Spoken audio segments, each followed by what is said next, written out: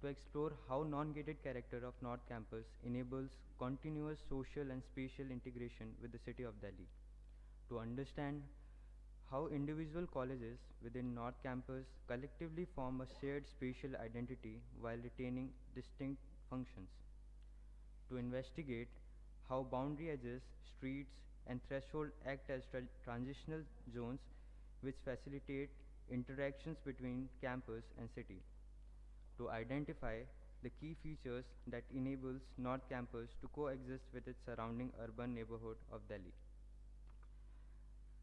Now, with this aim and objectives, we uh, we chose our we chose our readings and we inferred it in four groups, which are campus-city relationships, non-gated characteristics, and spatial permeability and coexistence factors.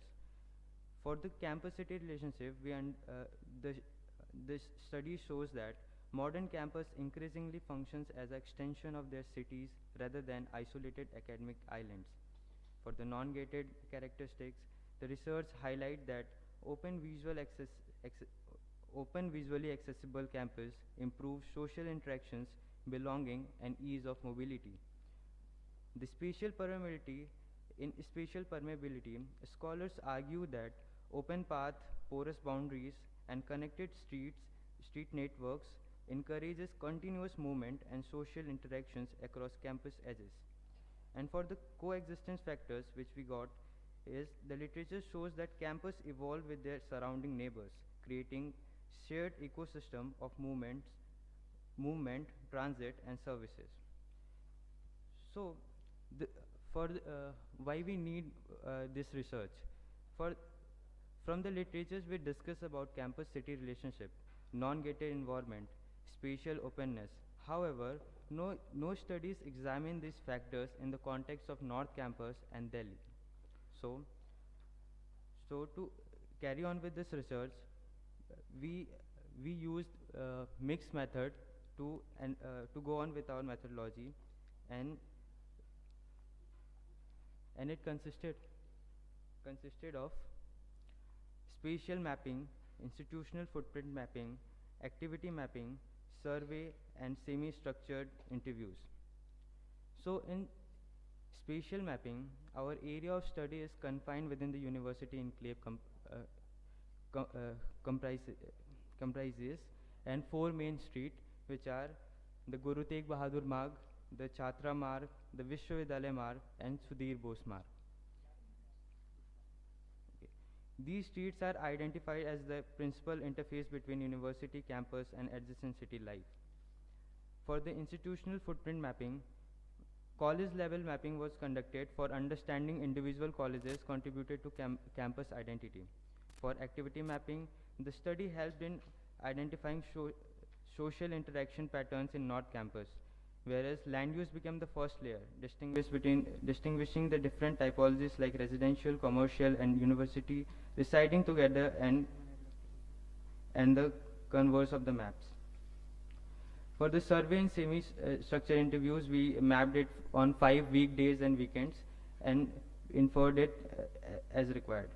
For the pilot study, we had the preliminary study was conducted around the Faculty of Law and Saint Stephen College and Hindu College, and the objective-based questionnaire aimed at student faced a significant challenges, as many students were unaware of the broader implication of living within a non-gated campus and their limited understanding. Structure interviews also failed. Students unwillingly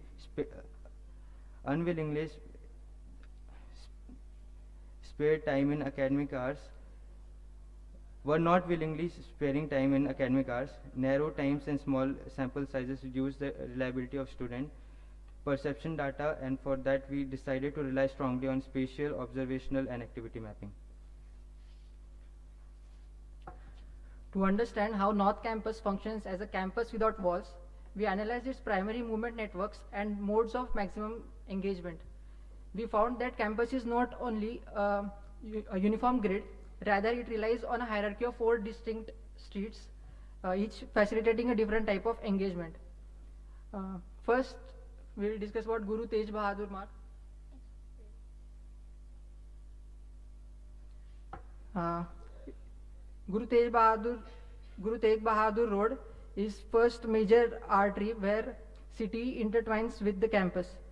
Our analysis identifies this as highly transit-oriented road. Street handles heaviest vehicular load, accommodating approximately 13 bus routes. In Daulat Ram, in this street we have a college called Daulat Ram.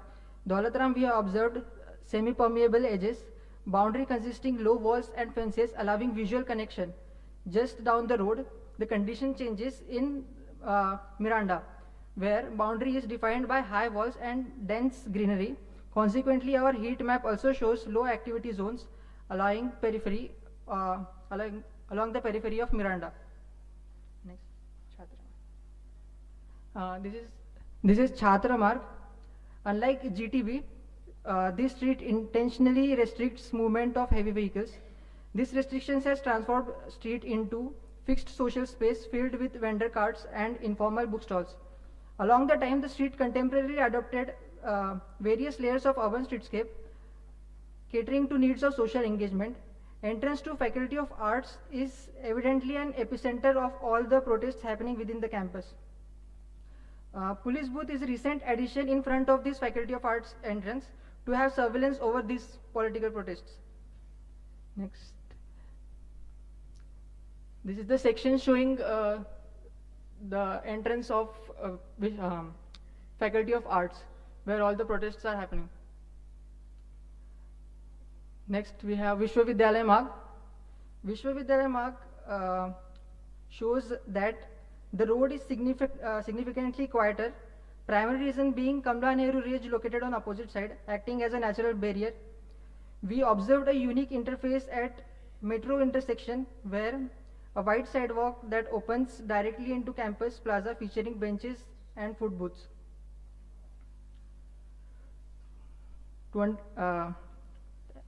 This creates a seamless transition for students entering the campus from metro. If we go further down, we can find Hansraj sharing other side of the street with Kamla Nehru Market. In the section above, we can see on the right hand side we have Hansraj College, and on the left hand side we have Kamla Nehru. We are entering the Malkaganj. These were the zones where the maximum interaction was happening between the students and the city. Next we have Sudhir Bose Marg. This street functions as a hybrid. It has bus lanes similar to GTB but maintains social layout as Chhatra Marg. It acts as a connection of residential and hostel zones to academic centers. Observations confirm that activity here is dictated by high density nodes. Renowned colleges like Hindu and St. Stephen's are located on this street. The visual permeability between Hindu and St. Stephen's is quite relevant due to their boundaries being fenced instead of stark solid walls in front of their entry courtyards.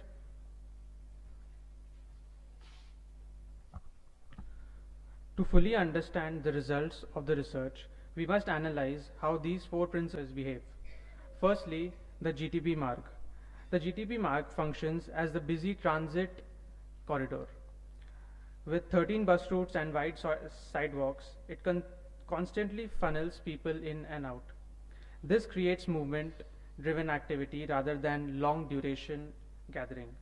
This is connected to the University Plaza. Hence, circulation naturally converts into social interaction. Because the edges here are porous, with low walls and vendor spillover, GTB Marg exhibits a public face of the university. On the other side, we have Chhatra Marg. Chhatra Marg has a distinct character. The streets are wider, has cycle lanes, and is designed for slower movement. This slower pace makes people stop more often. Be it series of vendors selling food items to bookstalls and even the occasional protests. Chhatra Marg acts as an inviting space which creates a lively atmosphere. Hence, this behaves like the campus's social and economic corridor. The third Marg, named Vishwavidyalaya Marg, displays a completely different character as there is minimal social interaction with no major hangout spots. This primarily acts as a commuter corridor between the metro station and the Malkaganj. Lastly, Sudhir Bose Marg is more functional. It supports buses, vendors, but they are more scattered, reflecting in the social interaction. Therefore, this behaves like a support route and does not define the overall social character. To conclude this, the four streets show that North Campus works as an open and connected environment. People, activities, and movement flow freely between the university and the city. This openness shapes the daily life of the place. Each road plays a major role in this ecosystem. The GTB Marg functions as a transit corridor, whereas Chhatra supports social and economic life. These roles complement each other and form a network of spaces. This open nature does not weaken the identity of the campus, rather strengthens it by promoting daily exchanges between the city and the campus. Hence, a symbiotic relationship is established between the North Campus and the city of Delhi. Responding to our research question, proving that the campus without walls can coexist with the city. Thank you.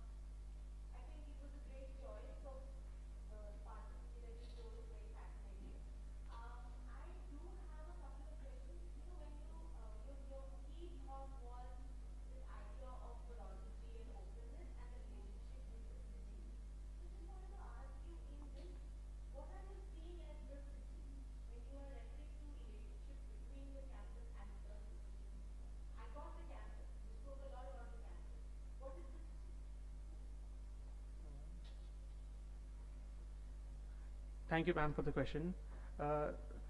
In our research, the city and the campus coexist, as we rightly mentioned, and the city here is basically the vendors, the shops, and the roads which we categorized into the four main roads. It comprises of the vendors, the traffic movement, how the local residents interact with the campus and the students itself. Yes, ma'am. But that, I think there is an underlying notion of a campus which you have not talked about. In your mind, a campus is a place where roads don't exist, vendors don't exist, these things don't happen. And Is that the case? No, just hear me out. So what I'm trying to say is that when you present research and you started with the historical premise, they wanted to create a Oxbridge kind of a space. So did you see Oxbridge? What were they trying to create? Was that your comparator? Was South Campus your comparator? Was some other city campus, some other university campus your invisible comparator? Because when I was hearing the presentation and I was not part of the process, I felt like in your minds, you were comparing this with something, but that something was not explicit in your presentation. So I couldn't really understand some of this, the basic premise, because I don't know what you are thinking as this as a comparison to. So it would be nice if some of these things were made explicit. It would be easier for us to understand. Because my conception of a university campus would mean that if there are so many students studying there, it is obvious that there will be markets and there will be vendors and there will be this and that. Now, when you go a step level further, how they are organized within the campus is what you're commenting on. But when I asked you a question about what is the city, you told me the city is the vendor, is the market, is the road. So there's a little bit of lack of clarity there. So sometimes putting our assumptions, and maybe it's there in your paper, when I read it, I'll know, putting all your assumptions and your comparators more explicitly helps, you know, the person who is looking at your presentation to really understand what is it that you're trying to delineate from it. Yeah? Sure. Hi guys. Very good topic. I sort of concur, it's a really good topic. Firstly, did you guys learn anything genuinely? Yeah. Just curious, before I ask my actual questions, do you guys feel you learned something? Okay, so not sure. Nobody Yeah. gave a clear yes. Not sure. Sir, in terms of the research or the context? Either way, or about life in general, I don't know. Yes, sir, we did an extensive study. You learned something. Yeah. Okay. So I'm going to ask that question last, right? So the topic is great. It's a very important topic. I think there are two things right at the beginning when you settle the words of your topic and the words of your question. When you have a research sort of seminar like this is, when you say campus without walls, does the campus actually have no boundary walls? It does have. So then the topic either is in question or needs explanation. You need to show how those boundary walls work. And oddly, your sections showed them. They were sketch sections, but it showed the boundary walls. So if you didn't explain, it leaves the question in everybody's mind saying, hey, you said without walls, but there are walls. Is the topic correct? It's a question. And then the next question you asked was, how does the campus work? So the question is, have you managed to answer your question? The first question you asked is, how does the campus work? That was your question, right? Have you answered your fundamental question? How?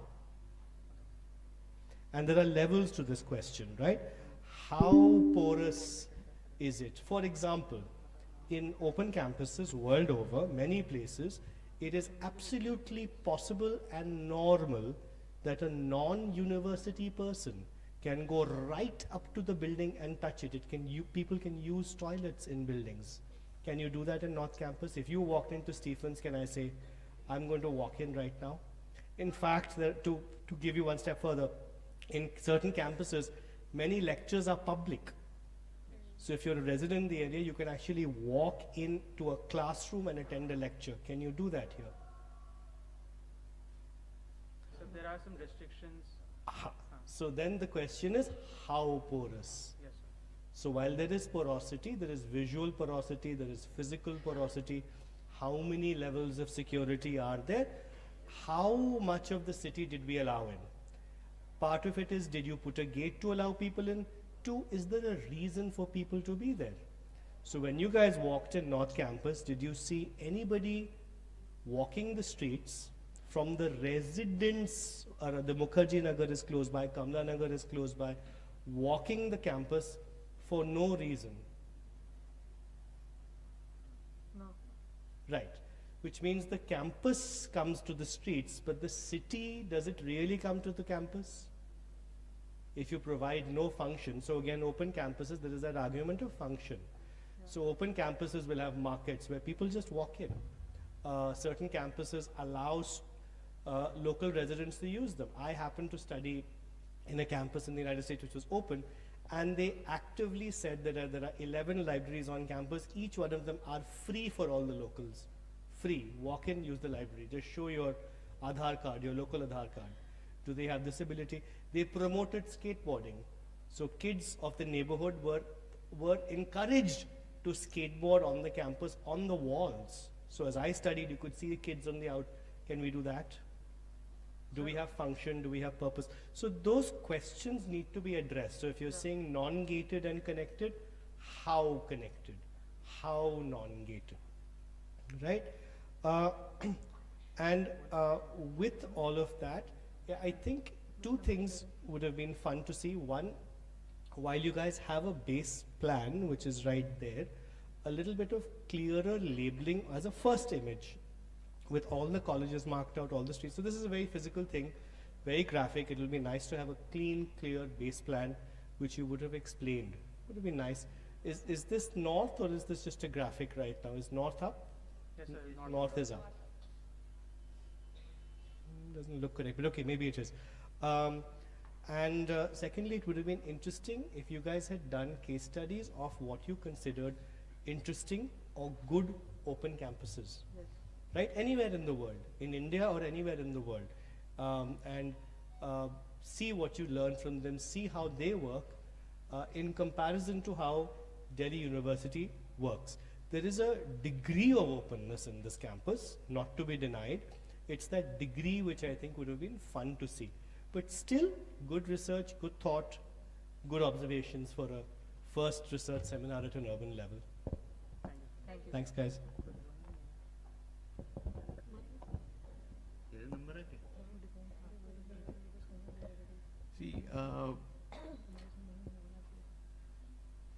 See, from seminar perspective, good job. But from student perspective, not a good job. I'll be very straightforward. You know, when we are talking about campuses, you yourself are students. What do you expect a campus to be? You are mentioning the word walls. In your seminar, why are you not breaking the walls? At least in campus you can break the wall of your mind. Simple thing. You know, no need to go outside. Look at your own campus. What are the learnings from this seminar in SPA campus? Can you apply the learning? Sir, our campus is quite similar to a non-gated campus as we have to. No, it is sorry. Sir, Gated, guarded. Yes, sir, but we have a quite long corridor between the planning block and the architecture block. How are they defining? And students quite often use this corridor to use the mess and other services. वो तो compulsion है ना. यहाँ mess खोल देते हैं ऊपर. But sir, Fifth then floor we पे. have vendor shops right across which cater the students itself. Can the city use your building? No, sir. Can a random person walking come and say, I want to sit in the lawn and have lunch? Can they do that? No, not So quite. what's the access there? See, when we use the word wall, and because you are students, you can break the walls of your mind. I think it is, again, from seminar perspective, methodology, process, good. But you know, in an academic institution, we are here to break the walls. Break your own walls. आपकी presentation में कोई दिक्कत नहीं है, but it is presentation. मतलब you know, seminar allows you to go beyond what is expected. जो faculty ने बोला वो कर दिया, ठीक है, नंबर हम दे देंगे सब, हमें तो अधिकार ही नहीं है, बट जिनको अधिकार है वो भी दे देंगे. But you know, break yourself, because I have, see, the wall is not only physical today, wall is also virtual. You can have a wall-less or non-gate kind of campus, but somebody is watching you.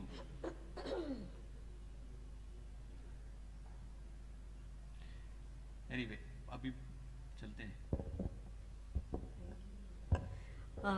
I think all of you had good comments from the two examiner and we are the observer. So I just like to, try to decipher what you are been trying to say. Is I think more of a social inclusivity by, making a wall as non-existent in terms of physical or virtual, whatever it is. It is to bring the community together. That is what is the future, and that is what is the reality of the life. We can't survive, we can't just enclose ourselves. What Manu sir has also said, that mental wall. We cannot be just within ourselves. We need people, people need us. So I think the idea behind all this thing is, it's not the gate, it is how do we, socially interact. I just give you one example that one of the university where I worked, we did have wall and all, but the student themselves community, they brought the outside community inside to educate their children. And that's how, the social integration happened. So what study you have done also is this, that you are trying to, blur that boundary and trying to bring the community together. And this is what is social sustainability we are envisaging. So take this ahead, and I think it's a good start, and you have to further explore it. You have more opportunities to do it. Thank you. Just a final comment, and this is not just for you, but maybe, and if you have a chance to revise your paper, your seminar doesn't need to have a yes and no answer to a question. It's not like this is our question and we have to answer a clear yes and a clear no. That's not what research is. It's not a hypothesis testing in a science lab, right? So you can have a muddled response, as in you can argue in different ways. So think about that, because when you're asking these clear questions, maybe you saw everything that we were saying, but you felt you had to produce a very clear yes and no response. If that is how you're feeling, then maybe now is the time to think, step back and say, okay, fine, now we can see the walls and we can respond in a more nuanced way. That is allowed. Okay?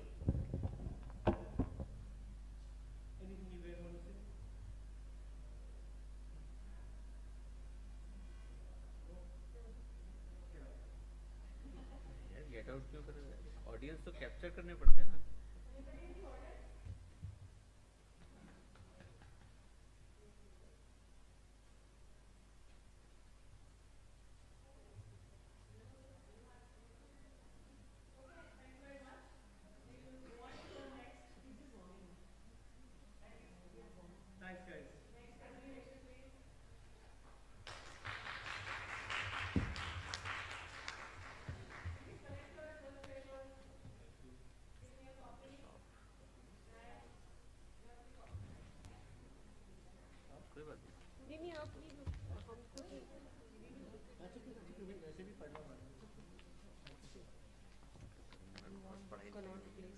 अच्छा not place वाली है, ये मेरे को दे दो.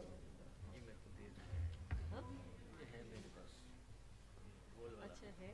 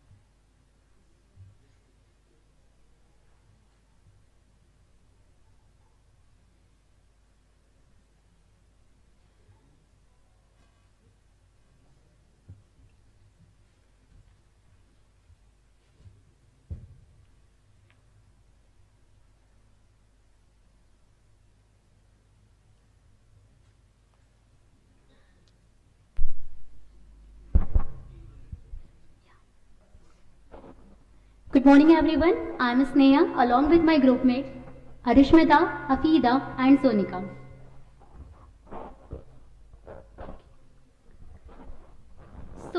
first of all, I would like to ask one question that how many of you been to Connaught Place recently? बचपन से जा रहे हैं Okay, most of you. हमने तो लव अफेयर ही कनॉट प्लेस से शुरू किया था Visit. Like within a year. Yeah. So, today we will be presenting our seminar titled Enrolling Centrality, Spatial, Architectural and Socio-Cultural Forces Behind Connaught Place Urban Legacy. So, this research carried out by our group under the guidance of Professor Sandeep Kumar sir and coordinated by Parul Kiri Roy ma'am.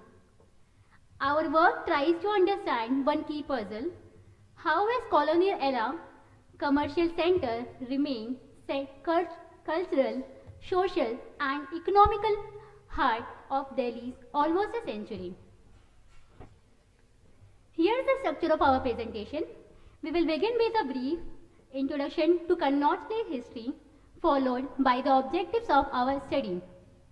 Then we will outline our research question, review relevant literature we have studied so far, and explain our methodology. We will also discuss the evolution of Connaught Place, our analysis, and finally present the conclusion of our research. The intention is to move from understanding what Connaught Place was, how does it transform, and finally why it is still remains so central today. Next slide. So here we see two images. So what do you see the difference in these two images? Anyone?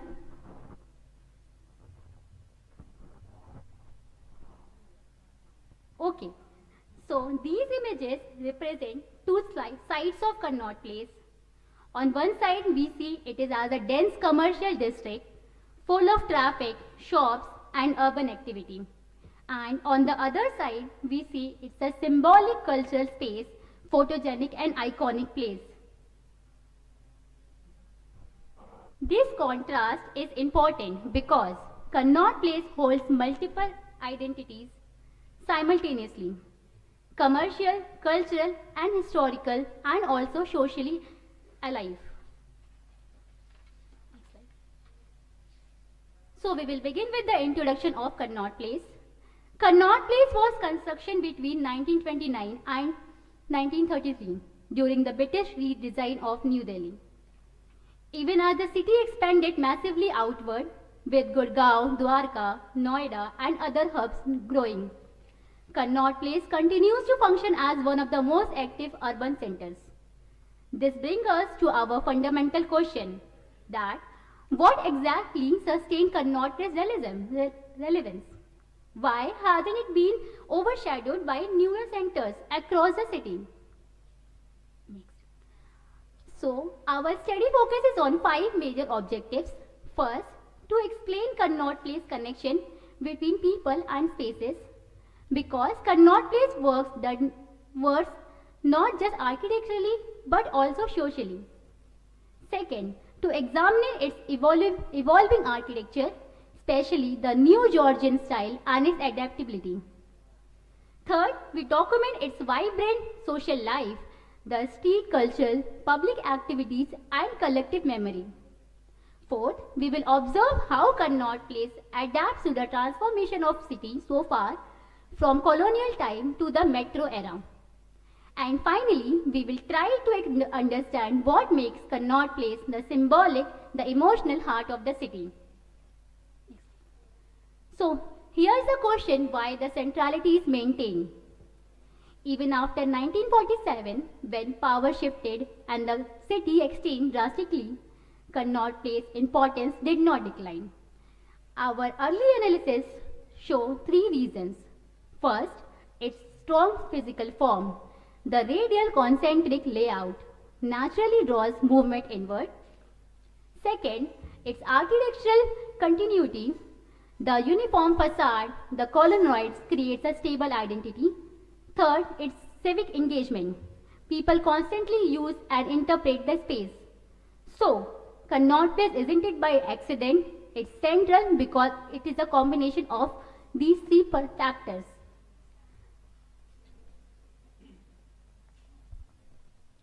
Now, coming to the historical background, CP's origin lies in the 1911 Delhi Darbar, which was ordered by King George V when the British decided to shift the capital from Calcutta to Delhi.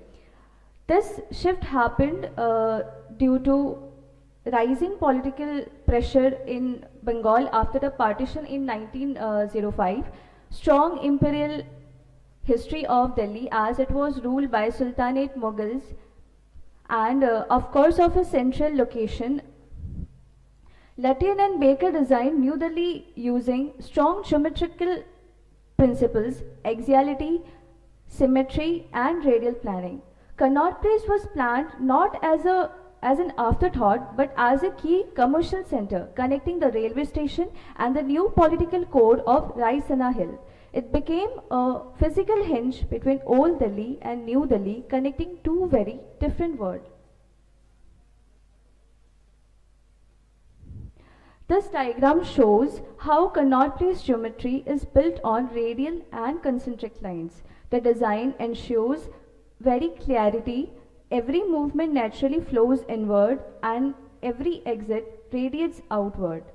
This makes Connaught Place extremely legible as a space. Even a first-time visitor can understand how to navigate it. Its location within Lutyens' larger triangle composition further strengthens its strategic position in the city.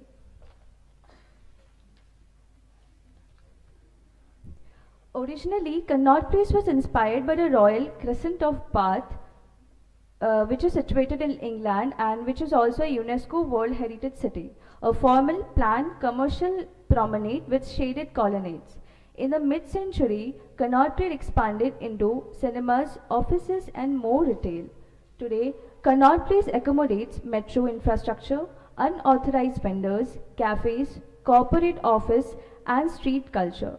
What's interesting is that despite of all the changes, Connaught Place form hasn't changed, only its use have. That's what keeps it alive. Even after independence, Connaught Place remained the stage for public life. The image of the Republic Day parade passing through Connaught Place in the 1950s shows how deeply embedded it was in civic culture. From protest to celebration, Connaught Place has always been a democratic public space where people gather, speak and express themselves. Now coming to our research agenda and hypothesis, our hypothesis is built on three pillars. The radial concentric layout ensures accessibility and movement. The standardized flexible architecture allows reuse and adaptation.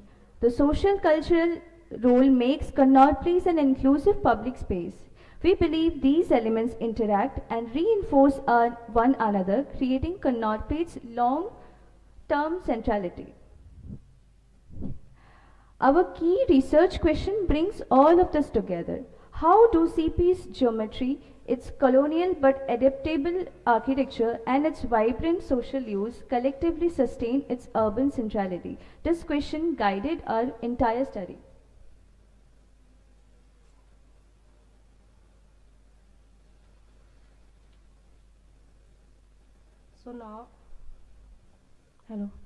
So now we come to the literature review. We use three theoretical reviews for our framework.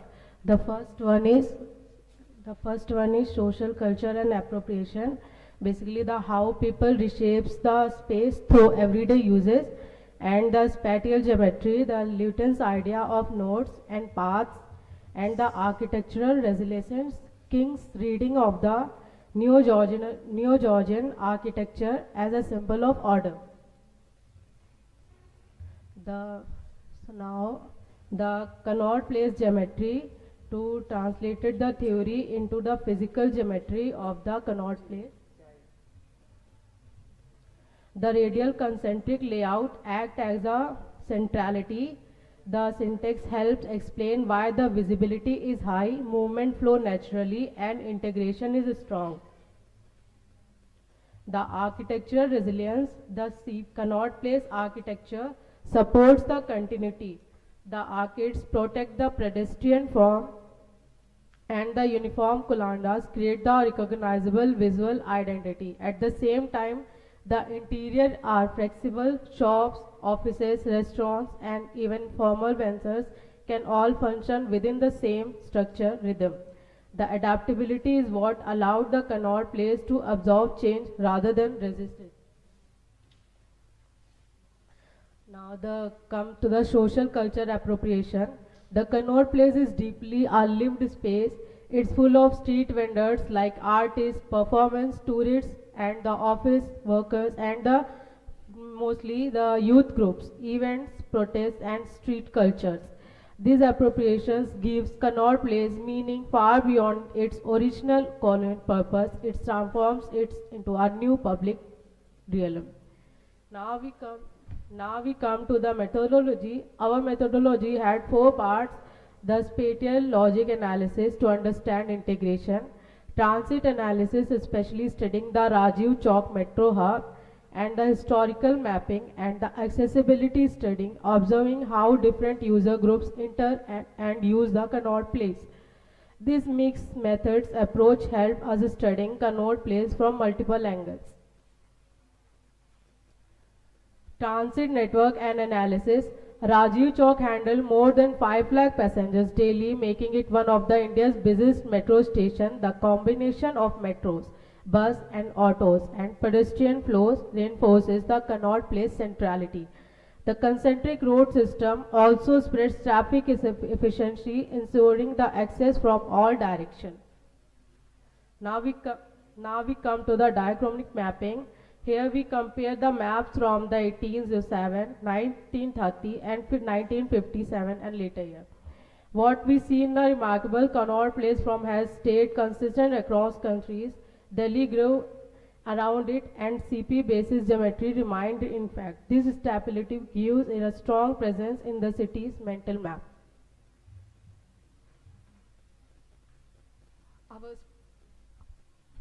Our spatial analysis shows that CP's inner circle naturally attracts high activity. The axial links such as Janpath and Parliament Street amplify its connectivity, making CP both physically and symbolically center.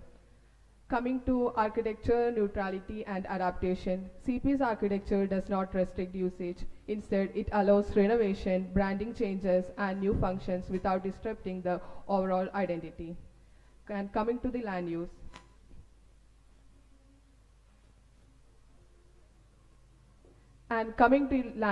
comparing pre-independence and current land use, we see shift towards intense commercial and service-based activity, but the core build form has not changed, reinforcing the idea that CP adapts socially and economically while remaining physically constant. Coming to Connaught Place social identity, Connaught Place identity comes from the people. Across generation, it has maintained a place for gathering, celebration, and recreation and leisure.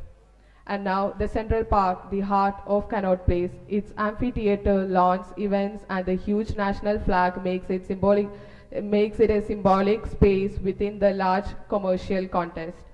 This blend of nature and civic activity enhances Connaught Place's role as an urban commerce.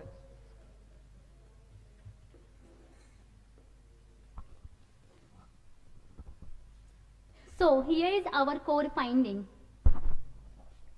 Our study concludes that Connaught Place success is not accidental. It results from a self-reinforcing system where spatial design, architecture, and social use all support to make one together. It evolves with the city while keeping its identity intact. So next time you visit Connaught Place, try to experience its layer, its history, its geometry, its architecture, and its people. That's what creates its centrality. Thank you.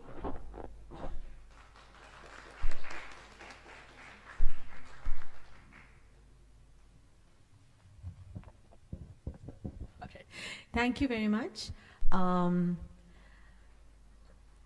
What I liked about the study was that you started with your curiosity.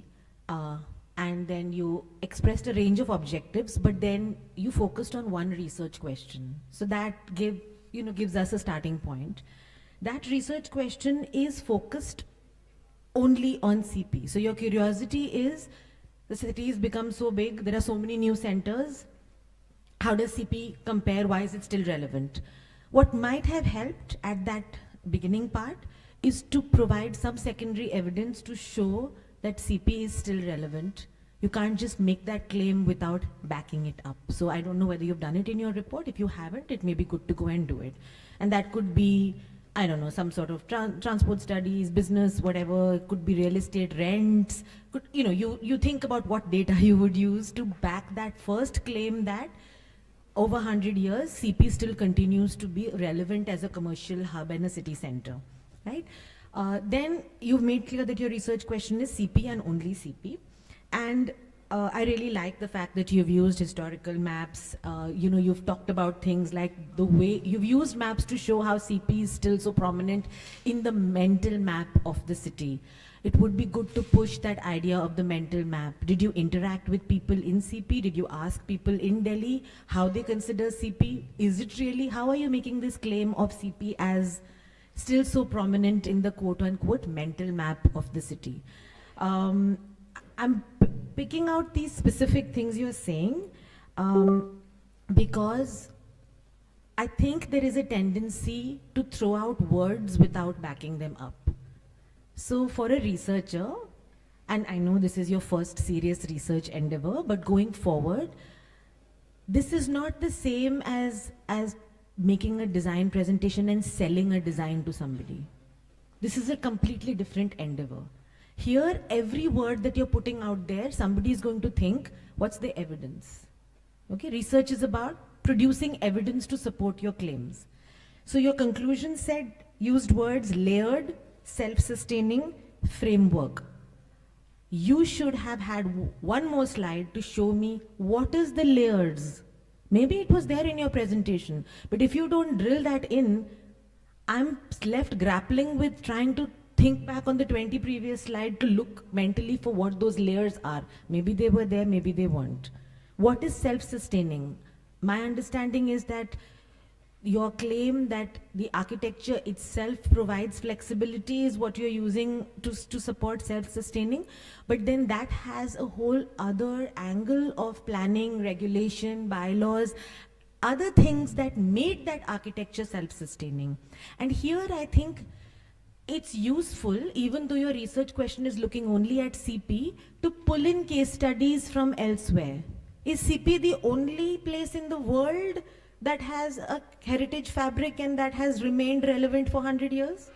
No, ma'am, there are many. It's happening everywhere, right? Yes. So why is it happening? What is making it happen? Why is that those buildings are being adapted to new uses over time? This is not rocket science, right? But when you become so focused on what you are studying and forget about the rest of the world, you run the danger of making that kind of claim that this is something very, very unique, which it is not, and you know it is not, right? So examine your own words. Framework. What is the framework? Framework is not a word you can just throw in anywhere, no? Yes. उसका कुछ मतलब होता है ना framework का. तो इसमें framework क्या है? तो वो जो concluding sentence है, उसको I feel like there's a pressure to make it sound very happening. Why? It can be very simple, but if you can back up every word of that sentence, I would give it more weight than something that sounds very cool, but if I ask you questions, you won't be able to defend every word of it. So think about that when you're rewriting, okay? Thank you, ma'am. Hi. I like your topic. I like your enthusiasm for the topic. I very appreciate it. I think you guys have done some things right? You've outlined a series of steps which you've used, which is a good research process. You've done that. Your question is relatively narrow. You don't have a very, very broad question, which is a good thing. You followed a very specific method. What I think is unclear, at least to me, is your method the right method to answer the question you have asked, right? So you are using the lens of history, and you've used it nicely. I must congratulate you on some of your research, some of your images. I'm just telling you, not that you have done bad work. There are many more layers to that history. There's that word, layers. There are many layers to that history, some of which could bear mentioning, right? Sort of you started with the 1911 Darbar. That's, by the way, not by any means the first Darbar in India. That's one of the last ones, to be very honest. Well after New Delhi was already built, King George visits, etc., etc. The origin of CP was more like a white city. It never was intended for people, us, the sort of brown people, so to speak, to use it. That wasn't the envisioned intent. Post 1947, the intent changes, and we sort of adapt. We use CP in a completely different way, and you had a great image showing the Republic Day parade floats going through. I'm not sure whether the historical context proves your point. You know, all of the history tells us this is what happened. How does that lead to why it is a center and why it's working so well now is a different question. Linked, history always influences the present. It's linked. But I think a little more research into current conditions would have been helpful, including like what Mukta suggested about mental mapping, proving clearly that CP is a clear center, but also sort of mapping movement, mapping how facades have been adapted, the Upar Makan, Niche Dukan format, by the way, which still to a very small extent. We have talked in our paper, sir. So it's in the paper. So then we'll read it, by the way. So we'll come to that detail. So from the point of view, I, by the way, had exactly the same notes Mukta talked about, saying you talked about layered, self-sustained framework, and those are all weighted words. They're very heavy words, right? If one were to understand Hindi, I had a faculty member years ago said, "Ye bahut bhari bharkam shabd hai, wazandar shabd hai." They mean things, right? So because they mean things, one has to be careful when you use those words, because you use them and you said, "thus concluded," right? Whereas your research didn't point to those conclusions. Regardless of all that, still good fun research. And it looks like you guys enjoyed yourself in the research. Is that fair to say? Yes, sir. Good, very important. So I'm glad to hear that. Well done, guys. Thank you so much, sir.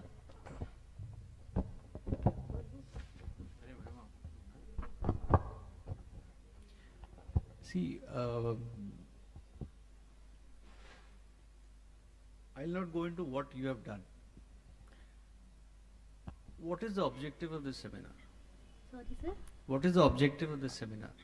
Sir, we wanted to see this Connaught Place from नहीं course curriculum में क्या objective लिखा है? एक architectural programme में seminar करने की क्या जरूरत है?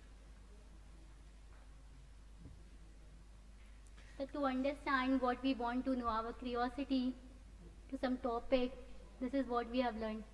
अच्छा ठीक है. अब इसके कनेक्टेड एक सवाल है. हाँ सर. अगर मैं नेशनल फ्लैग डिलीट करना चाहूँ कनॉट में इसमें कर सकते हैं?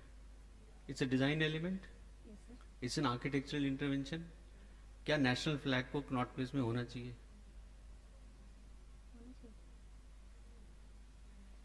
अगर आप डिजाइनर हो और आपने इतनी बड़ी रिसर्च कर ली है, हिस्ट्री पढ़ ली है, व्हाट इज योर रिस्पॉन्स? आपको फीस मिल रही है 5 करोड़ रुपए. नेशनल फ्लैग डिजाइन करने की भी जरूरत नहीं. नेशनल फ्लैग तो सिर्फ हाइट फिक्स करनी है. वो तो डिजाइंड ऑलरेडी हो चुका है. वंदे मातरम कब का लग गया. बट एज ए डिजाइनर क्या मुझे इतनी सारी हिस्ट्री जानने की जरूरत है अगर मेरे को नेशनल फ्लैग लगाना है कनॉट प्लेस में? In terms of national flag, sir, I don't think so. हमें इतनी सारी हिस्ट्री जानने की जरूरत है. पहले But बताइए if we लगाना want to चाहिए place कि some element, हाँ. Tell me whether you want national flag in Connaught Place. I honestly बोलना. I would want it, sir. Why? Sir, because I see it as a people where they come together. It's a symbol where everyone comes together. So in that terms, as a symbolic representation of the national flag, yes, sir, I would want it. तो अगर मैं बोलूँ कि ऐसा करते हैं सबकी ना इंक्लूडिंग मेल फीमेल जो भी जेंडर बाइस ना हटा के एक बिंदी बना देते हैं नेशनल फ्लैग की, ठीक है, और यहाँ लगा देते हैं हम सब. Allowed? I don't think should be materialistic, sir. हम बस बोल सकते हैं कि हाँ we are together. ऐसे कुछ भी materialistic use ना तो करना. फिर कनॉट प्लेस में क्यों लगा दिया? Just because it is a popular place. यहाँ वो राष्ट्रपति भवन के सामने लगना चाहिए जहां वो सिंबल है, एक खंबा है उसके ऊपर एक सितारे टाइप का सिंबल बना हुआ है. Sir, maybe because it's a central hub, that's why we want it to be like emphasizing. सी मैं जानबूझ के तंग कर रहा हूँ. See, the objective of the seminar is, as far as I understand, it is to, as Mukta pointed in the first seminar presentation, that to open new questions. You know, it is inquiry. It is ये text book style में seminar तो कर दिया हमने, वो number भी मिल जाएंगे 75% A+ जो भी मिलना है, but it is to open our minds and to status quo maintain नहीं करना है. एटलीस्ट क्लासरूम में मत करो. बाहर तो दुनिया आपको हाथ मरोड़ के ये करके कहीं भी कुछ भी लगवा लेगी. या yes ma'am. See, everybody is reverberating the same thing on all of you, that what is the purpose of research seminar? See, research seminar is actually a step for you to understand that what are those design principles, because we are architectural students and we are working on the built environment. So Connaught Place, coming to your topic, Connaught Place was designed on certain basic principles. So what is missing in the seminar, previous one and this, there are some theoretical background to whatever is happening. So it has a design principle, and what you are trying to investigate, as I understand, which is not explicitly stated, that with that design principle, how did it work through different layers of history? So before independence, how it was being used, it succeeded in, because it was built during that time, it succeeded. Post-independent, adoptive reuse happened of that place, it still succeeded. With this evidences, there was some basic principle, you collect the evidence from the past, from the post-independence, and now in 21st century. So it's 3 different layers of time, how that design principle, the built environment which was made, with this evidences you succeed, and you try to find out that why it succeeded. And then it initiate you that how it can be applied in future. And as Mukta has also said that this is not the only place in the world. So if you had little more few case study, we also tell our students to do some case study, that similar thing has happened, maybe secondary source, you cannot go and collect evidences. So you could have examined and you could have said that, okay, in other places also, these principle and this concept succeeded. So that will make it a complete, and it gives you something in the future, because it does not end here. It is to say that how these principles have relevance in future, because they have succeeded through the layers of historical time and present time also. Okay? So Yes, that is ma'am. what is the purpose of seminar, that we make new learnings, reinterpret the past for our present as well as for future application. For that we have did the study of diachronic mapping like 1807. So we have like listed that in the paper also. Yeah, but Yeah. the essential thing, the basic thing, the Yes, ma'am. principle, you have a diagram that continues, but you're not talking about the theoretical concept behind it. It was not just out of his mind. Okay? Yes, ma'am. Thank you, ma'am. Thank you, ma'am.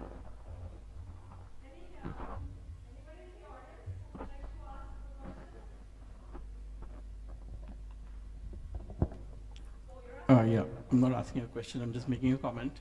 See, very nice presentation. What I would like to say to you as well as to the other presenters is that your history and literature review and methodology continued until the 10th minute. What should have finished off within the first 3 minutes.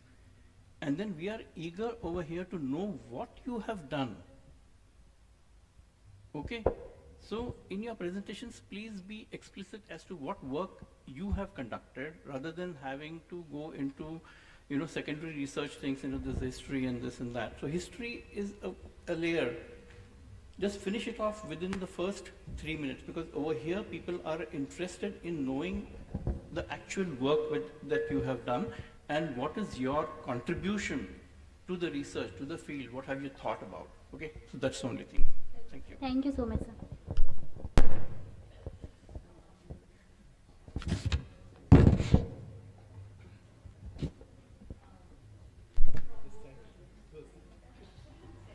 So I would like to say thanks to our Professor Sandeep sir for guiding us through our research journey.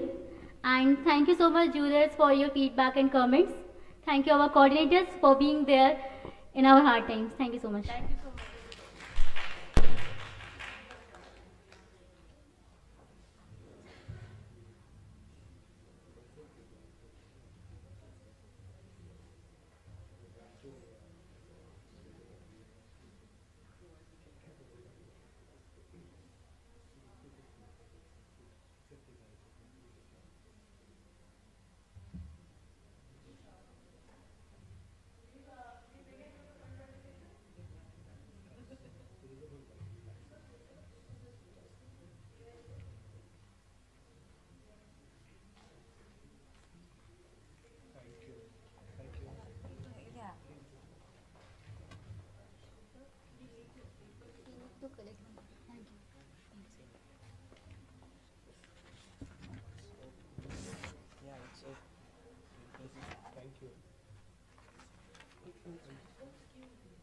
It's like a box where you get the tickets. Yeah. Not the matchbox, but it's. Ma'am, I need to take this. Ma'am.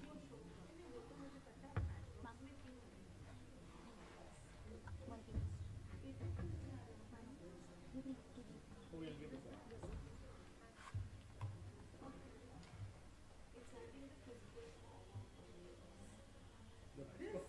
The matchbox.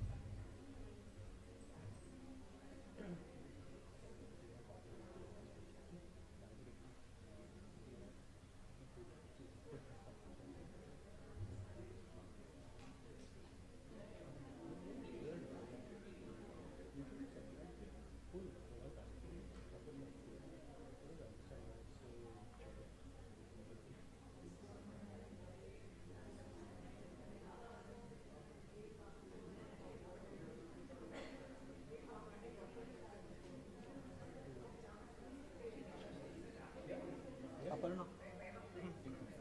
Have you met Mukta? Mukta Aparna. She is heading the DY Patul in Mumbai. Rajiv. He is Rajiv. Okay. Aparna Sote.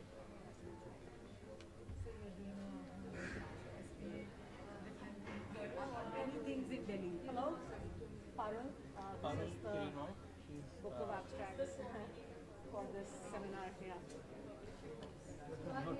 Yes, yes, it's for you. It's for you.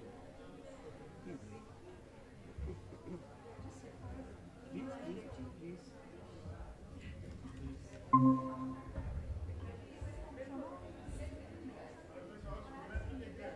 Thank you for the opportunity.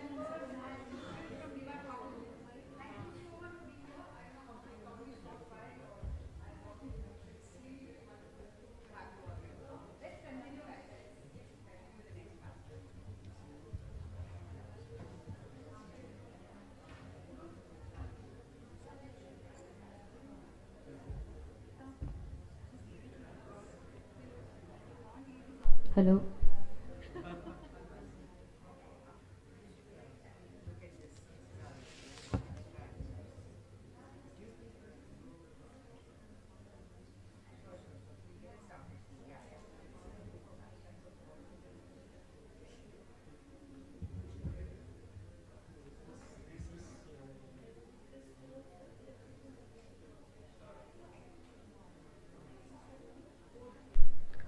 Delhi is a city everyone knows. Everyone, they know the monuments, the markets, the chaos, the politics. But the real Delhi, the living, the breathing Delhi, exists in small places that don't always make it to the postcards. This is the Delhi we are searching for. Growing up in small towns, all four of us were fascinated by socio-cultural center as we had saw culture was something temporarily like a festival stage, a school event there, but Delhi showed us something else, the culture as a everyday pulse, not a rare occasion, and that became our starting point. What exactly defines a socio-cultural hub? It is not merely a building, but we define it as a specific place where people gather to engage into activities like cultural, social, and community based too. Every socio-cultural hub has four core features, which are cultural activities, social interaction, mixed functions, and strong sense of identity. And every hub evolves through a story. As we see, it comes from an idea of a ground which is a barren land. Then it becomes a socio-cultural center, or we called it a small institutional building. But a hub requires something more. A hub requires a collection, a huge combination of all these buildings and many small places together.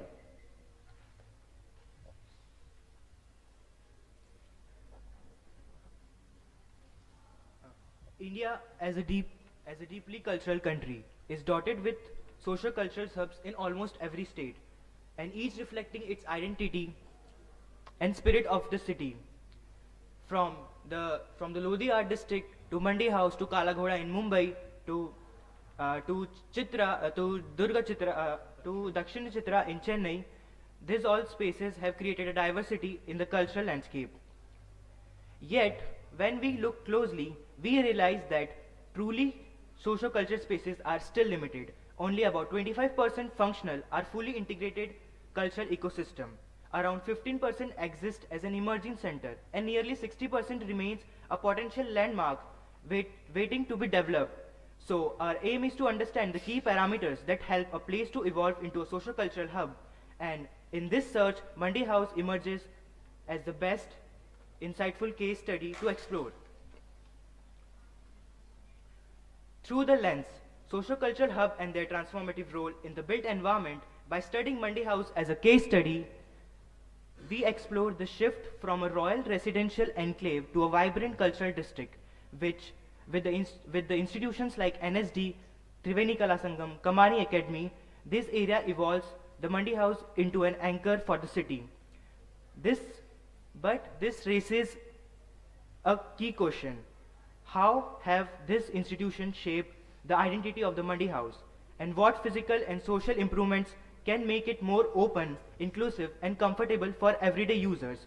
By tracing the journey through heritage, institution, accessibility, informal activity, and mobility, we outlines the idea so that it can be used in the other city to developing a meaningful socio-cultural hub.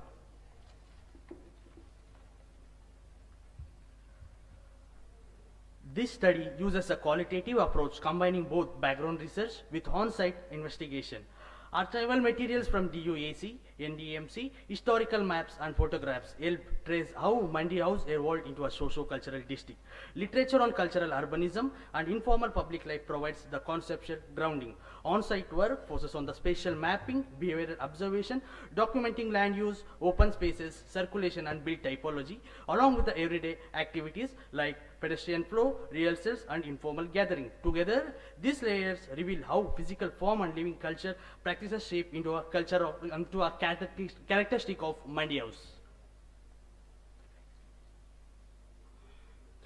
The 5 important aspects of our socio-cultural hub is the historical and cultural connectivity, institutional anchoring and cultural network, informal cultural life and everyday interaction, public access and user experience, infrastructure and connectivity.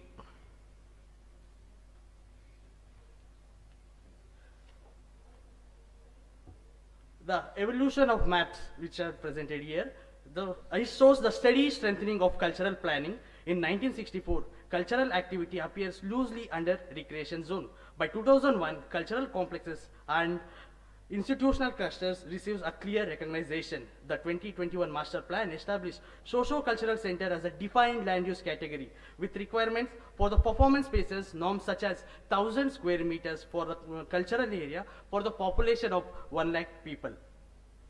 Across this trajectory, Mandi House retains and expands its position as a major cultural complex.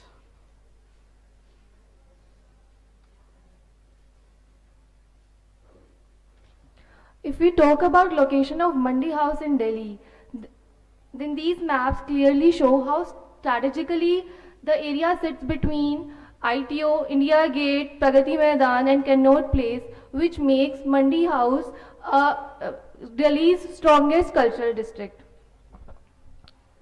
Followed by land use evolution, in 1930s the area was largely a residential zone, but then it transformed into an institutional belt.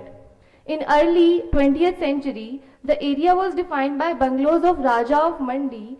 Then in 1950s and 1970s, the institutions like Rabindra Bhavan, Shri Ram Center, Doordarshan Bhavan were established, which shaped the modern identity of the present. Then through 1980s and 1990s, the area consolidated as cultural and educational hub. And then a significant transformation came after arrival of metro. These maps, these sequential maps then trace evolution of these changes happened, how it has happened on ground. So the first one being the pre-independence era, where only embassies, schools and Supreme Court were established. Then over time, in the time period between 1950s and 1970s, which happened to be the peak period when institutional culture and all these buildings were established, then various bhavans were established, which grew this area as a major educational and cultural hub. Then The metro connectivity, which upgraded the central part of Mandi House, which then connectivity improved and public spaces enhanced and rejuvenated the entire planning of Mandi House.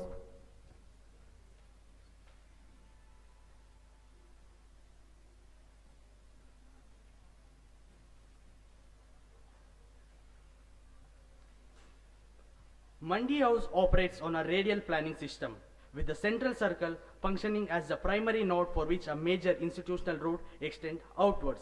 Each arm of this radial structure hosts a distinct cluster. Performance institution along the Tansen Marg, art and training institution near Sikandara Road, administration and broadcasting facilities closer to the Copperson's Marg. The spatial arrangement creates a zonal cultural framework, where each node holds a special program, yet remains a visual and physical connected to one another. The compact layout supported by continuous pedestrian routes and shaded edges allow the planning system to function efficiently.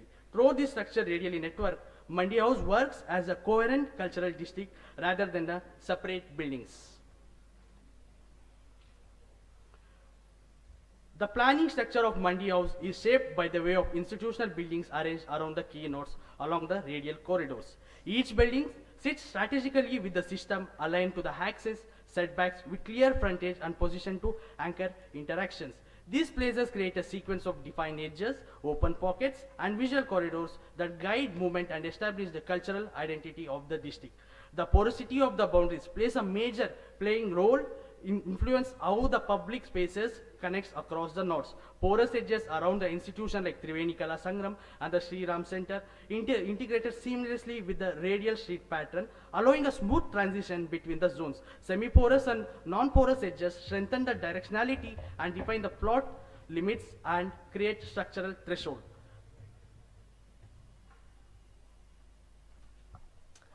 What began as an elite institutional zone has now become a lively cultural corridor where people of every age participate. Here you will find school children gathering for workshops, college students rehearsing, young artists exploring art galleries, office workers passing through the roundabouts, and elderly visitors attending exhibitions or theater shows. Not just the formal users, but all these users are equally important. Outside the metro station, you see children playing, teenagers skating, and vendors setting up small stalls, tourists taking pictures, and everyday commuters stopping for a quick chai. These spontaneous activities create a sense of openness and belonging. The diversity of users, students, vendors, performers, families, and senior citizens, all these transform Mandi House into a space where culture is not just observed but lived. Then, if we talk about the Mandi House, then this place is not just a cultural district, but it offers more than that. Mandi House, if we talk about the metro station, then it is a junction where super filled blue line meets super fast violet line. The circle itself hums with traffic, yet inside an oasis of theaters, art galleries, gardens, and old canteens. Walk through Triveni, you see art displayed, music rehearsals, ceramic workshops, complete modernist planning where democratic cultural practices happen. Then Sri Ram Center for Performing Arts, which rises in stark brutalist architecture. It's a stage that has shaped Delhi's theatre language. Then Mandi House is not just about its institutional auditoriums, it's also about its informal canteens, which still frozen in 90s charm, serves with warmest smiles, hottest noodles, and endless nimbu pani. If Mandi House had its grand auditorium, it also has its humble kitchen. A BM Snacks corner tucked near the theatres is legendary for its samosas and steaming cups of chai. Then Himachal Bhavan, a place to explore culture and Himachali cuisine. National School of Drama stands as a modern Indian theatre. Kamani Auditorium, Ravindra Bhavan, and Doordarshan Bhavan continues the cultural cluster of the whole area.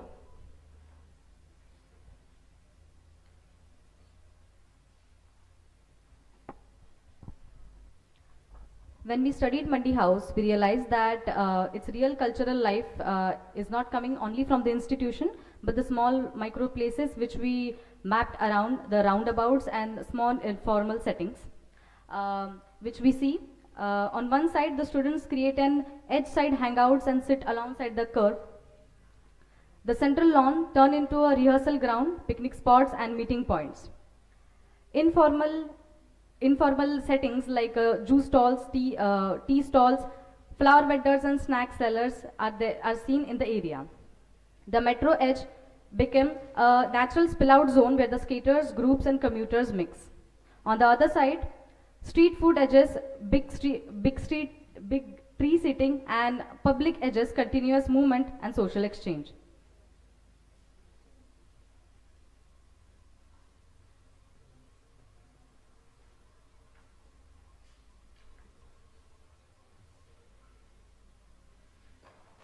After coming of the metro, so a slow space, creative enclave converted into a busier, faster and more layered hub with the coming of the metro in 2014. Earlier, Mandi House was calm and self-contained. Students walked between institutions. Rehearsals happens under trees and only a selective artist communities access the area through a few artillery roads. With the metro arrival, everything shifted. The blue and the violet line brought in students, commuters, tourists and casual visitors, increasing the footfall and the street activity. Vendors multiplied. Some old informal pockets were disappeared, yet they reappeared along the new edges, showing their resilience. Most important, the metro amplified the cultural presence of the area, making institution more visible and allowing new people to engage with them. Talking about today's street life, we see after the metro settled in, Mandi House shifted towards a more transit-oriented street life. Cultural activity, daily routines and small shops now sits naturally side by side. Students waiting for rehearsals and office workers grabbing the tea share the same walkable wider paths, shaded spaces and adding sitting more, making the streets more inviting. The streets between NSD Triveni Kala Sangam act as a cultural pathway, keeping the area identity alive. And although there is a tension between an increasing mobility and cultural identity, the ecosystem continues to thrive, shaping Mandi House every single day.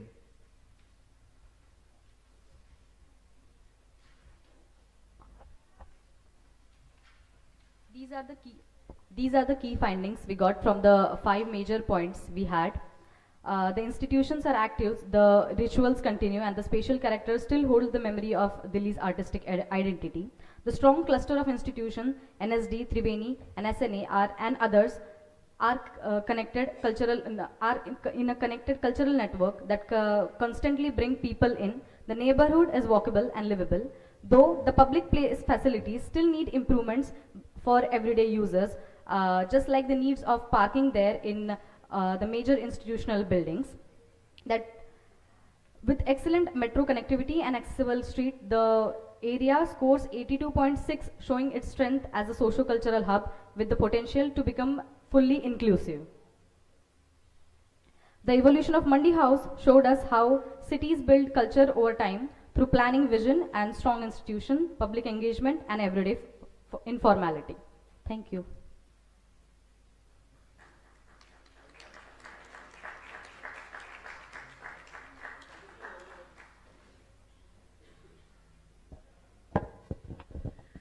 Thank you. I really enjoyed the presentation. There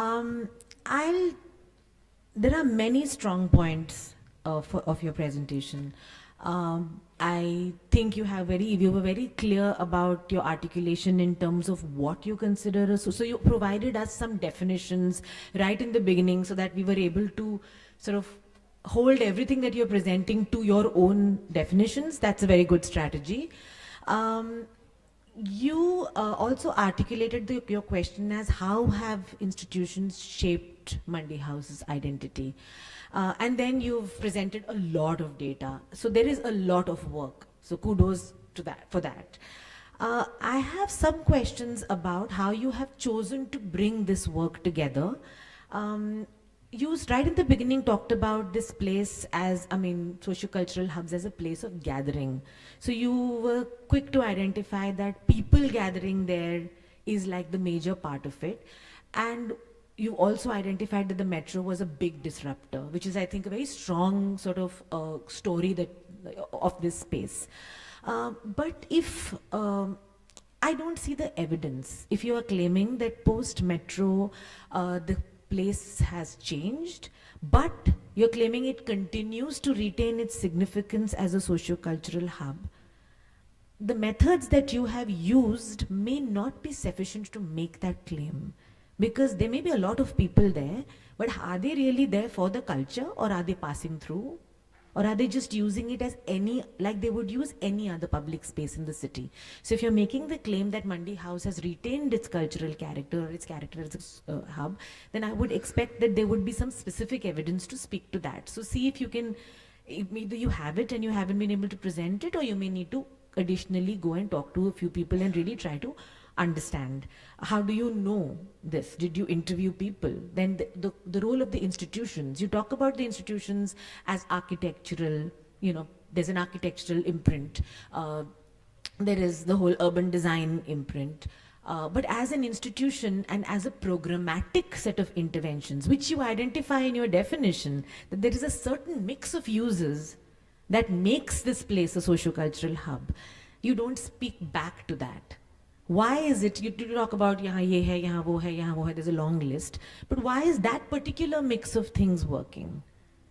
Why did it work in those particular eras that you have defined it as? You know, there's a pre-independent sort of a seed, then there's a big post-independent push where all these institutions first came up, the transformation from residential to institutional area, and then there's this post-metro phase.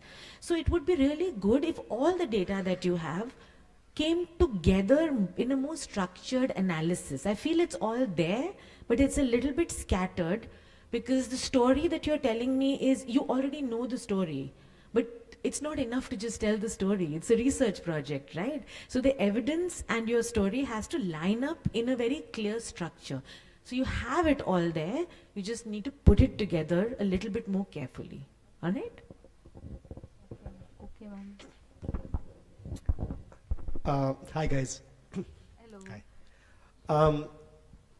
I think some things you've done quite well.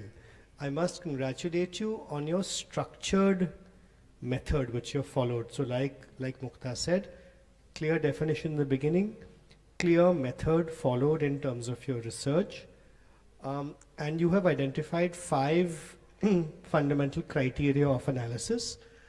I must also congratulate you, because I think this is your first foray into urban level research, which is hard, right?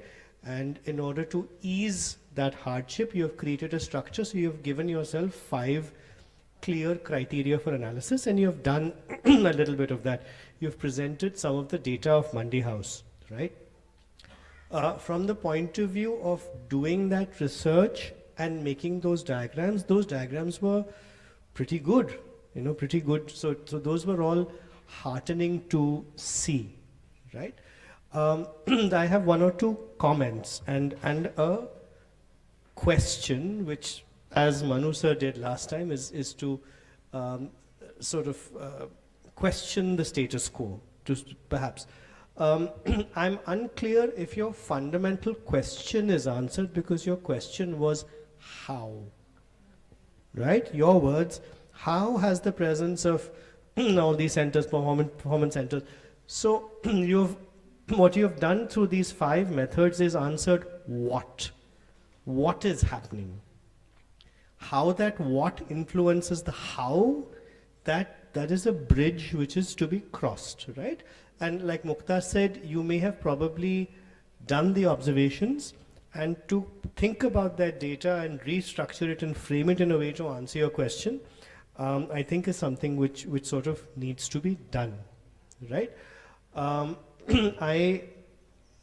You also had 1 or 2 slides which I'm unclear about the relevance. You talked about case studies, you talked about the Lodi district and Kala Ghoda, and then you talked about Dakshin Chitra. Very different things. One is an event space, temporal event space. One is a permanent event space, but relatively not active all the time. And Dakshin Chitra is a created construct. So they're very different examples, none of which are actually relate to what you're studying here. So I'm unclear about that reference entirely. Fine, that's okay, minor point. In terms of doing research, great.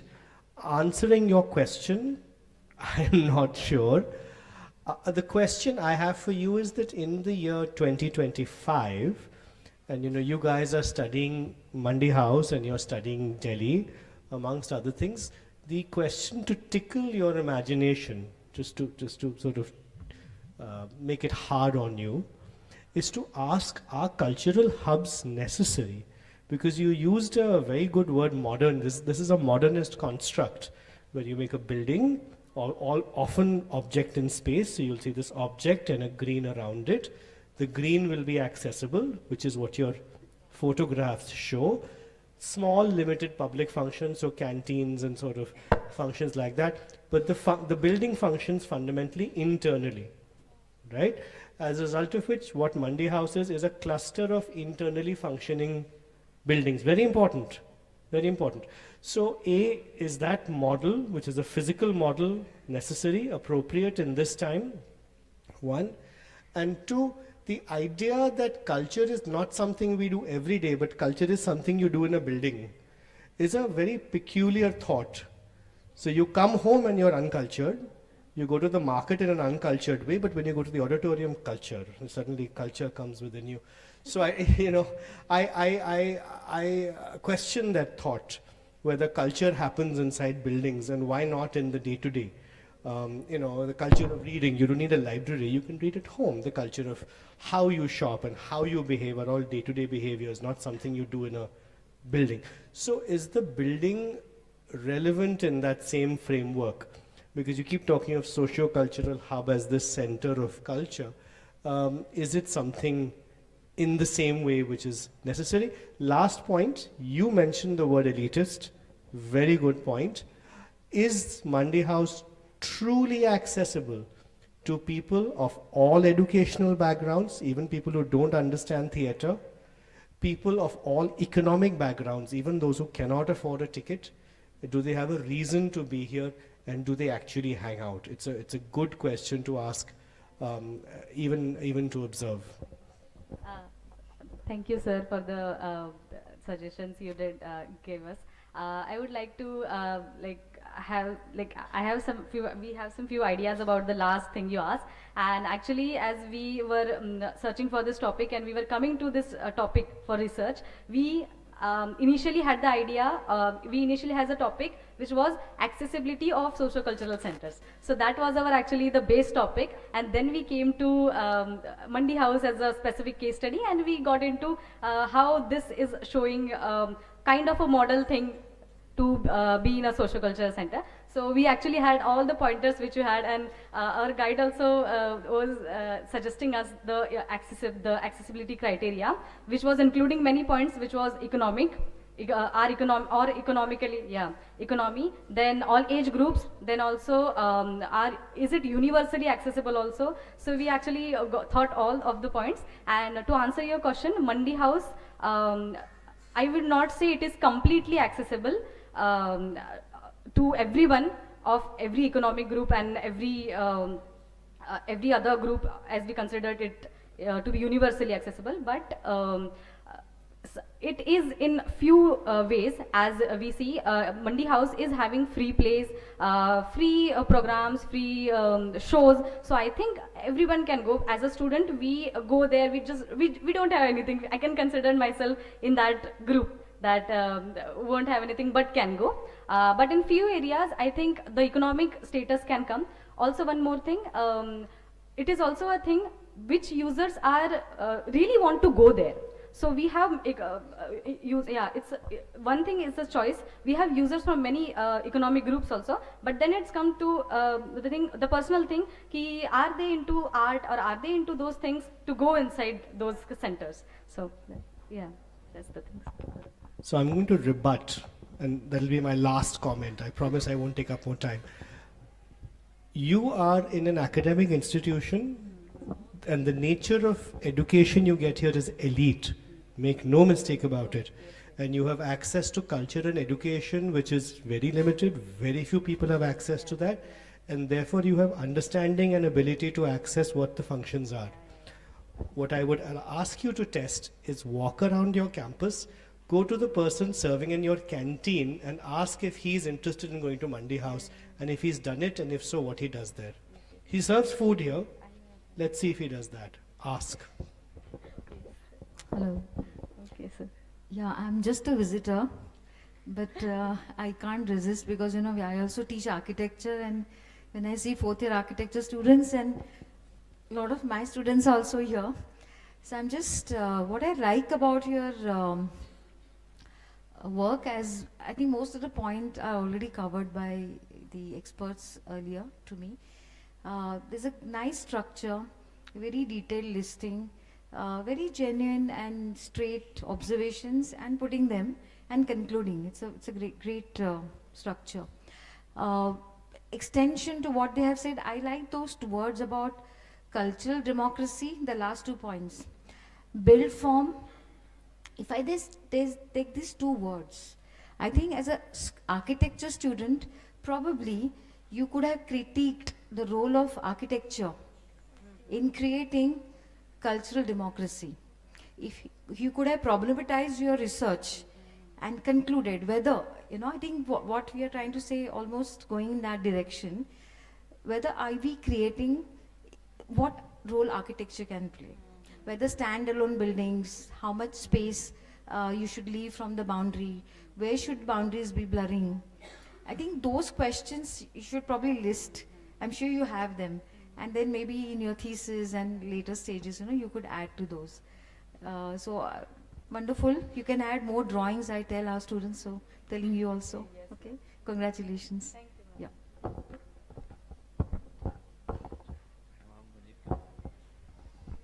अगली बार मुझे बुलाएंगे नहीं. Hello. See, this is done by you guys. Yeah. Okay. See, from the textbook point of view, very good. But from the symbol of this, it is not that good. See, what is the symbol of what this symbolizes? Fire. Feel free. You know, free your mind. You are, and taking this argument forward. You know, as students, you can exercise your right to be more free in putting your thoughts see, your presentation is too controlled. When we talk about culture, there are state actors and there are non-state actors. Mandi House is the state actor, and that's why Rajiv and you also pointed out a word elitist, which is state. But Mandi House also functions as a space which the roundabout, when I'm in a DTC bus, 5 rupee ticket, Mandi House presents an image to me. And the lovely image is the non-state actor performing or rehearsing inside the roundabout. That is also Mandi House. Yeah. If given a choice, I give you 20 rupees and I give you 2000 rupees, what will you do with 20 rupees in Mandi House? Eat samosas and chai. हाँ? Eat samosa and drink chai. बहुत ही गंदा समोसा मिलता है वहाँ पे, मत खाना. And if I give you 2000 rupees? Some people already appreciated and the taste of and What else can we do? And if I extend this argument of free your mind, use 20 rupees to free your mind and use 2000 rupees to free your mind, what will you do?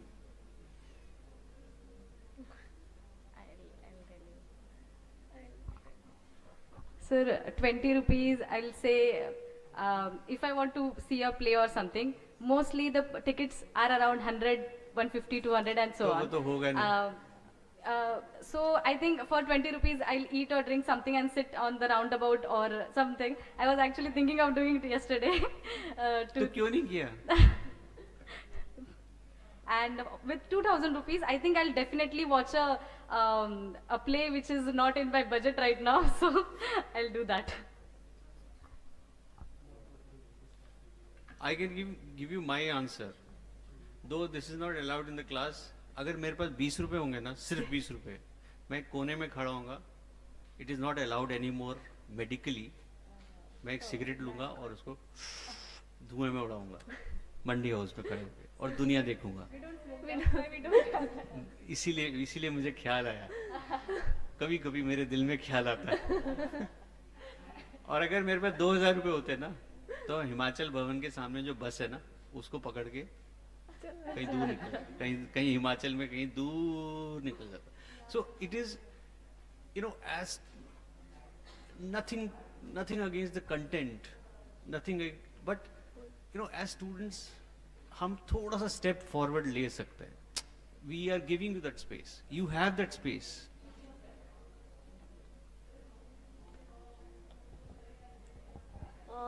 I think it was a good study. It was a qualitative study, as I can see. And you had tried to understand the built and unbuilt form with this case study, how they interact. And the people who are formally using those spaces and the people who are not using those spaces, how they interact. So I think it is a very good study, but only thing you may in future like to structure it more and try to see that how we can design our built environment, which makes it incidentally happened or it was designed that way, but we can design the spaces like this so that we make the unbuilt form also very vibrant and contributing to the built environment. Thank you.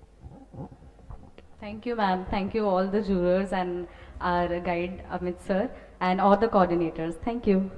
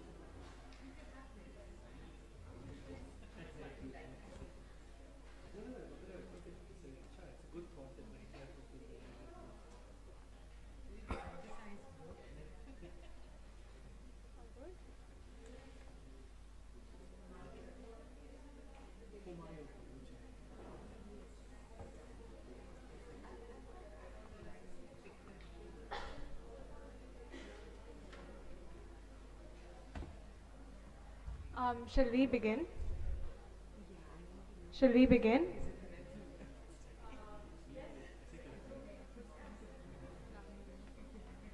So, good afternoon. I am Anoshka. Hi, I am Pushkar. Hi, I am Khushi. Hi, I'm Neha. And we'll now be beginning with our presentation. So, statistically, every third resident of Delhi is a migrant. And for a very long time now, in the grand scheme of migration, every migrant has been considered a passive settler. People who come to a city, find a space, and just exist. Our study chooses to challenge that fundamental perception.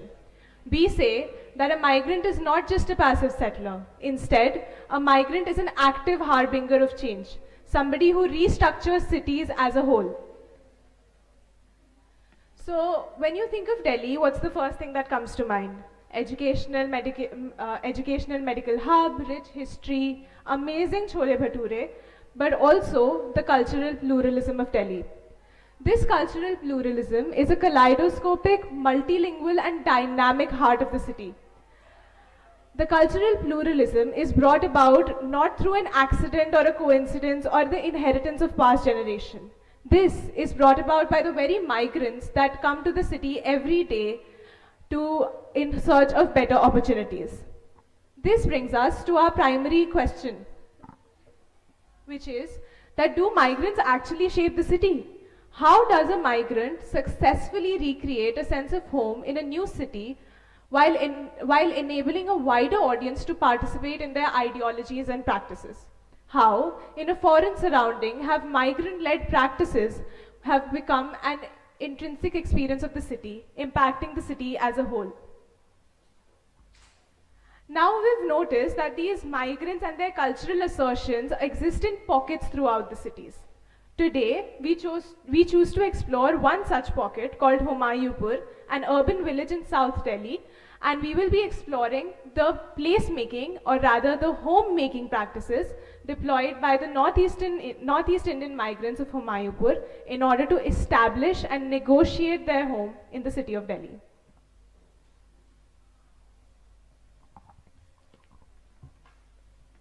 We structured our research around 4 key objectives. First, to explore the placemaking practices adopted by Northeast Indian migrants to reconstruct their notion of home. Second, to document the demography of Humayunpur and the factors that establish it as a northeastern enclave. Third, to assess the results of these placemaking practices, what contributes to a home away from home. Finally, to establish the bidirectional impact of migration, examining how Delhi shapes the migrants' lives and conversely, how the migrants' practices reconfigure the city.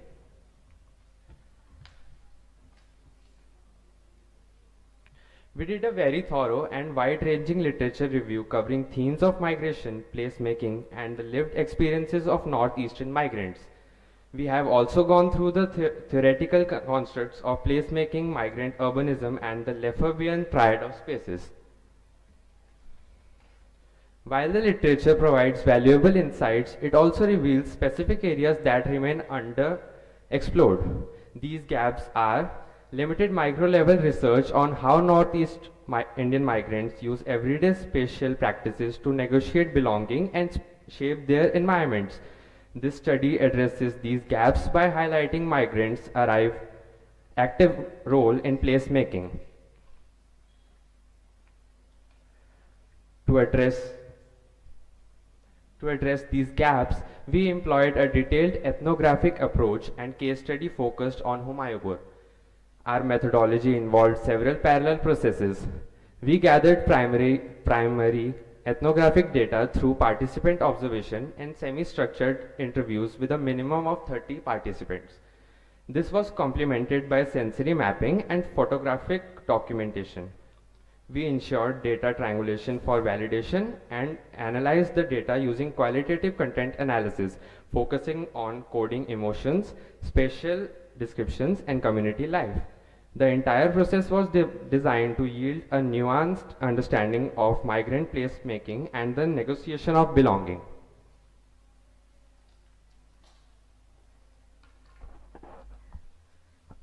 Humayunpur, a hub.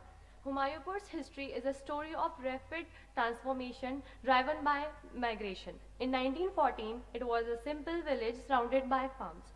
Later, in 1957, land acquisition began. Land acquisition for planned colonies like Safdarjung Enclave eroded agricultural livelihood, leading to unemployment among Jats. In 2015, this area becomes a visible northeastern cultural enclave, defined by the proliferation of cafes and boutiques. Later, post-COVID, migration inflow increases, further boutiques, rentals, and leading to a sharp rise in new commercial spaces. Currently, the Humayunpur is a vibrant migrant lead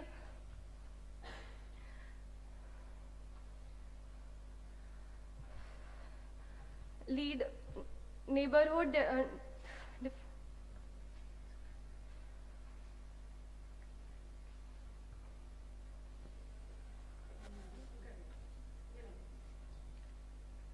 Currently, Humayunpur is a vibrant, migrant-led neighborhood defined by cultural mix and continuous spatial negotiations.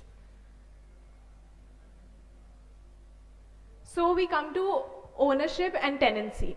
So this is a very negotiated part of Humayunpur's, negotiated dimension of Humayunpur, where the landowners, the Jats, who are the original inhabitants of the village, continue to hold the land while they give out spaces on rent to the migrants that come inside the village. So the ownership and tenancy is, as you can see, there's a floor plan, 3 floor plans.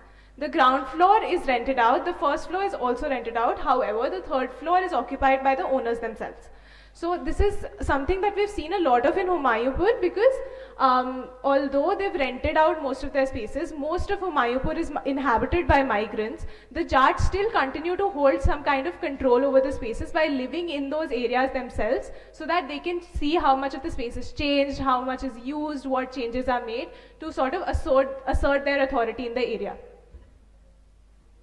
Next is commercialization.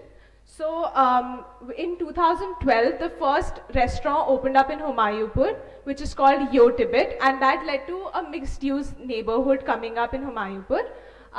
So from 2014 to 2020, we've seen a 240% increase in the number of eateries, cafes, and restaurants that have come up in Humayunpur, making it a commercial hub.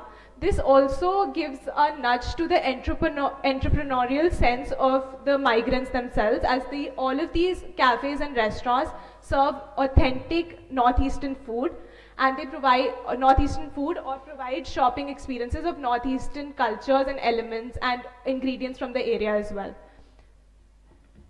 So another feature that we've seen, as you can see in these sections, there are 2 things to note. Number 1 is that Humayunpur is a Lal Dora area. Lal Dora areas were established in the building in the DDA MBT when under the British colonial rule. They are known as Abadi areas, and they are free of MPD regulations. MPD and DDA regulations. So development in an urban village like Humayunpur is rather free to do. So as the inflow of migrants increased, the building heights sort of went up because people wanted to maximize their rental incomes so that they get more space to rent. The ground floor of almost all of the buildings in Humayunpur is commercial, which is the red color that you see in the sections. And that also gives an ode to the commercialization of the neighborhood. Also, the level, as you can see in the lower section, the level of the level towards the main road is much higher, which shows you how archaic the village actually is, that the main road has risen so much from the actual level of the village. Other characteristics include that the lanes are very narrow, almost 2 to 3 meters. Some lanes are even 1.2 meters where only a scooty can enter. Due to this, there is very little light ventilation in the area, making it very unsanitary and unsafe. However, it is still a coveted neighborhood for migrants to live in, which is what we plan to explore now. So, coming to the inhabitants of Humayunpur, and this is a very key characteristic. So, one community, which is the original community, the original inhabitants are the Jats. A very orthodox community, true to their culture, true to their agrarian practices. You can still see the older members of the community sipping hookahs on their front porch, on their, that cart, and you can see women talking on the porch of their houses. So that is the kind of character that Humayunpur has. Now, the moment the migrants enter the scene, there's a complete shift. You see people wearing all the modern clothing, you see people smoking these fancy cigars instead of the traditional hookahs, and there's a very unique juxtaposition that the neighborhood has, which makes it an increasingly relevant topic to study. So that is the composition of Humayunpur, a complete opposite of each other. Now, what has happened, the cohabitation of these communities has led to an equilibrium. That means the culture is sort of combining and hybridizing to create a blend of the two. Now the Jats are enjoying bamboo shoot curries and akhuni and all of those things, and the migrants are wearing these traditional salwar kameez, and it's become this interesting hub of cultural hybridization that is authentic only to Humayunpur in Delhi.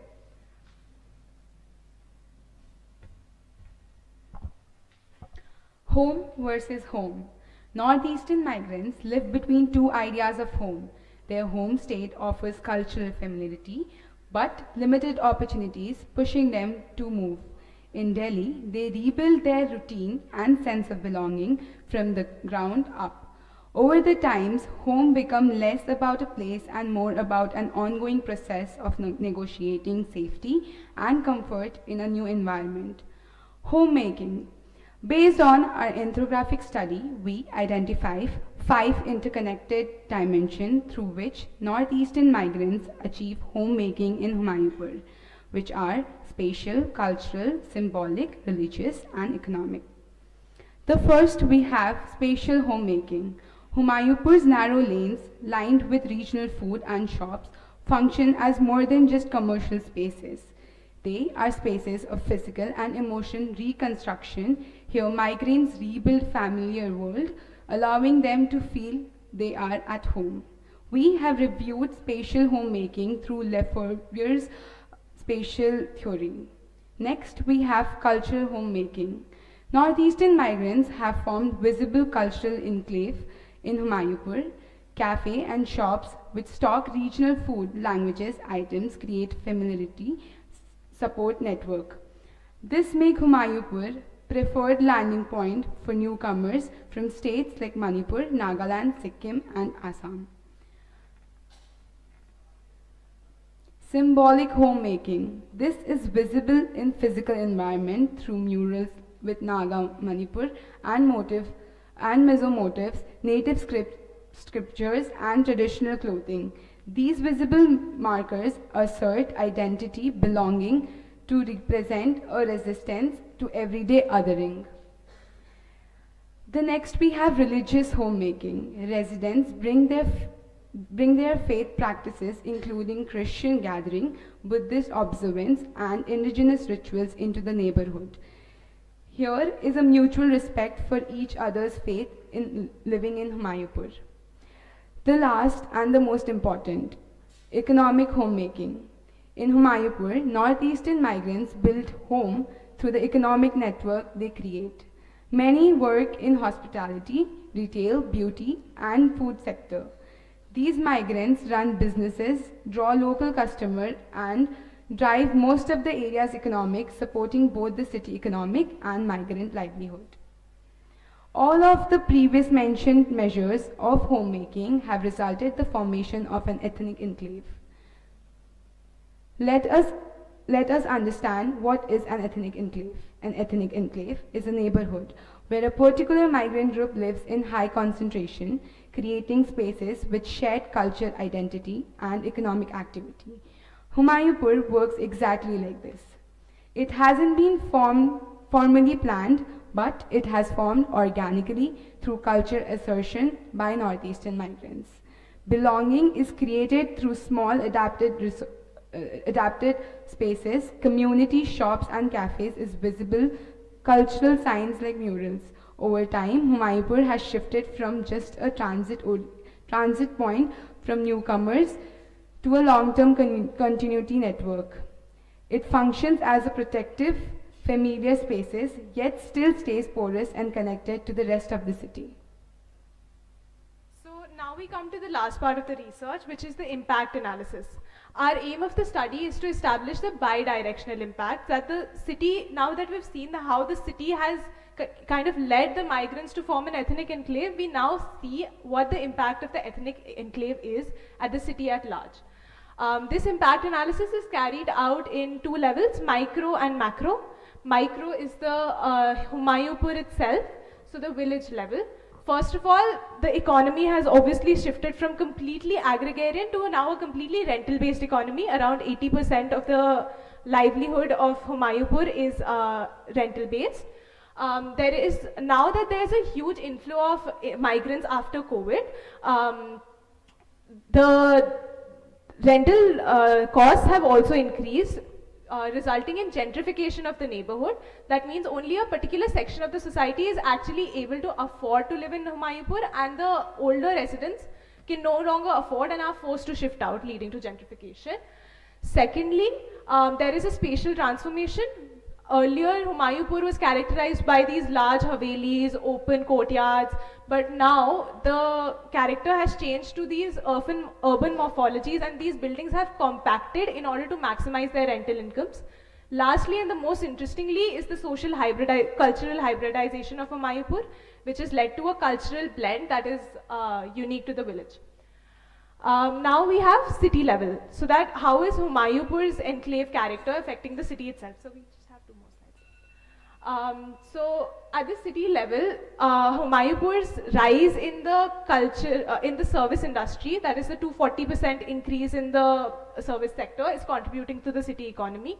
Secondly, and the most importantly, it has contributed to the change in perception of the migrant community as well, because this ethnic enclave has now become mainstream, which opens up the opportunity for local Delhiites to interact with Northeastern culture and immerse themselves in it, changing the perception of a community that was earlier marginalized. And lastly, this also highlights the gaps that were left by the infrastructural policies and governance that are now filled by these grassroots level adaptations and migrant resilience. So we tracked down all of the interviews that were done. Every utterance is transcripted and then categorized into broad themes. The key 5 themes that we could identify are the following. So this is our content analysis. There is negotiating safety and belonging, and how the ethnic enclave sort of becomes a psychological refuge for migrants. Economic ambition and vulnerability. Economic ambition is what drives the migrants to Delhi, and vulnerability is what sort of keeps them scared. Spatial adaptation and architectural creativity. Delhi is a dense city, area is limited, so migrants have to get creative. Cultural continuity through everyday rituals, so that sort of forming that familiarity in an otherwise known city of strangers for migrants. Mediating boundaries with landlords, coming back to the point where landlords sort of still try to assert their control and governance over the properties, and this is another negotiation that the migrants have to go through. So we'll now be quickly wrapping up with the critical findings. The first is the material negotiation, where the economic factors have to be carried forward in the spatial constraints. Secondly, social negotiation, where they have to coexist with a community that is foreign to them, yet be civil. Thirdly is the spatial negotiation, which is through limited space and forming home through limited space. This is the Lefebvrean triad, which I could elaborate on, but we're running out of time. So I just hope someone asks the question. We're done. This is the conclusion. Should I just explain this? Okay. I'll give you 3 keywords: migrant urbanism, placemaking, and the notion of home.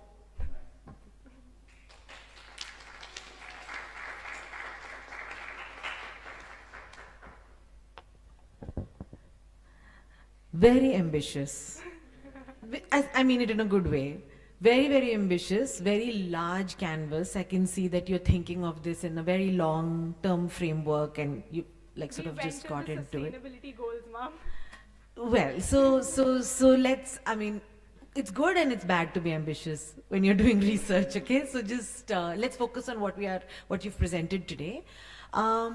I was very happy to see a comprehensive literature review. I think it's because you did that you were able to zero in on a lot of very interesting and also, and I'm not sure whether you realize this, but because I work on migration, that's the area of my research, you've actually connected this to the larger literature in a very effective way. So congratulations on that.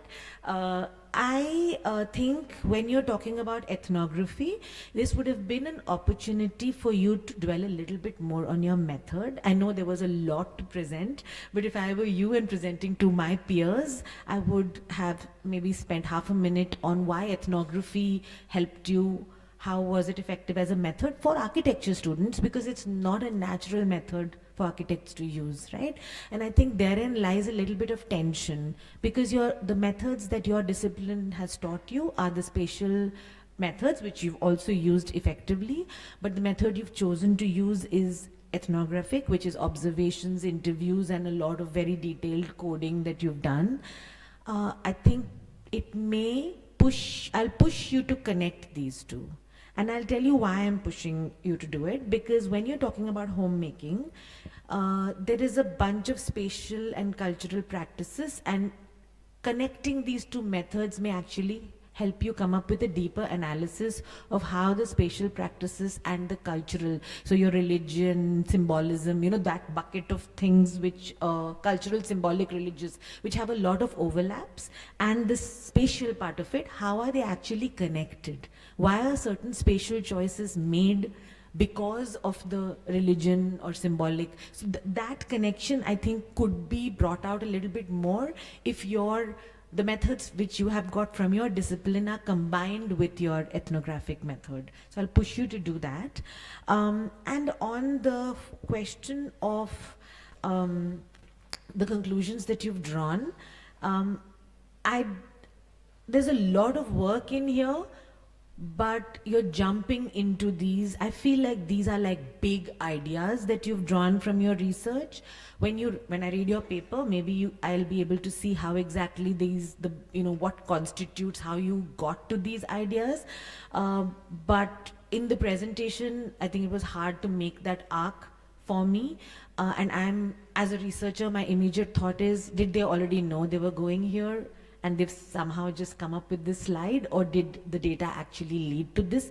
So it's just a point for you to look critically within, because like I told the previous group, it is okay to say that we wanted to do this, but our data did not quite get us there.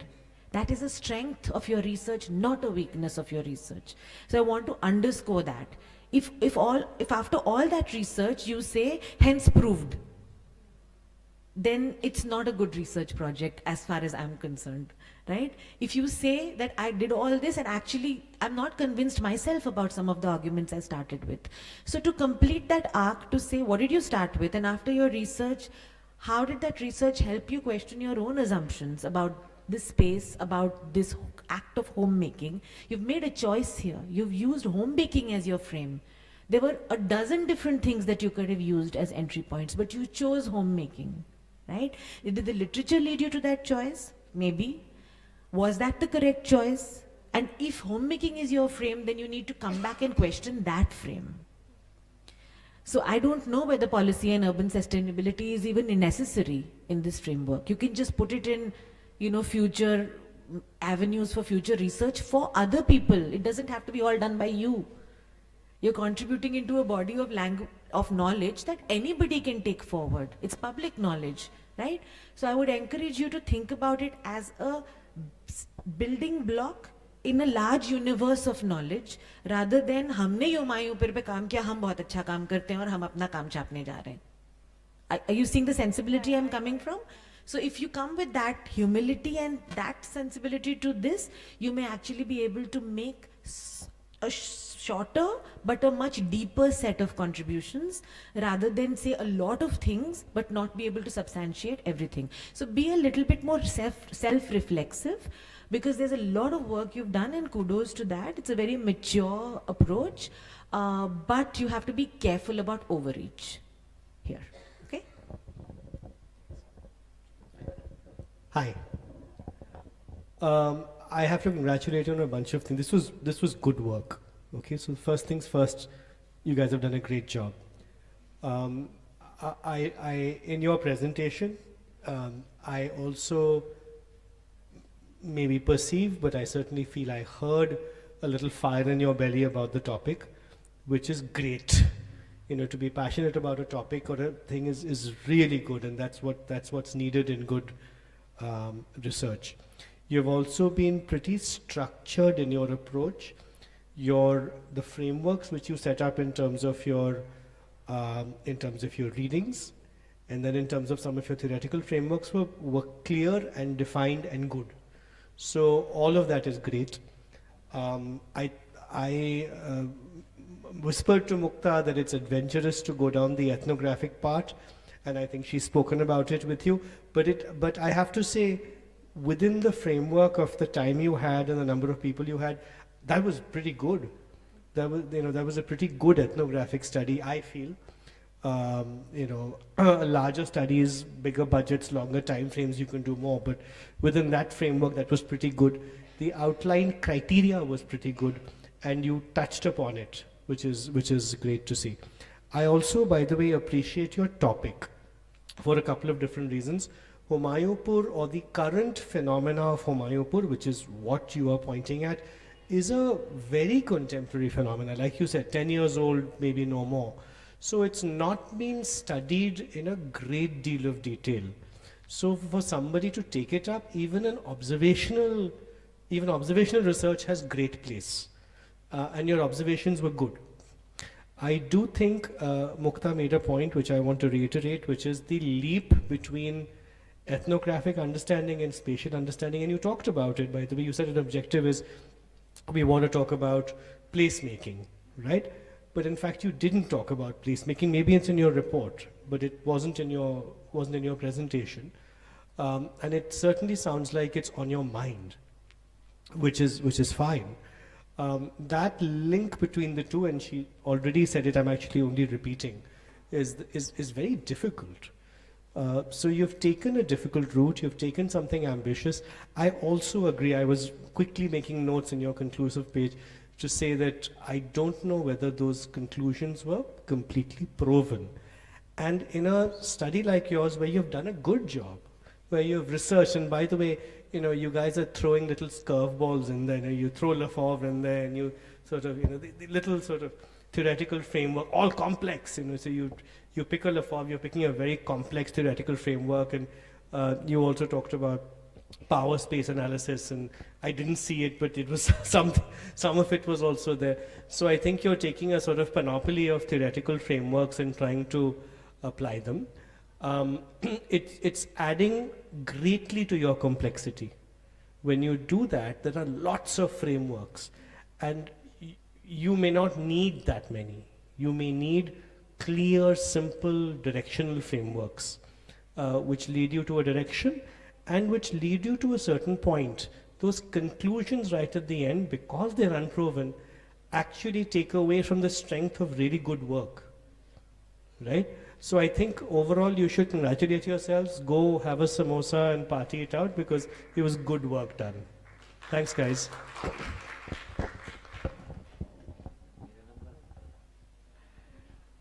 I agree with both of them. Doing coding, doing thematic analysis in 4th year, it's a good job. It's not easy to enter into this discourse of, or into this activity of doing coding and thematic analysis, and also your literature is throws light on number of subjects. I have two suggestions. One is, we can look at this from the perspective of cultural economy as well. Migration, livelihood, cultural economy, and space, because I have two examples for you. One is, something similar happens in Brick Lane, London. Again, space of migrants, food, and special kind of food is sold there by specific communities. Second is, one of the presentations here is about Majnu Ka Tila. Again, migrant colony, international, settled here, and they are known in the city for food. Food is part of culture. They are selling unique material to the city, to rest of the city, and that's how they are accepted in the city. It is an identity which is brought, and gradually it is accepted in the city. It's a new topic, and this is where legal and illegal, somehow the boundary is blurred between legal and illegal. Because as you pointed out, urban villages, they are at the boundary of legal and illegal, and that's why these places, if we look at it from cultural economy perspective, you'll find that world over, grey spaces are very prone to such activities. So you can actually bring the idea of space and this kind of function in that space from the grayness of the space. Second is, what are we taking forward in terms of designers? In terms of designers, in terms of architects. I think that's a loaded question for us. It's not a loaded question. What are we taking from this seminar? If I want to apply this seminar in my practice, where are we heading? You have any example?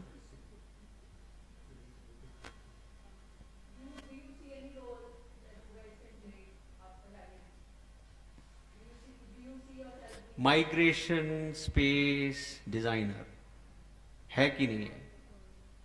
Right. So one thing that we've noticed is that there's no infrastructural framework for migrant housing, which is transient spaces. Have you seen any example world over जहाँ पे ये हुआ है? And where architect has done it, deliberately or not so deliberately. बहुत बड़े architect ने काम किया है.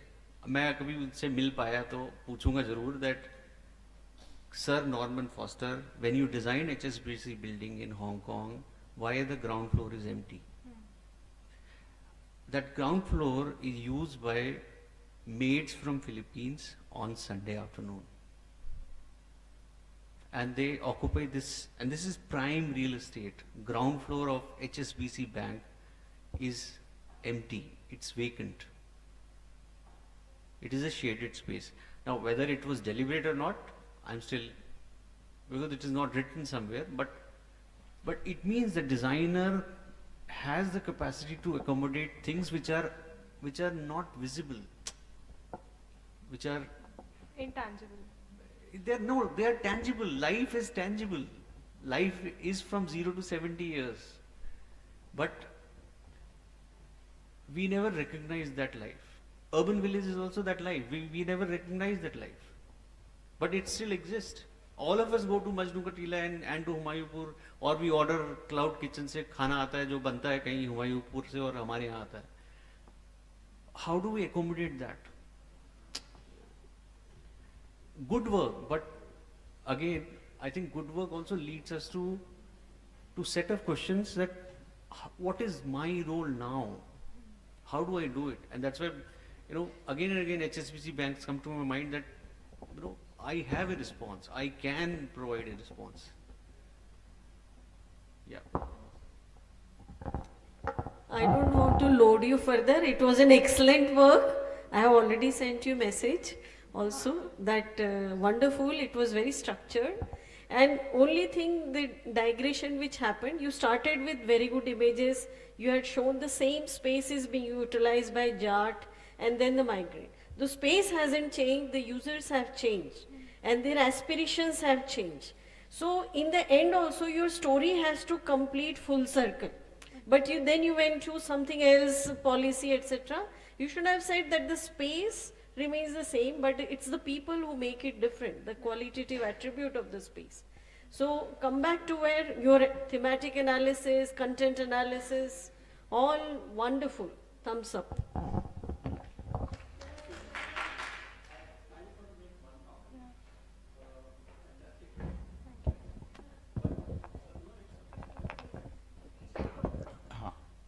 Very good work, excellent work, fantastic work.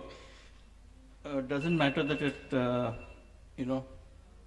went over the timeline, but it was good to see the conclusion. Now, you see, in evidence-based research and the conclusions, the analysis of that, and leading on to the conclusion, what is very important is, supposing you have 5 or 6 parameters, it's enough for the kind of work that you're doing over here to prove just one, so that we know that you can and you have the capacity to prove one point at least. The others, you can always say, sorry, the time did not permit us to explore these other parameters.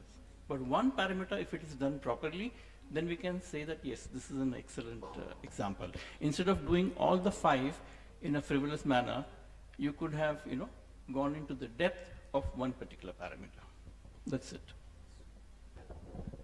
Very quickly, three observations or for future research. The idea of engaging with negotiating home is there, but not really there. So something to ponder on future is that is this question being looked at from what angle? Is it a sociological question? Is it an urban question? Right? So if it is a sociological question, then whose home are we talking about? Because people who are already there, the original inhabitant, they're also negotiating their home, the idea of home, right? So while we are talking about migrant, and in your presentation there are some reflections of the original people whose home it was. It doesn't get reflected. So maybe, and a lot of study talk about outsiders coming inside and then negotiating all that. But for future work, it also might be interesting to see how people whose home it was, how are they negotiating, and what kind of social dynamics emerges theoretically. You have made observation in terms of how spatial practices around that are being done, but theoretically how one can do that. Now, if it is an urban question, then what is the commentary that through this case example that you want to talk about? Like we have spoken about urban villages. So other broader framework that you could use is diasporic studies. So it's about people migrating from one country to the other, but that also can give you a framework of looking at this study. So what happens when people, there's a lot of literature on diaspora. So maybe that can give you a framework. But more importantly, to reflect upon what this study tells us about the city. These phenomenons, that everybody is talking. There are many other urban villages which show a similar kind of phenomenon, right? So what kind of economic spaces, these kind of informal spaces offering to the city in the functioning of the city as an spatio-economic systems, right? Lastly, through a word, we have used a Lefebvrean framework, okay? It is a very, very complex, even today, till date, I don't have a grasp on it. So, like Nirmal said, we always want a lot to do out of one piece of research, like there are 4 people wanting a lot from it, right? And seminar is the beginning of asking a lot of questions, right? So if you want to take it forward, that clarity is needed, what is one strand that, right, where we can kind of, so there are, so first question to ask is, what is the nature of question we are asking? Urban question, sociological question, home, because home is a very, is a very sociological question. So what scale are we engaging with this kind of a scale का भी question है कि किस scale पे बात करना चाहते हैं हम? Okay, well done, thank you.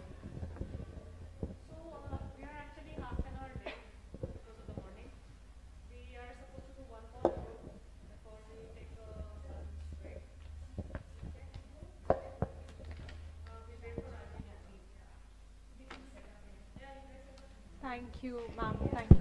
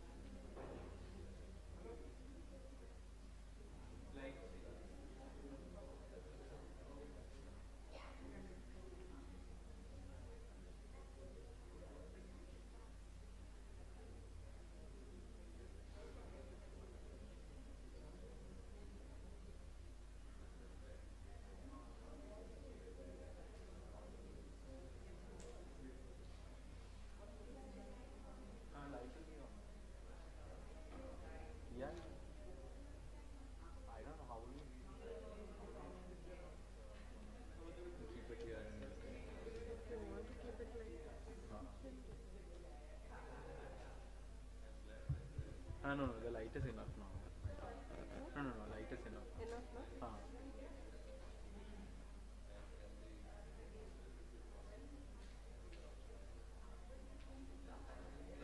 Just go keep it on the table, no?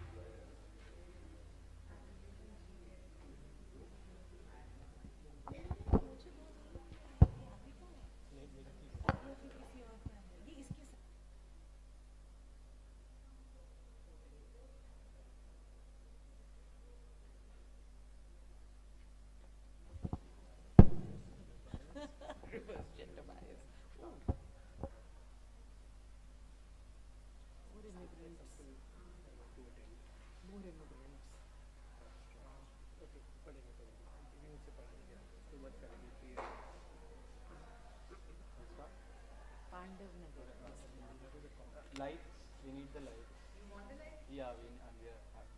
Okay, no, we can actually. It's okay. It's okay? Okay. Whatever you prefer. I thought it takes away from the bed. Okay, then churches then turn off the lights first.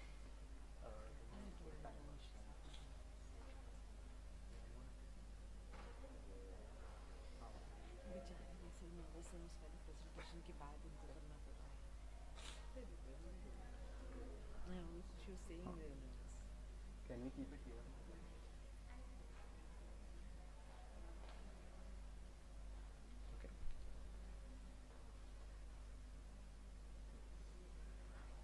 Migration does more than shift populations, it reshapes cities.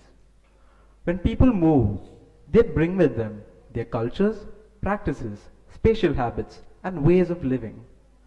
Over time, these cultural environments influences street life, building forms, community spaces, and neighborhood character. Good afternoon, respected jurors, faculty, and peers. We Group 9, Malvika, Sanjana, Nandakishore, and myself, Joseph, will explore how immigrant communities adapt to new surroundings and, in the process, leaving a visible imprint on the city's morphology.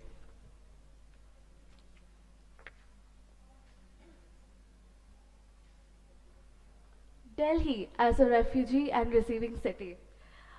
Between the years of 1941 and 1951, Delhi's population has doubled, and this is because it has observed the largest share of the 7 to 8 million partition refugees. But today, we can see that 2 lakh migrants arrive in Delhi annually, and roughly around 500 people every day. Migration again surged after the year 1991 because of the economic reforms and major projects like the highway in 2004 and the metro expansion in 2009. And this has impacted the urban form in many ways. One is newly planned colonies such as Lajpat Nagar and Patel Nagar. Second being informal settlements on the city's edges. Thirdly, long-term shifts in cultural composition and spatial patterns across Delhi. Now, in the census, we can see that the population of Delhi has gone from around 4 lakhs in 1901 to 1 crore 67 lakhs in the year of 2001. And in the next graphs, the first one being the migration influx into Delhi, we can see that the highest percentage being 44% is from Uttar Pradesh and the lowest being from West Bengal, which is 2%. And the reason for this migration is primarily employment, which is at 33.4%.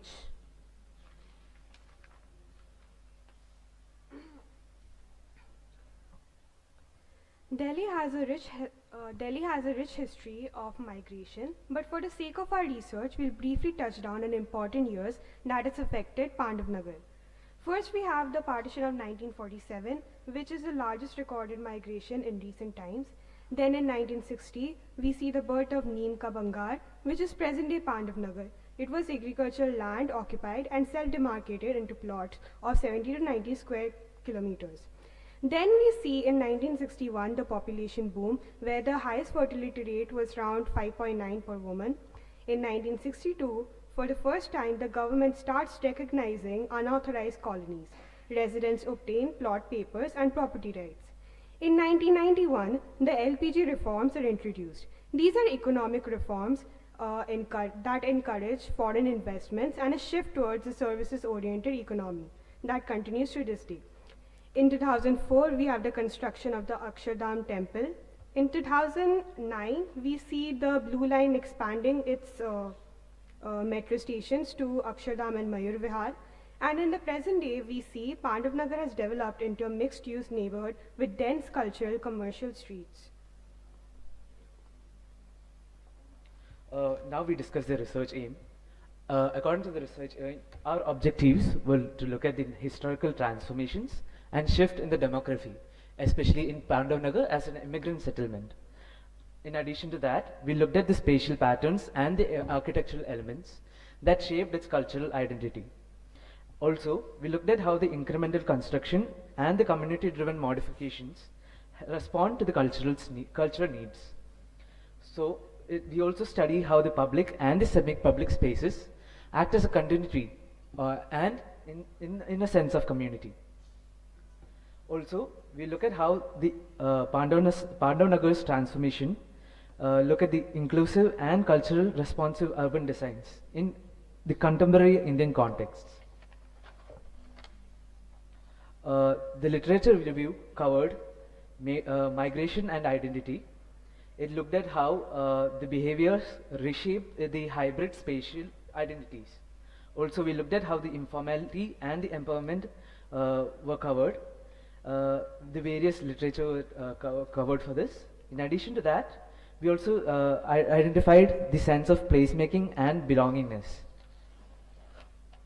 The research gaps that we mainly identified were that a lot of studies have been done about larger areas like Lajpat Nagar, Chitrajan Park, Majnu Ka Tila, but very little has been studied about the smaller informal settlements like Pandav Nagar in our case. In addition to this, we also look at how culture and informal settlements have been looked at as two sides of a coin, but there has been little study connecting both these sides. Culture has been studied separately in anthropological note, while informal settlements have been studied merely as flaws. The research methodology that we covered were in primary resources. We looked at site mapping, which looked at all the movement patterns, residences, and the commerce, and we looked at visual documentation through photographs and through sections and sketches. And we did interviews of residents who had been staying here for long term, who gave us valuable input. The secondary sources were mainly through data collection from government data, urban planning, and imageries. So now we come to the question, why Pandav Nagar? Pandav Nagar was chosen for the study because it has a unique intersection of Delhi's urban history that most other colonies cannot represent. So Pandav Nagar is migrant founded, self-organized and incrementally built and socially vibrant, all without being a formal urban village or a fully planned DDA colony. Now we come to our analytical framework. So inspired by Pierre Bourdon, introduction of semiotics in the city and the sign, the analytics focuses on three scales. So first is the formalist approach. It focuses on the layout and the arrangement of plots in Pandav Nagar. Then we come to the functionalist approach. It focuses on the social cultural readings of the site and how spaces are interpreted and used by different residing communities. And then we come to the phenomenological approach. It combines the former two approaches to view the site through the lens of an immigrant culture and a spatial evolution accordingly. So coming to the formalist approach. So now we talk about the origins of the physical layout. So back in the 1960s, there were only 3 to 4 houses in this area and the rest were covered by forest or agricultural land. By 1975, 400 to 450 plots were informally demarcated by the early settlers, and each plot had an approximate area of 70 to 90 square meters, typically rectangular.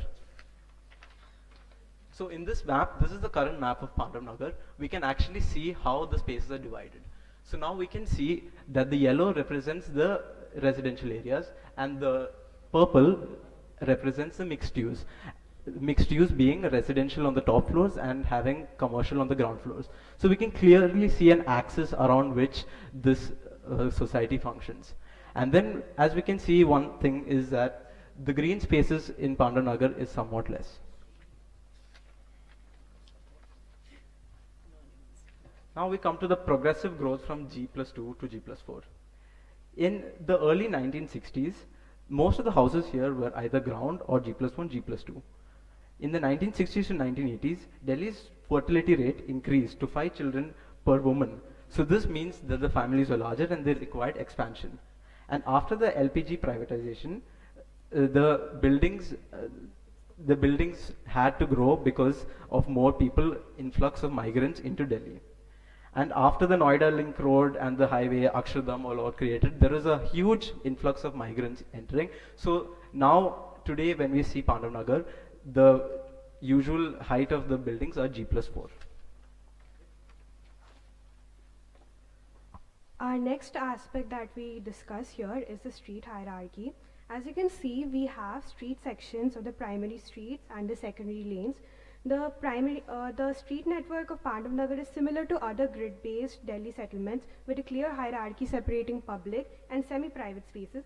Primary streets have a width of about 6 meters and they support two-way vehicular movement. Secondary lanes are 3 to 4 meters wide. They are primarily residential, but they cannot accommodate larger vehicles. Tertiary gullies are around 2.5 to 3 meters wide. They allow only pedestrian access.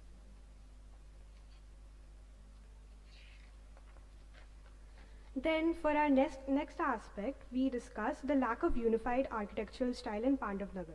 Pandavnagar houses migrants from all across India, from Punjab, West Bengal, Uttar Pradesh, Haryana and Uttarakhand. This results in no single dominant architectural style.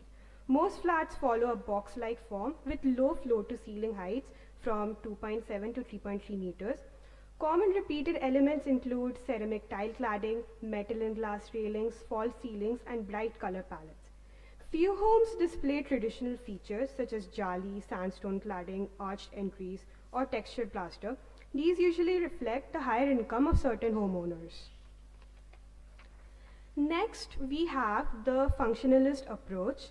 The functionalist approach reveals how everyday activities shape Pandavnagar's built environment. So first we have block roads as the spine of Pandavnagar. As you can see in this section, like in this illustrated section of like a commercial primary street, Pandavnagar has 6 primary streets which function as central commercial spines for the respective blocks. These have rows of ground floor shops like grocery stores, vegetable vendors, tailors, pharmacies. Peak hours are between 6 to 8 p.m. which invite heavy pedestrian and vehicular traffic. Despite lacking formal footpaths, as you can see in the picture, there is no footpaths almost. These support a very self-sufficient microeconomy that competes with its online counterparts.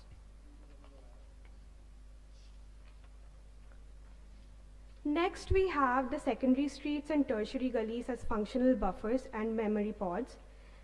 Secondary streets and tertiary gullies host small scattered commercial setups, typically a tailor or a grocery store appearing every 5 to 6 flats, or they act as service access corridors.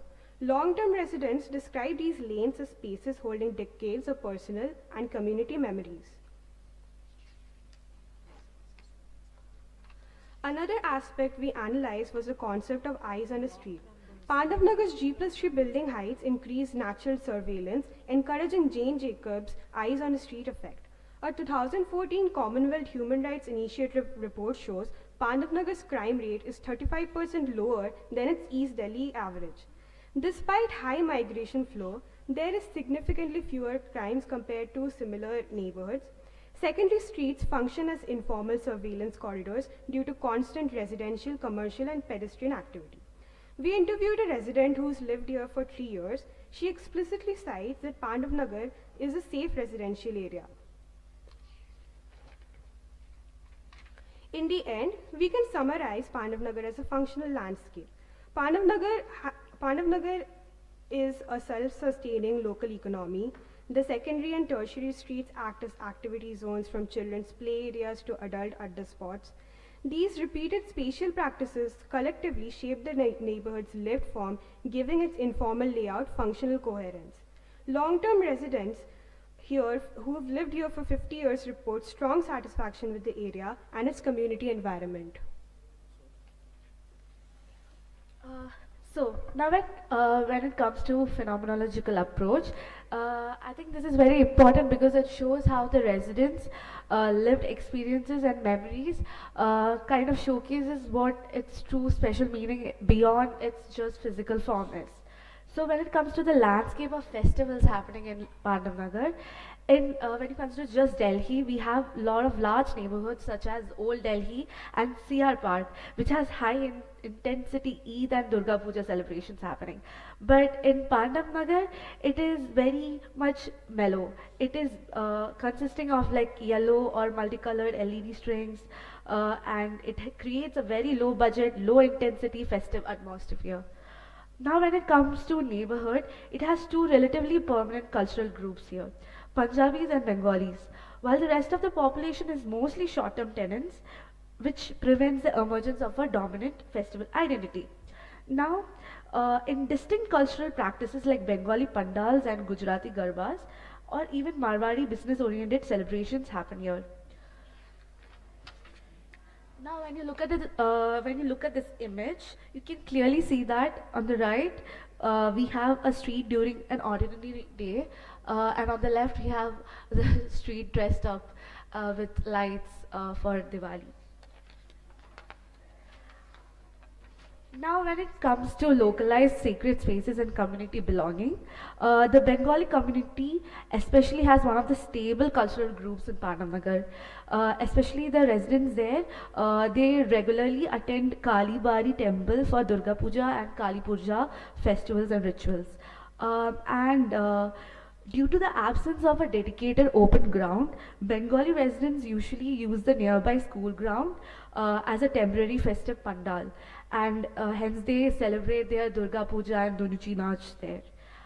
We also have for the Muslim community, we have Fatima Mosque, which is a primary cultural anchor for them for their Eid prayers and community dinners.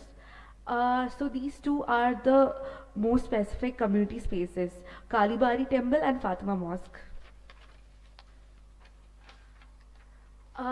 Now, when it comes to this section over here, we can clearly see that there is a temporary transformation happening. So basically, what is happening over here is, since there is a lack of space, people usually use materials like bamboo poles and clothes and make up like a area sort of coverage, as you can see in the image below, and they use that space for festivals and rituals and everything.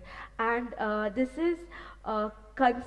kind of blocks the circulation path, but it generally is community approved, as they are set up only after receiving permission from the local authorities and councillors. And over here in landscape of senses, we can see here in the image that there is Alpona on the threshold in a Bengali household, and we also have Rangoli in the hall of a Punjabi household. So these are some ways where Nagar remains comparatively quieter, because the residents there usually privately and celebrate their festivals inside their house. And also its very sensory experiences are very layered, and their collective memory and everyday spatial practices are very much intertwined. Some of the key insights that we found out were how the informal settlements went from just agricultural plots to rectangular geometries, and these were to avoid these surveyor dependence. The vertical growth happened from G+1 in the 1960s to G+4. And these were driven by many factors such as high fertility rates, population influx, which are due to economic reforms, and the new infrastructure like Akshardham and the metro services that were brought on nearby. Pandavnagar, it also has a low crime rate compared to East Delhi because of the eyes of the street, which is due to the G+3 levels and also the active commercial life. In addition to this, we can also see that the primary markets, they outcompete the current quick commerce platforms due to their cheap prices and their immediate supply. In addition to this, we also look at how the migration shifted, like the area shifted from 3 to 4 houses in 1970s to much more stronger areas that were driven by also by culture. So the conclusion that we found were that the informal settlements were not just because of displacement, but they were also looking at how they were symbols of cultural resilience and adaptive intelligence. They show that the makeshift settlements were making a living out of the multicultural residential settlement, and with the lens of form, function, and perception, we see that culture and spaces thrive simultaneously. In addition to this, we see that Pandavnagar as a place has been formulated or evolved due to the multiple years of culture migration which go hand in hand.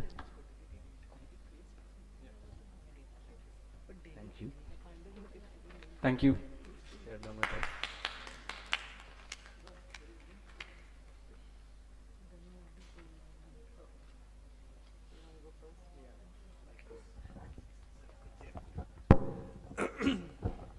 Hi guys. I don't even know if we need a mic because it's just us.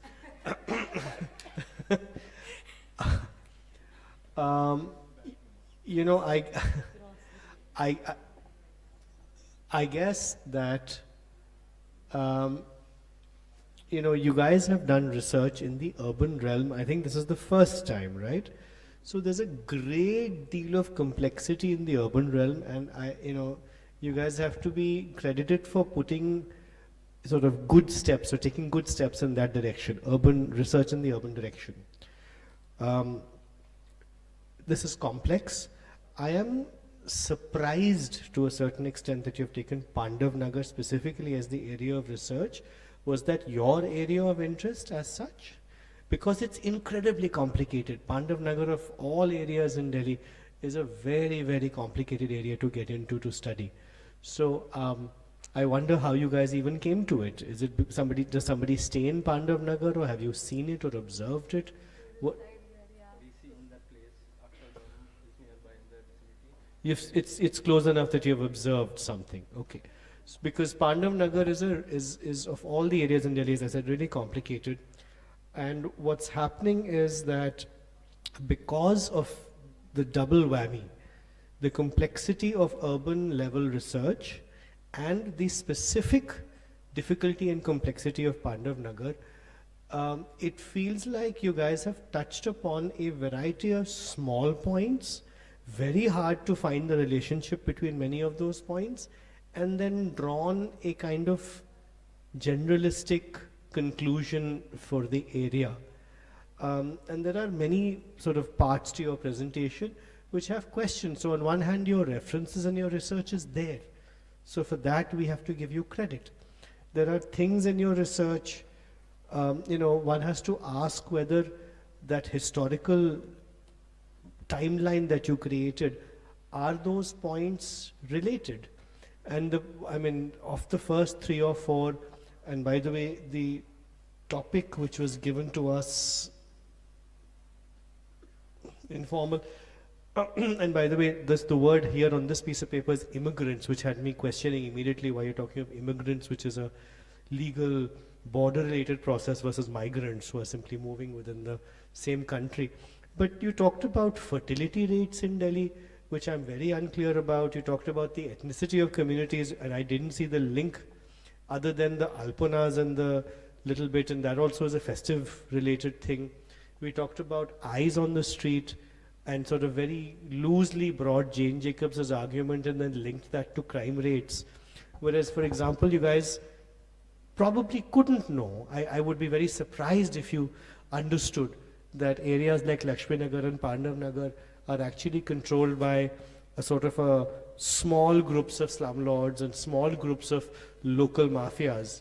So one of the reasons crimes don't get reported is because they get resolved at that level over there.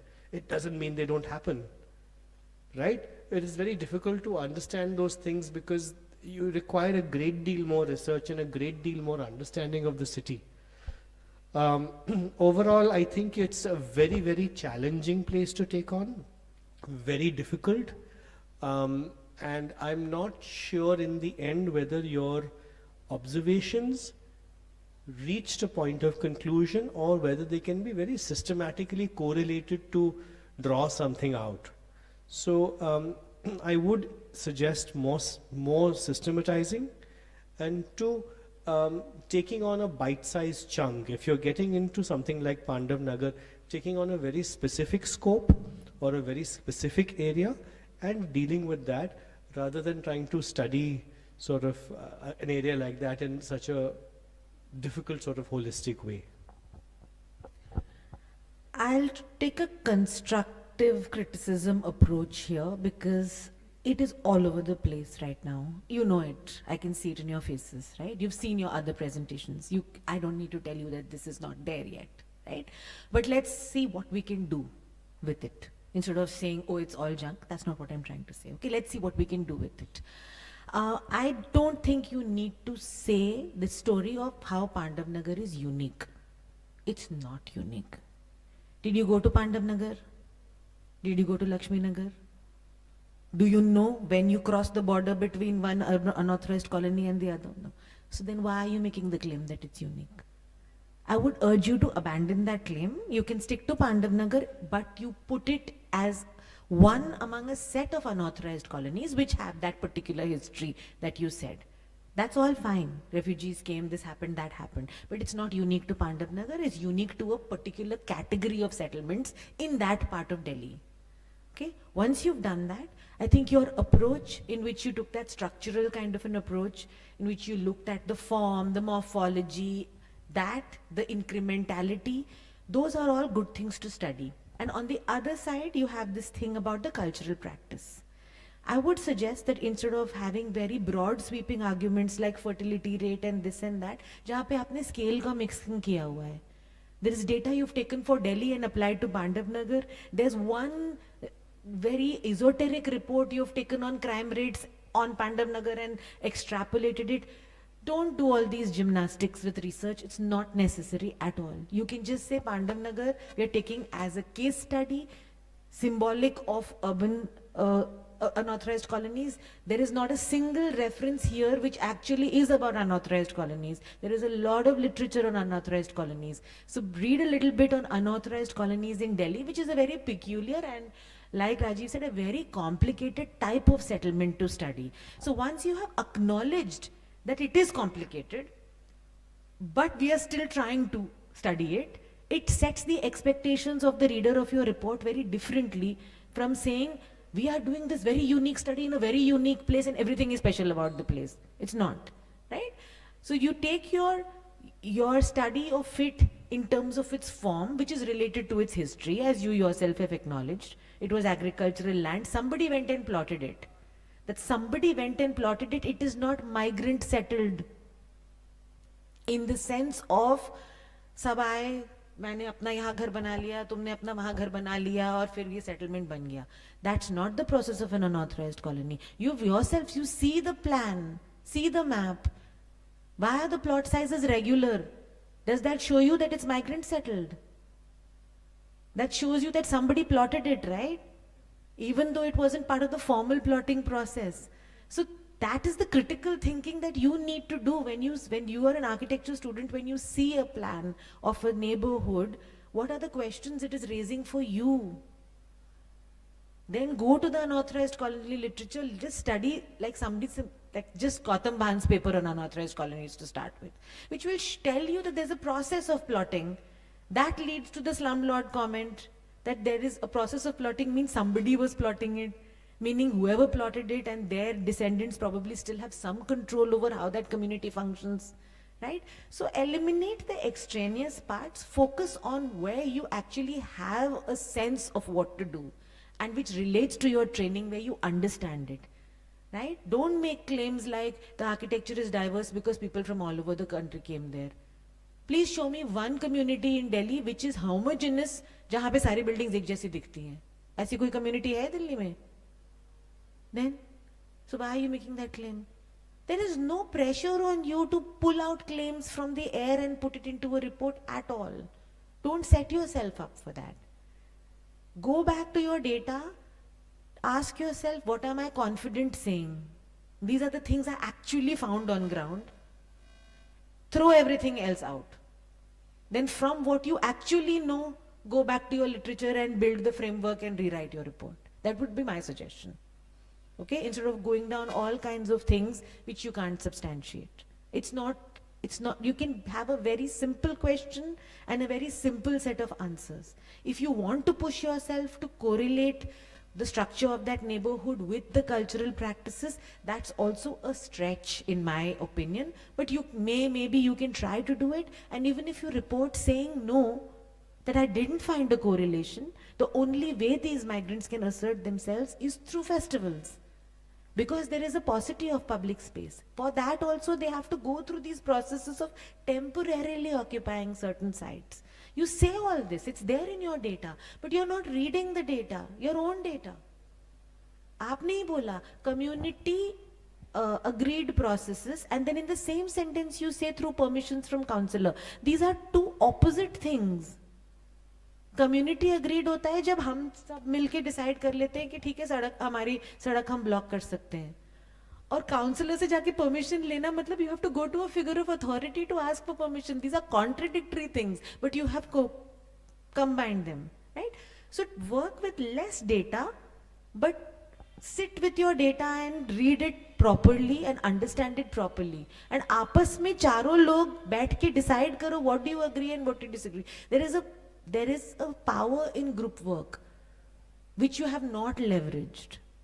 I can see that my sense is it's coming together from many people doing different things, and somehow you're trying to somehow throw it together.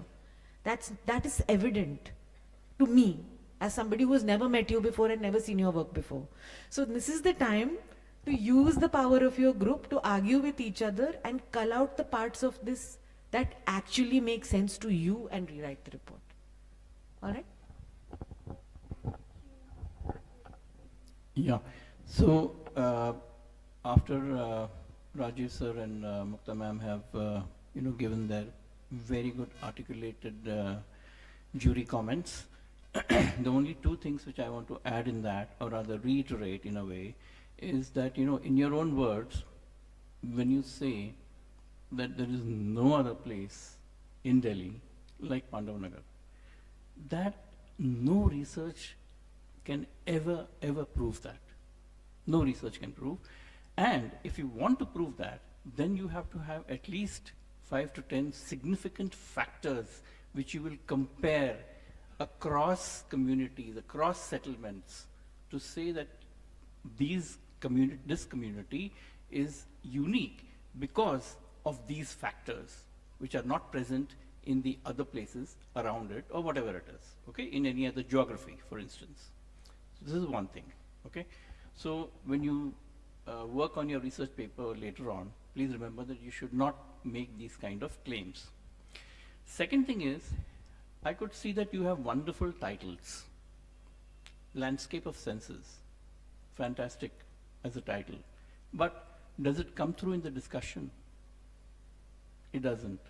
So even though you have excellent titles, you're not dwelling upon those titles to speak to the people, to the audience, to say that this is what we mean by landscape of senses. Because when you talk about metaphors over here, those metaphors, there's no such thing as a common metaphor. A metaphor can be interpreted according to your own senses. Okay? So you have to project that this is your work that you have done, and that is where your contribution will come to research. That's it.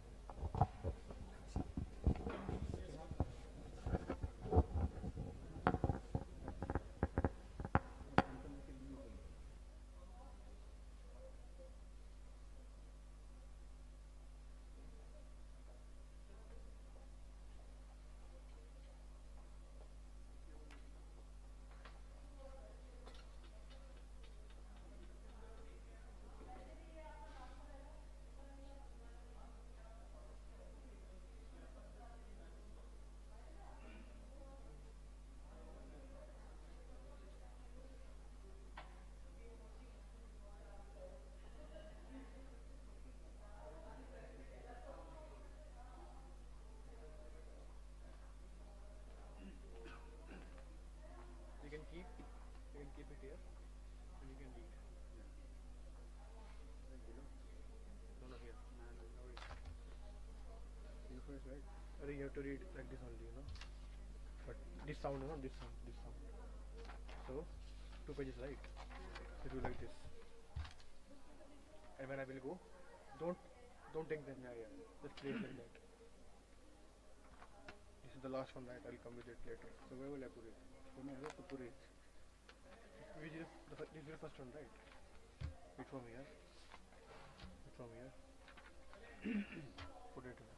But you have to read it right. After it, when it will come, then you have to put it. You can do that, right? No. Yes. Make a sound. Right, you can do one thing, no? Turn it off.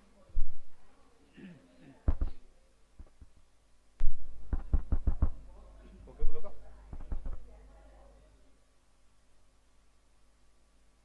When you place this, it's on. Is it on?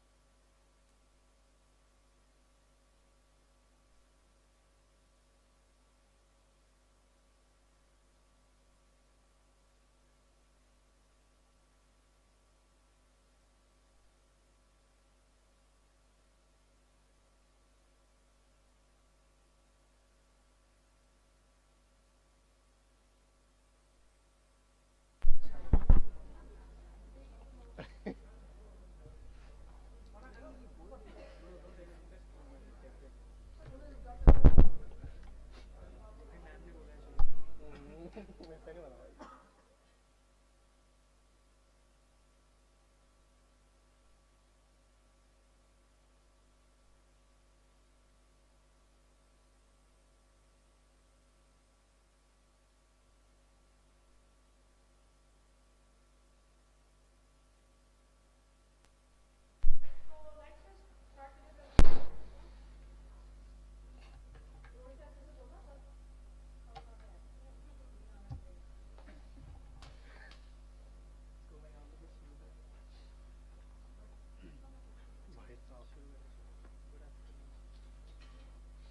afternoon, everyone. Myself Rasool, Surya, and Puloga. Today we take you into a story that Delhi relieves every monsoon. A story where a few hours of rain can paralyze an entire mega city. Our research focuses on ITO, one of the Delhi's busiest intersection, and examines why this node of the capital repeatedly turns into a water basin. This is not just about flooding, but also about how a city's growth, the decisions, and its neglect all come together to create a disaster that feels routine. Every monsoon we see images of waterlogged roads, stranded buses, and engines breaking down. But waterlogging is not merely a drainage failure, it's a symptom of unplanned growth. The ITO area, with its dense infrastructure and proximity to the Yamuna, it's a microcosm that reveals Delhi's largest hydrological crisis. So our research uncovers three major patterns. The natural drain like Barapulla Nala being enrosed and choked. Second, stormwater drains sized for rainfall patterns from decades ago. And third, the gaps in coordination between agencies, meaning the system fails even before the rainfall begins during the monsoon season. Delhi is one of the few cities in the world that suffers from water scarcity and waterlogging both at the same time.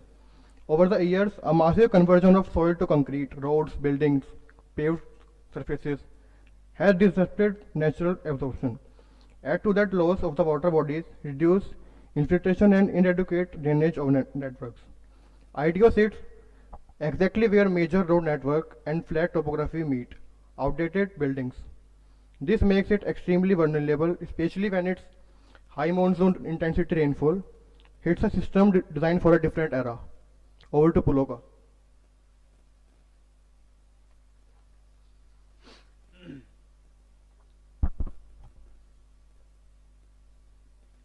So our research aim was to analyze urban growth and poor planning contribute to recurring waterlogging in Delhi, and why ITO repeatedly suffers despite multiple government interventions. Instead of looking at waterlogging as an isolated issue, we wanted to connect it with land use, change, governance structures, drainage capacity, socio-economic impact, and ecological degradation. Our research, the research agenda and gaps are, when we mapped existing research, we found 4 key gaps that were destroyed drainage. Delhi's natural drainage network has been altered beyond what destilting can fix. Yamuna floodplain stress. Shrinking floodplain and aggressive groundwater pumping have changed the land behavior itself. The third one, systematic failure. Infrastructure design hasn't kept pace with urbanization. The fourth one, policy focus. Policies still prioritize post-flood responses rather than creating flood-resilient urban systems. ITO sits at the center of all 4 issues. The objectives of our research were from these gaps, we built 4 objectives. Identify the physical and infrastructural causes behind Delhi's waterlogging. The study of how land use and build density influence stormwater flow in ITO. Access socio-economic and environmental impacts. And finally, propose design and recommend planning strategies using blue-green infrastructure integrated. Our research question was, how has Delhi's urban growth pattern contributed to recurring waterlogging, and why does ITO flood even after infrastructure improvements? This research question guided our entire methodology and analysis. The overall context, urban infrastructure and climate failures, where Delhi challenges are not isolated. They stem from 3 interacting crises. The first one, urban growth and infrastructure mismatch. Stormwater drains designed decades ago now serve double or triple the density. The second one, climate change. Sudden cloudbursts of 60 to 90 millimeter per hour of rural drainage meant for less than 30 mm per hour. Local failures at ITO, clogged inlets, stilted drains, flood terrains, and backflow from Yamuna from the junction into very basis of our every monsoon. Over to Talking about methodology, to understand a problem this complex, we used multiple methods. Secondary data, IMD rainfall data sets, MCD drainage plans, DDA land use data, and MPD 2041. Primary data, on-site documentation during monsoon, photos, videos, informal interviews, and so on. GIS mapping, land use change, impervious surfaces, slope gradients, and known flood hotspots.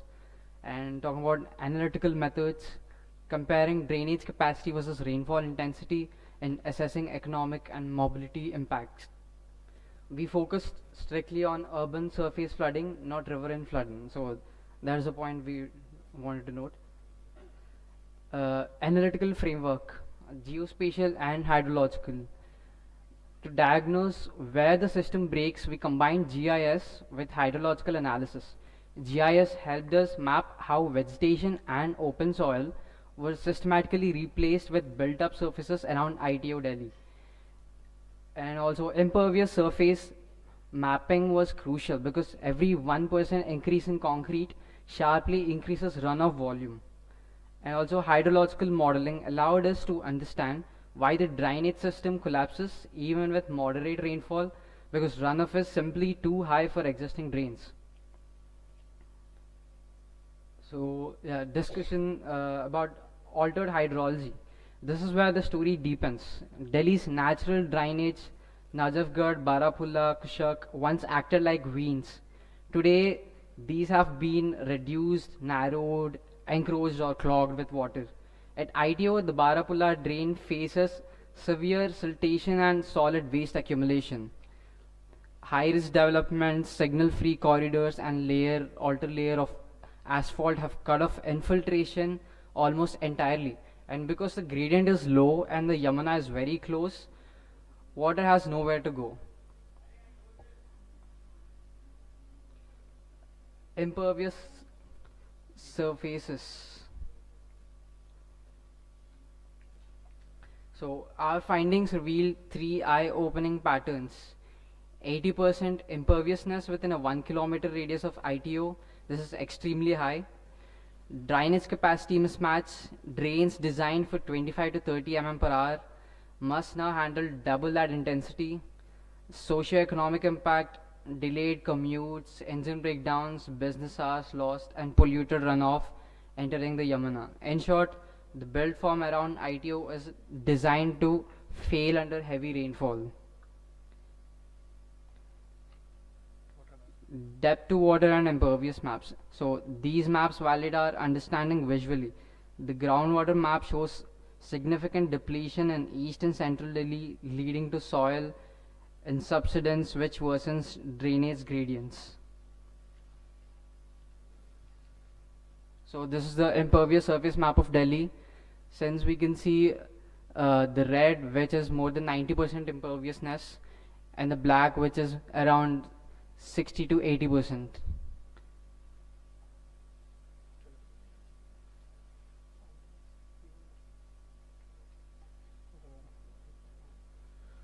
So these are the photo documentation we did around our SPA campus and ITO.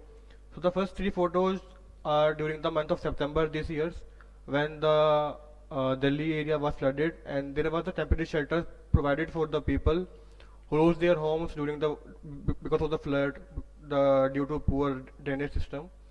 And the photos you can see are of our own campus, SPA campus, where the drainage outlet chokes and the water regenerates faster than it can escape. This is our OET, and the bottom left corner is our entrance to the SPA campus. This is the some interviews we took, informal interviews from some local people around the ITO. One of the most important aspects of our study was talking to people who experience daily. Like an auto driver told us He avoids ITO during the high rainfall. The prices are hiked. They are not ready to go. Even if they are ready to go, they are like going on 10x hiked prices. The bus driver added 2 hours of rain and ITO underpass shuts. Retorts waste 45 to 1 hour of time. A tea vendor near the ITO station.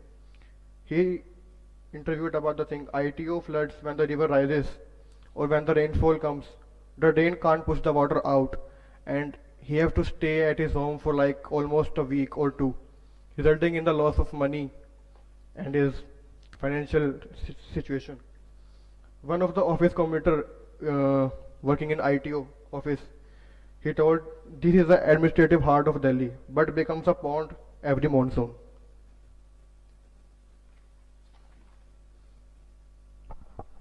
So from the interviews which we did, we have 3 understandings, as you can see here.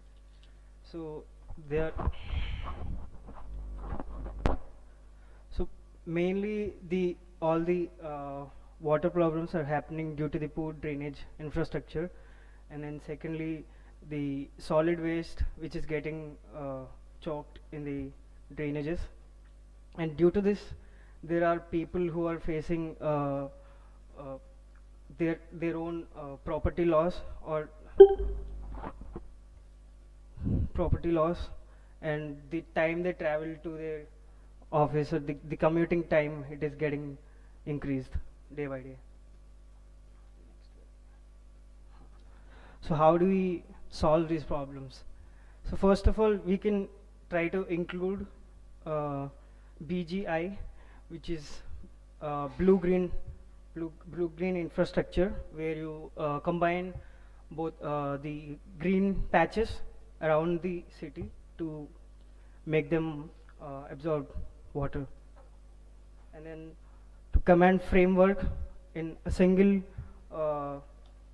integrated agency to coordinate water, sewage and drainage. This makes the process easier.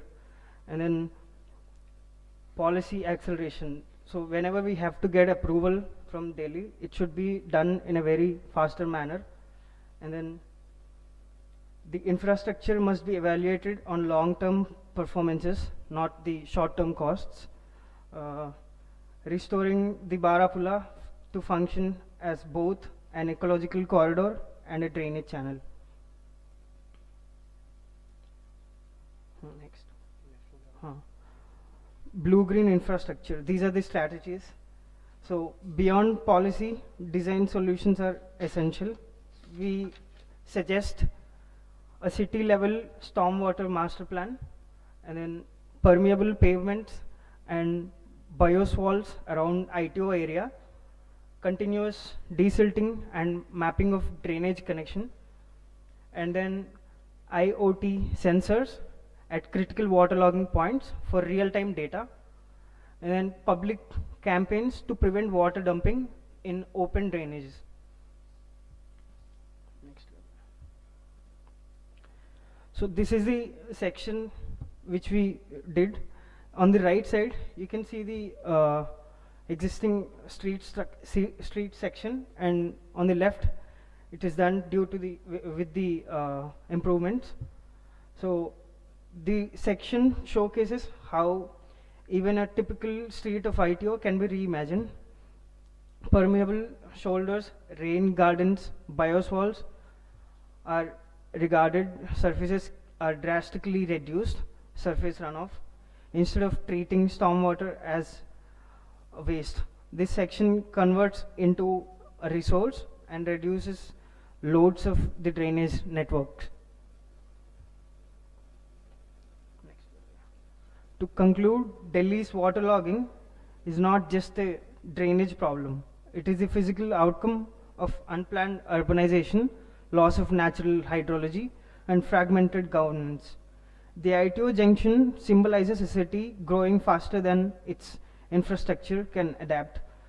If Delhi wishes to avoid seasonal paralysis, it must restore natural systems, integrate blue-green strategies, and align urban planning with hydrology logically. Only then the city moves forward resilient, long-term flood management. Thank you.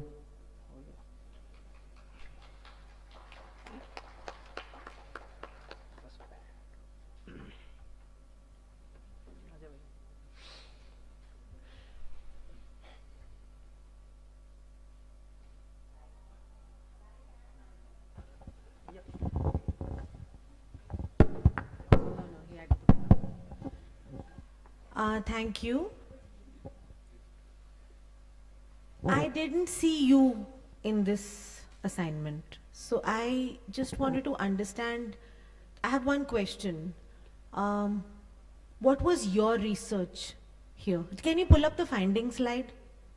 You had one slide on findings? Yeah. So these were your findings. What did you do to arrive at these findings? What did you do to arrive at these findings?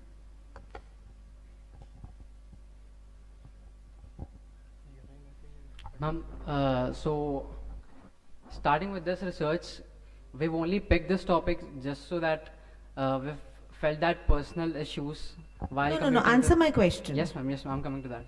So, through the personal impacts that we've felt, we've found these findings that land use intensification. You so found this through basically- your personal impacts. Yes, ma'am. As in, like, through the research papers, we've concluded, we cannot conclude anything. What was but your method to find these four things? You found ki land use is intensified, you found environmental effect, you found this. What is the data that led to this finding? How did you analyze that data? It's a research seminar, ma'am. right? Yes, ma'am. So this is a basic question because I didn't see it in your presentation. There are a lot of government authorities which have already done a lot of information on all of these. What did you do?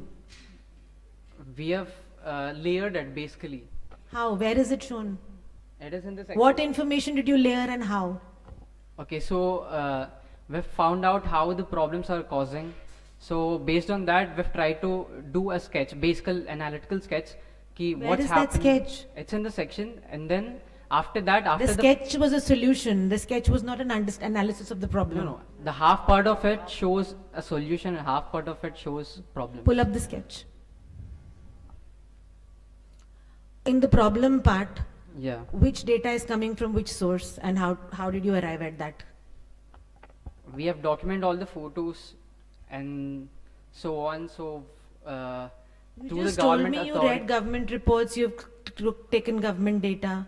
So tell me that in this you have all, which is that's the existing part, right? Yes, ma'am. Outdated pipe sizes, where is that data coming from? You don't have to give me the numbers, just tell me which source or which agency or anything. There are already done research papers on this, ma'am. It's not a new topic, so Precisely. yeah, and we're not professionals to find the exact. No, pipe I'm size. sorry. We're not expected to be professionals. Yes, The assignment was not to give me a redesigned street section for Delhi to solve Delhi's drainage problems. Yes, Was ma'am, that your exactly. assignment? We're not concluding it. Your assignment was a research assignment. Yes, If in a research assignment you cannot show me any research, I'm asking you very simple questions. Whatever conclusions you came to, how did you come to those conclusions? You're not giving me a convincing answer. You're saying I'm not an expert, so I can't answer you. That's not an answer. There are Okay, I will not say anything more than this because you don't have a defense for this. there are already case studies done. Which so case studies? Tell me the case studies. I'm asking you. It's okay if Okay, you're yes, citing secondary information, but I didn't see a single secondary source on any of your slides either. I'm not saying you're an engineer, you have to dig a section with your bare hands and understand how Delhi's drainage pipes are laid. I'm not asking you to do that. But if you're citing somebody else's work, where is that citation? Where is that work? How do I know that this hasn't come from 5 searches on the internet? Because I can show you this from 5 searches on the internet.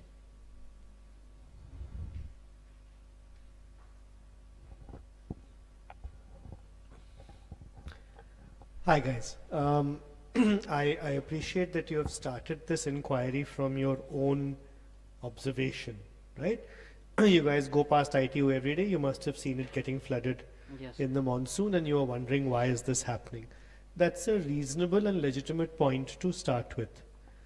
But a research seminar in an academic setting has some ground rules or some criteria, right? right? Like Mukta said, the sources of information have to be clear. It is research. Yes, sir. If you are saying you have found information, you have to convincingly say from where. That's research. That is the whole Yes, sir, point of research. So the question she's asked is the most normal, most fair, most basic question. What's your source? Now if you say some agency, I'll say, yeah, some agency disagrees with you. Tell me my agency is wrong and your agency is right. So then you have to quote your agency, you have to quote your source. And what that means is that the seminar has to rise above being what is called a drawing room conversation. If you go to the drawing rooms of lakhs of Delhiites during monsoon, you will hear this conversation, Delhi has flooded again, we don't understand why Delhi is flooding. And every person and their grandmother will tell you, Delhi ke naale chote hain, chok ho rahe hain, हमने building शहर को घेर दिया है बिल्डिंगों से. Common sense, sort of common conversational points.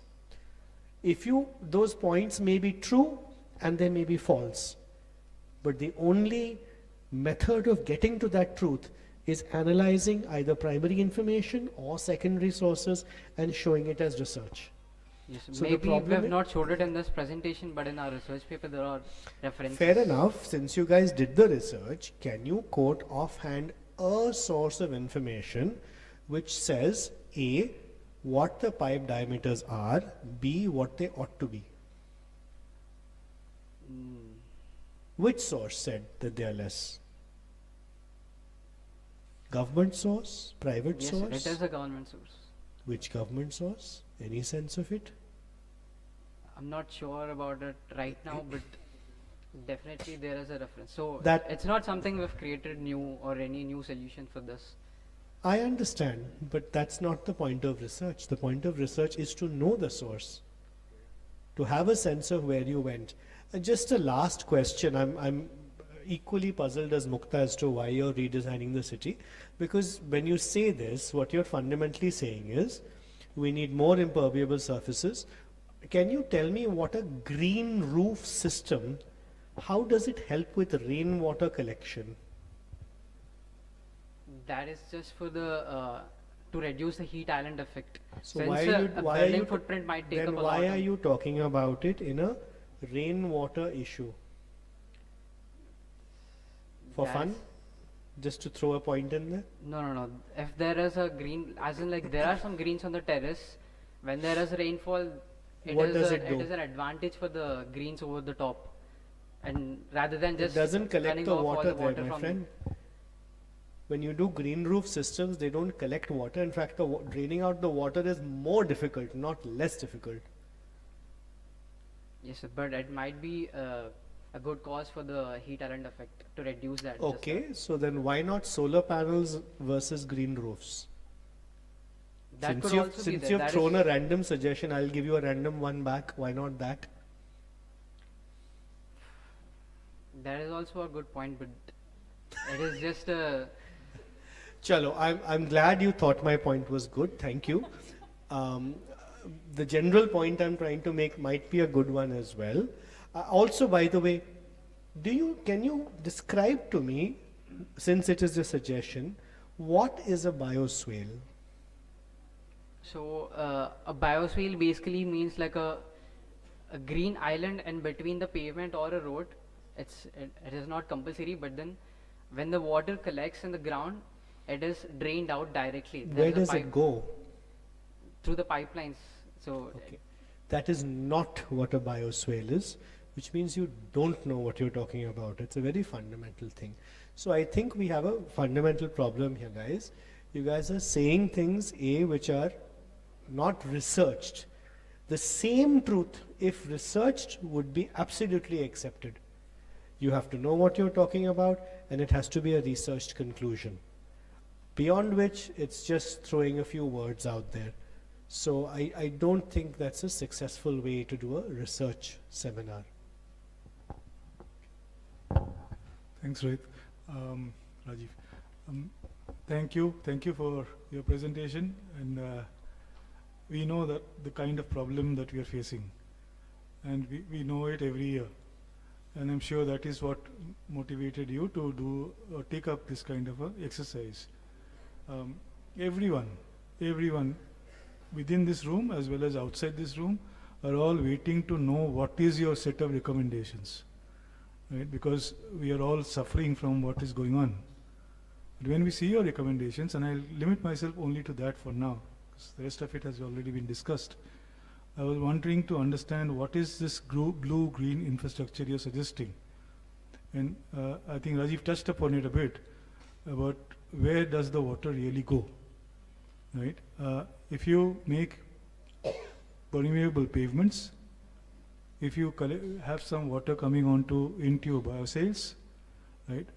If you are imagining that water will now seep through down underground, and the groundwater below will get recharged, then one would have started seeing it quite some time back, because of the kind of money that is being spent anyway. What happens if you cannot have water seeping down? What happens in that case? Suppose you have water falling onto the ground from wherever, and then you cannot recharge it enough underground, because the water table underground itself might be very high. And if that happens, then is the water table becoming so high that ultimately no water is going down and some water is also coming out? If that is the case, then what will be the use for us to have permeable surfaces? You get it? Yes, sir.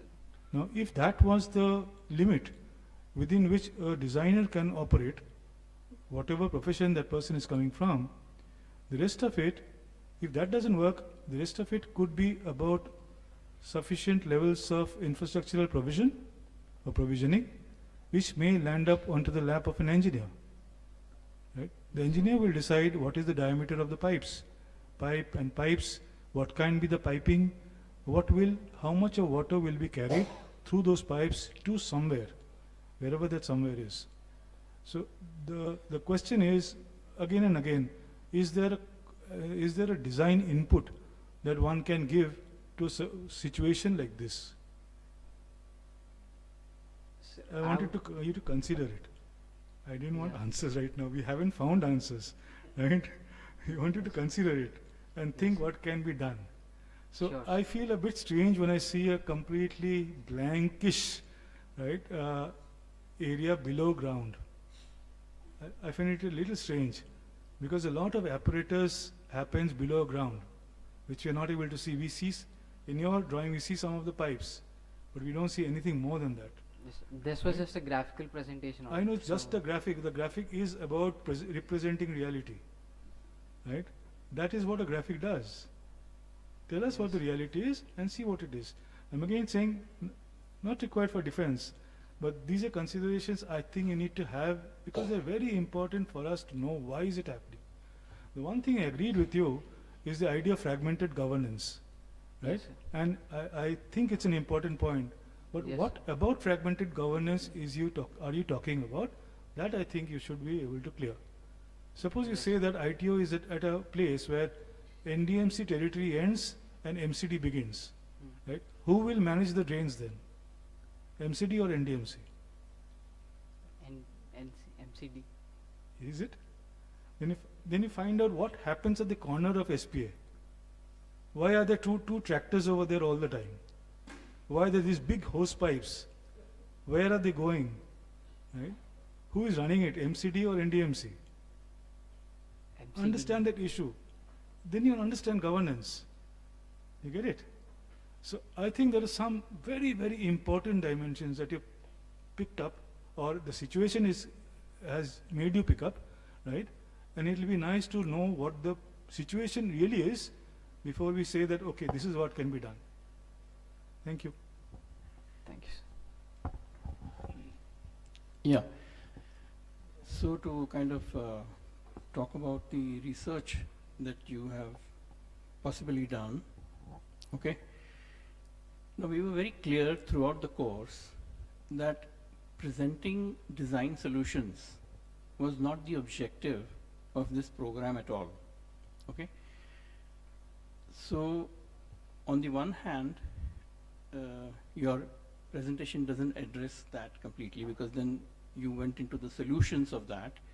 And even if you had gone into the solutions of that, and even if sketches were not too great, but the ideas are very good in terms of trying to see how you can solve this out of the box kind of solutions, we would have probably been very happy about it.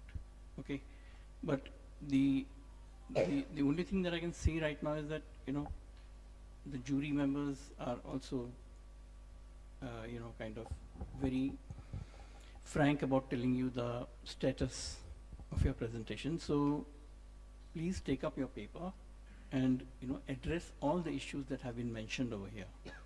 Yes. Okay. Any questions from the audience?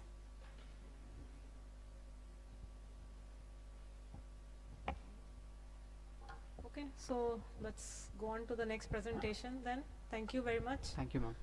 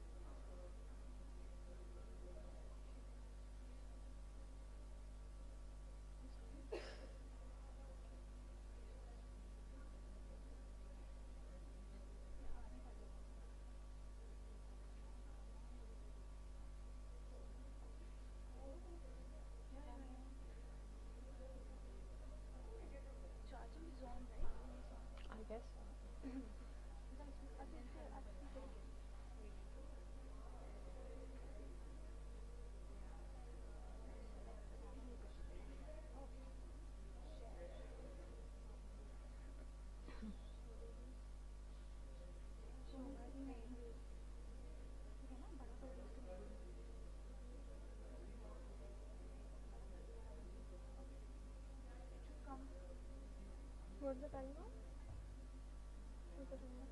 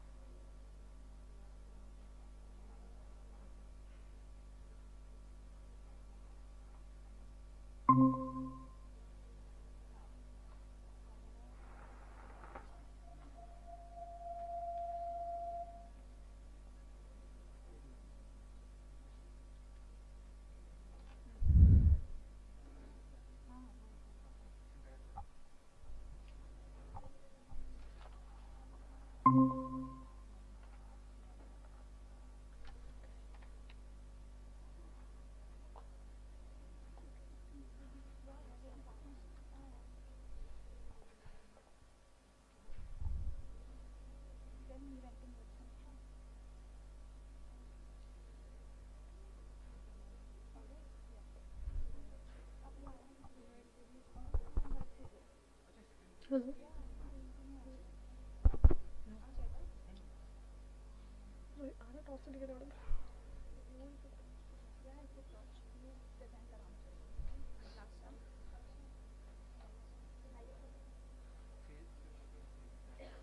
Oh, just a second. We're not starting immediately.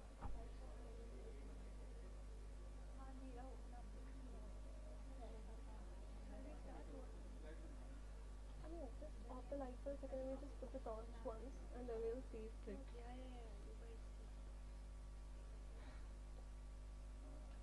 Oh my god.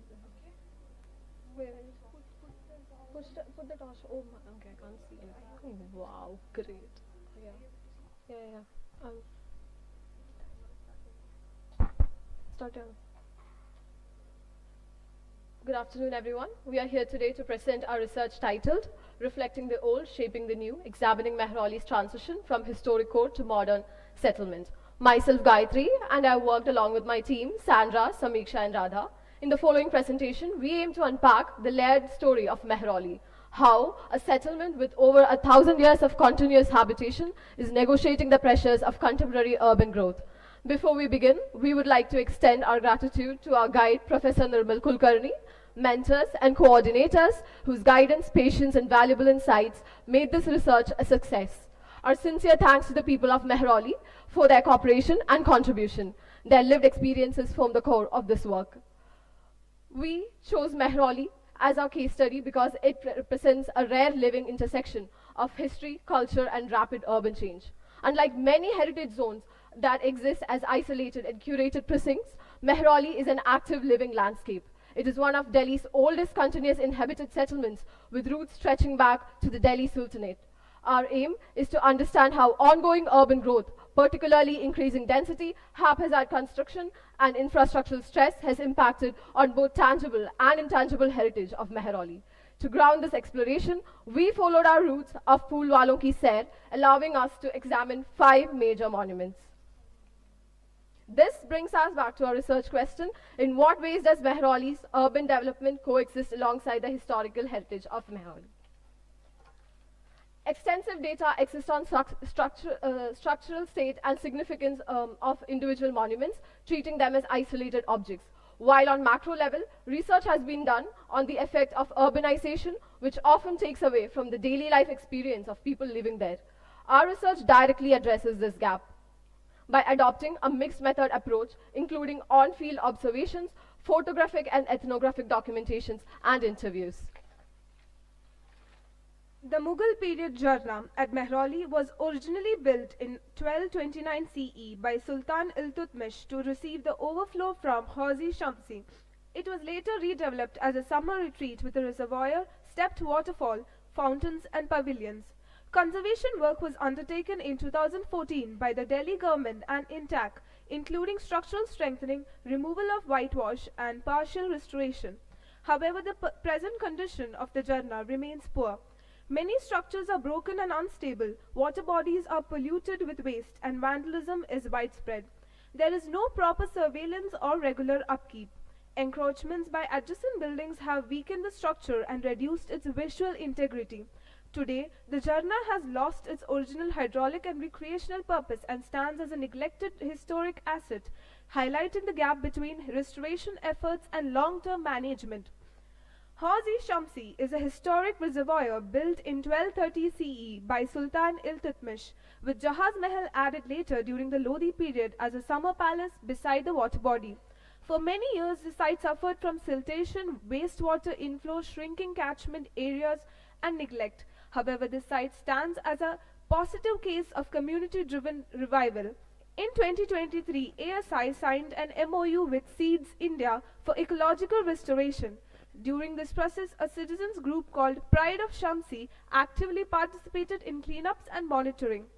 Desilting installation of solar aerators and bio-islands with aquatic plants improved water quality and helped bring back migratory birds. The surrounding park is now well maintained despite urban pressures. Hazi Shamsi shows how strong community participation can successfully revive heritage. Zafar Mahal is the last monumental structure of the Mughal period in Delhi. built by Akbar Shah II and later expanded by Bahadur Shah Zafar. It is strongly associated with the Dargah of Bakhtiyar Kaki and continues as a focal point of the Phool Walon Ki Sair festival, although the monument was declared protected under the 1920 Act, yet today it faces severe urban pressure. Multi-story residential encroachments have reduced its visibility and informal parking blocks its entrance. Conservation efforts by ASI include repairs to walls, terraces, pillars and jarokas, with strengthening done after the wall collapse in 2020. However, fragmented governance between ASI, DDA, MCD and Waqf Board has resulted in poor coordination, vandalism and lack of regular maintenance. Moving along the historical path of Phool Walon Ki Sair, we arrived at the Dargah of Qutbuddin Bakhtiyar Kaki, the spiritual and cultural heart of Mehrauli. Unlike the forgotten monuments, the Dargah is a vibrant, living monument where intangible and tangible heritage merge completely. The physical reality of Dargah is, however, a microcosm of Mehrauli's struggle. It's deeply embedded within a dense settlement. Shops, residences, and market activities press right up to its boundaries. This proximity means Dargah is constantly navigating issues of congestion, access, and poor infrastructure. Narrow lanes leading to the shrine often suffer from open drains and waste accumulation, which inevitably blur the boundary between a protected heritage site and the surrounding living environment. Yet, the Dargah survives and thrives through the community ownership. Moving on to Bhul Bhulaiya, or locally known as Adam Khan's tomb, it is one of the last major monuments along the procession route, and it powerfully captures the crisis facing Mehrauli's heritage. Architecturally, it is significant. Its octagonal plan and robust stone massing point to early Sultanate influences. During our site visit, we observed structural damage, boundary failure, encroachment as the main threat, and interior degradation and urban infrastructure issues. Bhul Bhulaiya, although protected, is being suffocated by urban density and bureaucratic indifferences. Its physical form is weakening, and without intervention, its structural survival is in jeopardy.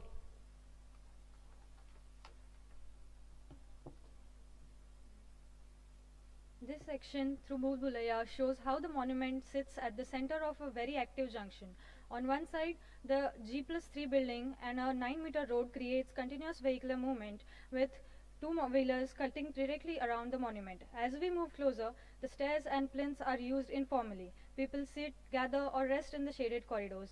Inside the domed chambers, we observed men socializing, children playing, and the monument functioning almost like a neighborhood community space. So, although it is a protected heritage structure, it is simultaneously acts as a landmark, a shortcut, and a social node in everyday Mehrauli life. While documenting Bhul Bhulaiya, the most meaningful insights came from the people who lived and worked around them. Many of them showed how they feel forgotten by the government despite depending on this space for their livelihood. Older vendors told us that governments keep changing but their situation never improves. Children described the monuments as their everyday playground, a place where they came for after the school because it's only open space they have. And several residents spoke proudly about the peaceful coexistence in Mehrauli, how Hindus and Muslims celebrate each other's festival and live without conflict. This slide looks at how communities are interacting with monuments in Mehrauli and how its interaction has gradually reshaped the heritage landscape. What we observed is a pattern of spatial reuse and adaptation that comes from necessity rather than intention. Old gateways now function as everyday entrances, makeshift shops operate directly inside Bauli's premises, and children use Zafar Mahal as their playground. Alongside this, we see ancient architectural elements like doors and brackets being absorbed into modern houses, blurring the line between what is historic and what is newly constructed. Our inferences show a clear trajectory. Buildings are being incrementally added over time. Conservation methods are either absent or ineffective, and large-scale encroachments have breached ASI regulations. The satellite images shows the densification of the Mehrauli areas. Mehrauli has been getting more and more crowded because of the migration and private redevelopment. As a result, many of the old low-rise houses are now being converted into taller incremental structure, squeezed into very light plots. But the problem is that while building keeps up going higher, the infrastructure has not improved at all. The lanes have become narrow, drainage systems are unable to handle the load, and electricity are overloaded, and most houses are getting no proper ventilation or natural light. All of this creates congestion, poor living condition, and stress on basic services. Despite being one of the Delhi's oldest historical settlement, Mehrauli struggles with a failing civic infrastructure, open drains, water leakage, garbage dumping, overcrowded informal housing, and almost no systematic heritage conservation.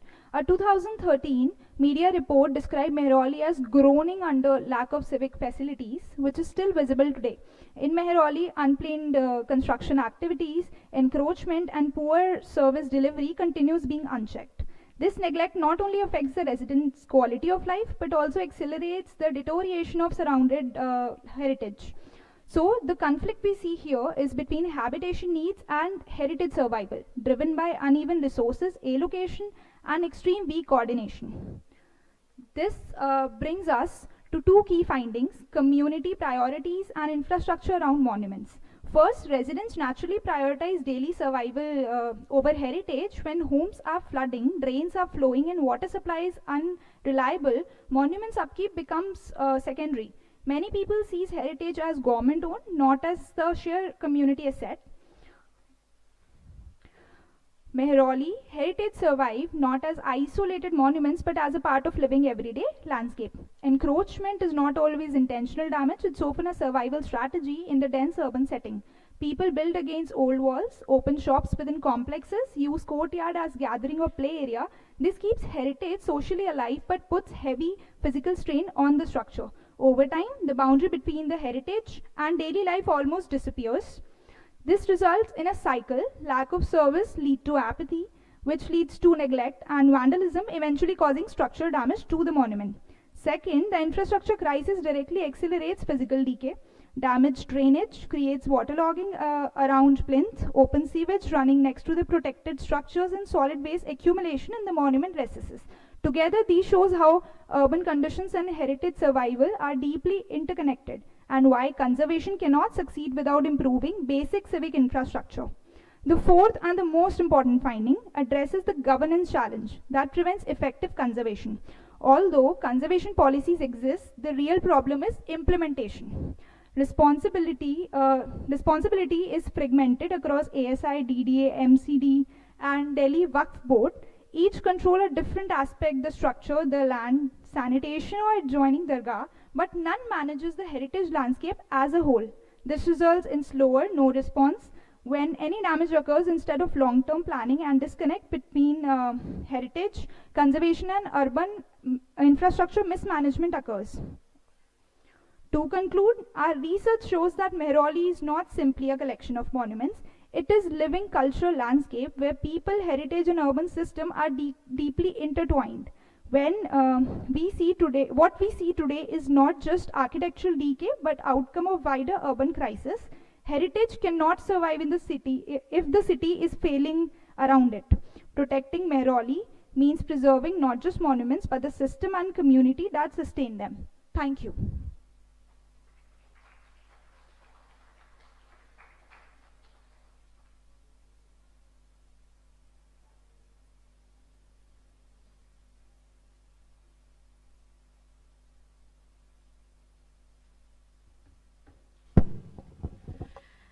Thank you. I think this was a really, really clear presentation. So first of all, congratulations.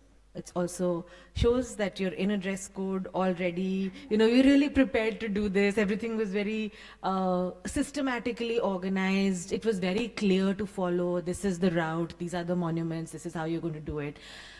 So I'll start from the end, and then I have a few suggestions on how you could, and maybe you've already done it in your paper, but I'll say them anyway. I think the 4 conclusions that you drew were spot on. I could also see that they were coming from your research, right? So there were 2 elements to your research. First was your observations, and the second was what interactions you had with the people. All of the 4 verticals have a huge body of research which has already found these things. But that doesn't mean that your finding is not valuable. I also like the way you brought it together in the end, the insight that you had about the city, it can't be conserved, the city is failing around it, was really well put, and it's very simple and it's very obvious, but it's often not articulated. So thank you for articulating it. I think what would be useful is when you are doing the analysis of each monument and you have certain findings, it would be useful if you can line up those findings with your method. What did you find, how?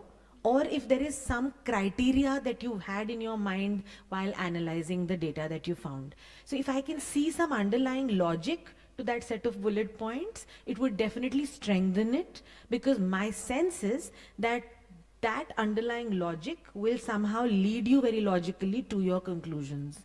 It's just not very evident. Are you understanding what I'm saying? So it's all there. I'm just pushing you to go one level deeper in terms of presenting your analysis very clearly. However, considering this is, at a fourth year architecture level, it was really well done. I think there was a lot of sensitivity to both the built form infrastructure aspects, which are, the physical aspects, as well as the people. And that's not very easy to do, because it's a complicated site. It has many, many layers to it. It's also nice that, the finding of, you talk about compulsion and not intention. I mean, people are just adapting, right? So there is no other open space, so they are using the monument as an open space. And that's not necessarily a bad thing. The fact that it's being used is a good thing. You're not problematizing that either. Oftentimes in the documents or in heritage, in literature, there are conflicts between what is perceived as the appropriate use for certain kinds of heritage structures. So what I like about the presentation and what is fresh about what your work is that you're not actually using preconceived lenses that so you've read the literature, but instead of hanging your work on somebody else's theoretical framework or insight, you've chosen to go with your own instincts, your own observations. I think that's a strength. So you should play that up. You should say that up front, because it's an example of a very empirically guided piece of work. And this is a very good place to start when you're doing research, where you rely on your observations, your findings, your feelings, how you are reading the data, and then later go to the literature and what everybody else has said about it. Because sometimes we can get very influenced by the big theories and by what other people have said, and forget and neglect our own instincts. So if I'm right, in the sense that if my reading of this is right, then I congratulate you on being able to, and your guide, if he had a role to play in it, on being actually able to resist that impulse of saying, oh, this great person has written something great about it, let me go down that rabbit hole, and saying, no, it's good, but I will stick to my, what I have found and what I have seen. So I think it's a good place to start, and a solid place to sort of hone your research skills with. And then as you go along, you can get a better sense of how to work with the broader literature, broader theory, and so on. Thank you. Thank you, ma'am. Thank you, ma'am. I gave them a suggestion. Hi. You can ask a question. Did you have a question? I'm being pushed to ask a question, but I think my question would be, what do you think you brought to this? If you had not been an architecture student, if you had been the student of any other kind of discipline, how would you have seen this problem differently? So the question really is, what in your architectural training helped you frame the problem the way that you have framed it?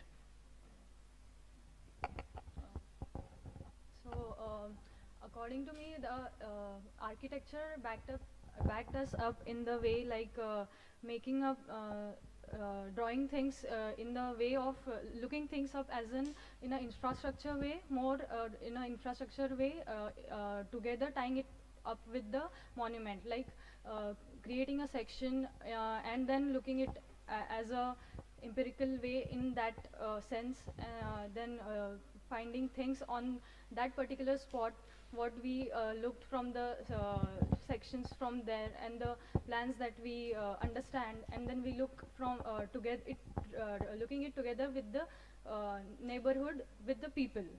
So I think other than architecture, the person doing this won't understand much of the architectural planning and the things.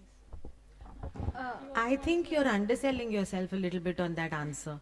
I think the fact that you were able to observe how people use space or interact with the space is a specific characteristic of your training. Because I work with people from other disciplines, from sociologists and anthropologists and many other economists, and they don't often see that. So I'm saying this to you because it's something that you should hold on to as your strength if you ever go and do any other form of research, and not lose it to other disciplines who will always come and tell you research is our prerogative. Architects are not very strongly associated as researchers. So just hold on to that. Yeah?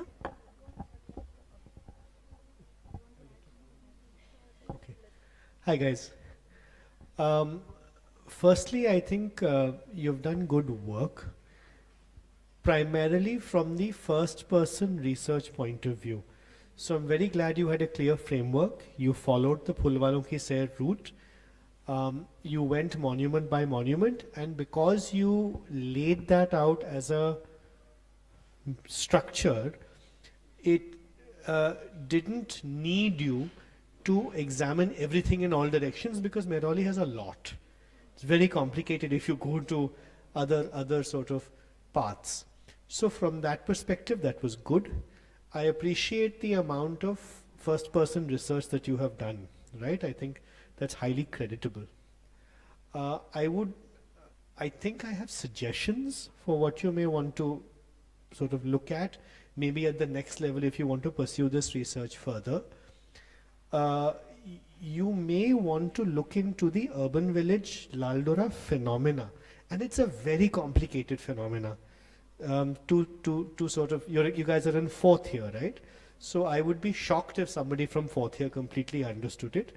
I don't think experts fully understand it with years of experience, but it's still something to delve into, because it starts to address some of the issues which you're laying out of agencies, the overlapping of the agencies and the lack of responsibility people are taking, and how to deal with old settlements. And Mehrauli is one of Delhi's oldest standing settlements. It's not the oldest settlement, but it's been standing in one place for a fairly large period of time. So I think that's worth talking about, and I don't think you've sort of touched upon that too deeply, because then you started mentioning agencies like DDA and MCD, and they don't even come into play here, right? They can't come into play here. So they actually can't, even if they wanted to, they can't. So that understanding will come from that understanding of how villages like these function. I do also think that there is an additional morphological layer to the contemporary. So you did a great job of interviewing people and bringing their lives in. You did a great job of being neutral about the conflict between the heritage and people, which is a real conflict. And I think experts on both sides of this hold their positions dear. Conservationists hold dear to the idea that the monuments are untouchable, and ethnographers and sociologists hold dear to the fact that the conservation part of it should mean much less than it does. And you guys have taken a neutral path, which is very, very good, right? I do think that something more about the morphology, how contemporary life actually happens inside the settlement would be interesting. There is a historical component to that, because the Mehrauli, when did you last visit it? Like a few weeks back or a few months back? Okay, so the Mehrauli of 2025 is quite different from 20 years ago, very, very, very different from what it was 40, 50 years ago. The growth is phenomenal. It's gone way past the Abadi area, right? Even the idea of Mehrauli and Kishangarh being one settlement is more contemporary, and there is a Hindu-Muslim divide there. So to say that sort of those divisions, we all live in harmony, is sweet. I don't. There has been no significant conflict of late, but it is also divided significantly by caste and religion. Last note, I was very interested in your in your seminar anyway, because my office happens to be in Mehrauli for over a decade, so I've seen all of the spots, so it was great fun to see the spots you're pointing at. Thank you, sir. Thank you again for your presentation. Most of what I wanted to say is said. I just wanted you to go to the slide which talks about the research question. This one, yeah. If you read the research question, it says, in what ways does modern urban development coexist alongside the historical heritage of Mehrauli? And I'm taking off from what Rajiv said just now. Where is the expression of modernity in the presentation that you made? Again, I don't want answers, right? I want you to think, consider, right? If the expression of modernity was also there, chances are that your presentation might start looking a little different, and you may reduce on the number of slides, which makes me feel that I'm looking at a tourism brochure, which is about Mehrauli's historicity, right? But in one of the photographs, I did see there was a monument, and there were buildings, and there were auto rickshaws, and there were people, and things were happening as if any city has, right? Now, if Mehrauli is also part of any other city, especially in our situation, it would be good to see a mixed image which has these two things parallelly happening.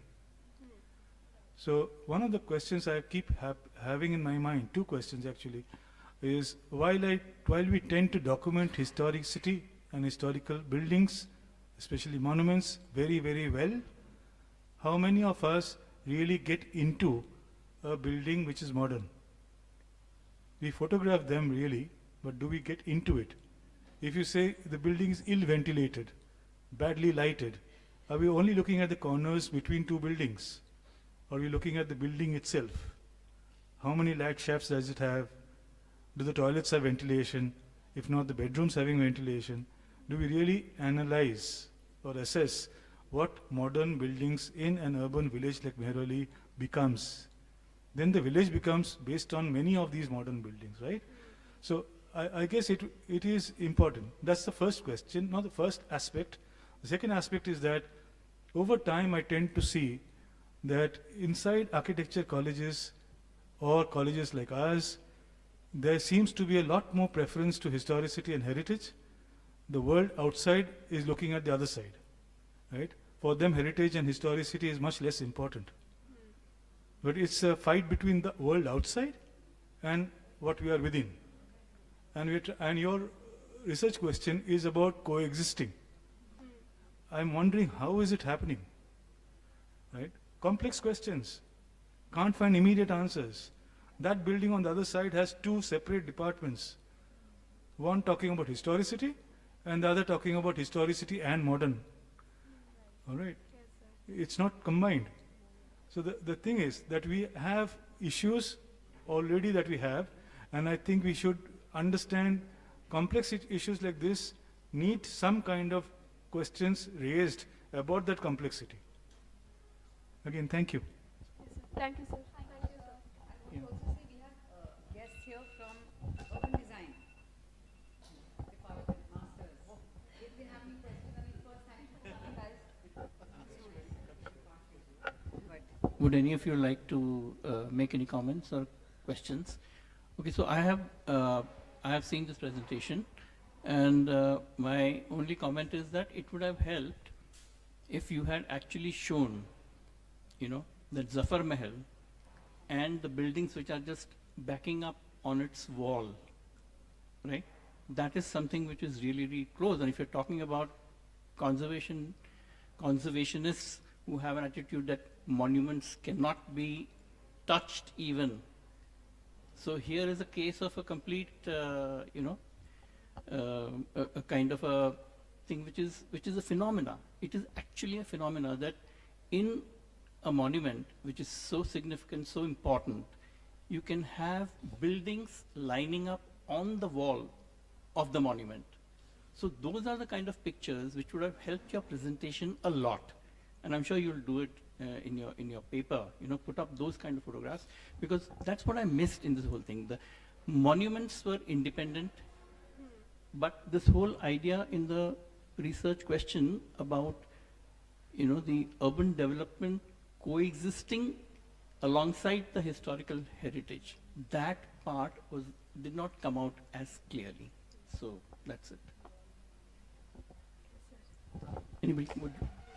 Thank you, sir. Anybody else? Yeah, please. Hello. So I have two questions. One is that when we're looking at Mehrauli and we're looking at monuments, as you mentioned, it is not an isolated historical present. There are several processes which have contributed to its historicity, as sir mentioned before. So have you looked at a diachronic analysis of how the region became what it is in the present day? And second, when we were talking about conservation, that there are so many policies, but they don't end up being implemented. And there are several bodies which are controlling Mehrauli in a sense. So according to you, according to your research, which body is responsible for the kind of conservation that should be running parallel with the urban development in Mehrauli? And why has that body not been able to actually implement conservation when it has been trying since the past few decades? So firstly, I'll answer your second question. So there are multiple agencies which look after these monuments. So so when something doesn't happen, one agency blames the other agency, like the Delhi government, the ASI, then the private organizations like Intac and Griha. So these organizations put in the effort, but then they don't have enough funds to actually continue their research or restoration. So for example, in Zafar Mahal, when we went, all the walls, everything are like half done. So the restoration is half done. And the reason was they didn't have enough funds and these things weren't backed up by any other government officials. So that's the reason this is not happening. So we need like a combined effort by all the agencies, and then this can actually be done. And for the first question,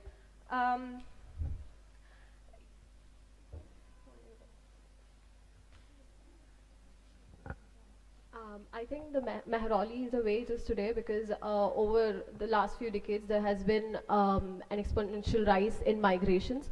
So people who are living in Mehrauli come from different parts other than Delhi as well. So that's why there is this large influx of crowd. And I think there has also been a loss of native crowd in Mehrauli as well. So, and there is also a loss of ownership among these crowds to the monuments. So they don't feel like the monuments belong to them or they were a part of their heritage once. Instead, they are just buildings and they just don't find it important or in their lives. They don't take it as a part of their life or they don't find it important to conserve them. So yeah, if that answers your question. Thank you. Okay, thank you.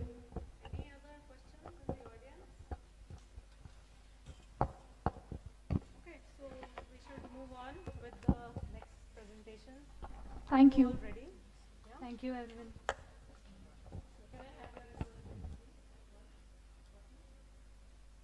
Two copies ready.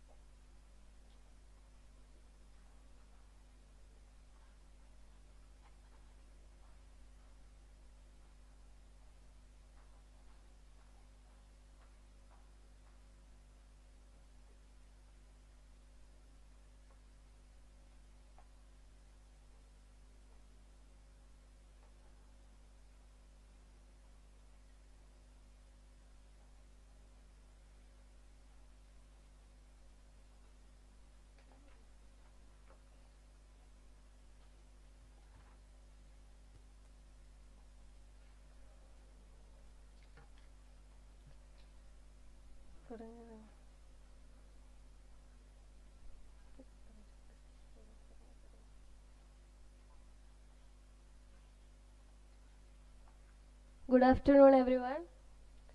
Myself Fatima, this is Amarda, Sriyari and Krishnendu. Under the guidance of Nirmal Kulkarni sir, we have carried out this research. Our work began with the theme of searching for Delhi. Each one of us have explored the city through different personal emotions.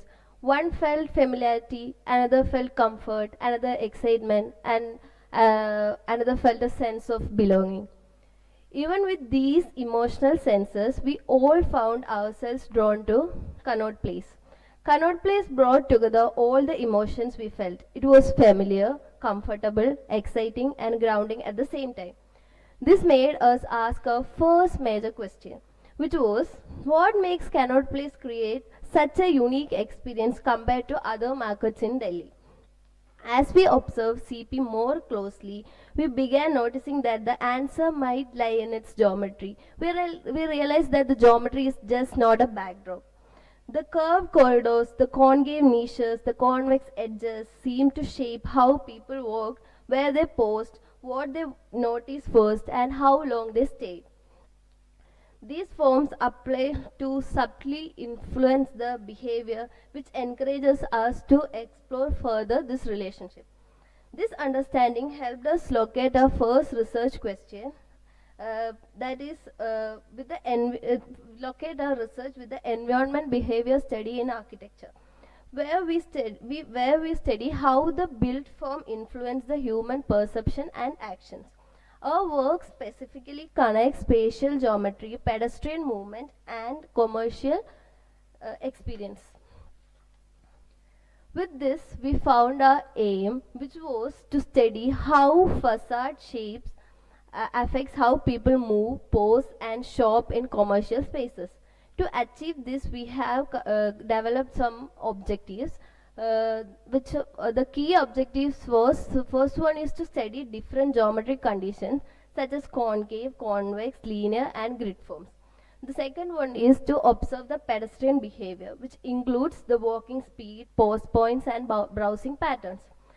The third one is to analyze the visibility and sightlines, which includes to understand how geometry directs attention.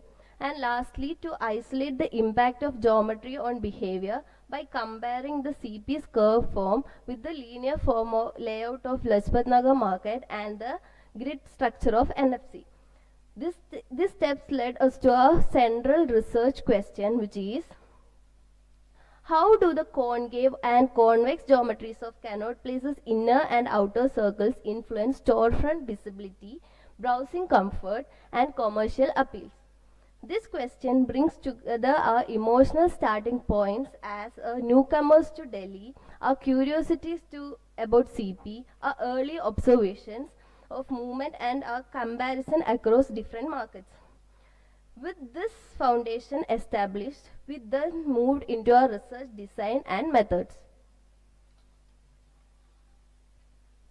Our research question explores how specific facade geometry such as concave, convex, and radial continuity affect how people feel and behave in public spaces.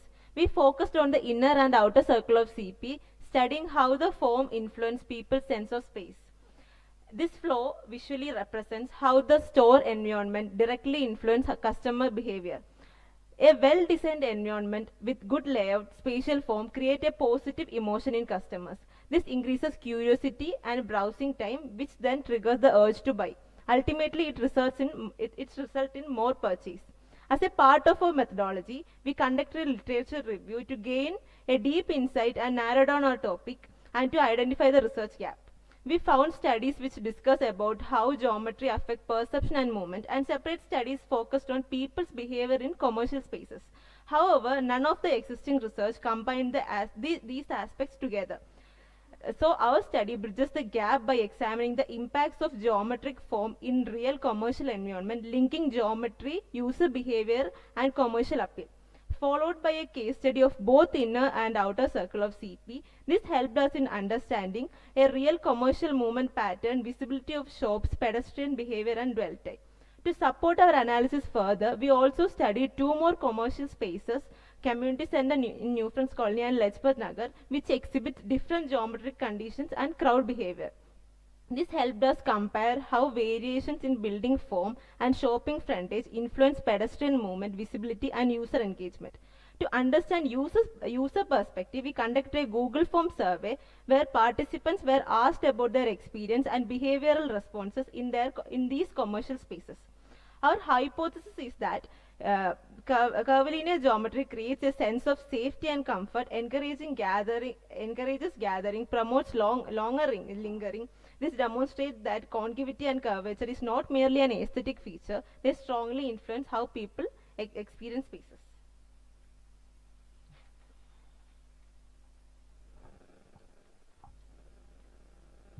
As our research follows a case study based research methodology, we have done a brief side study on the inner and outer circle of Connaught Place as a whole and in-depth analysis in F block.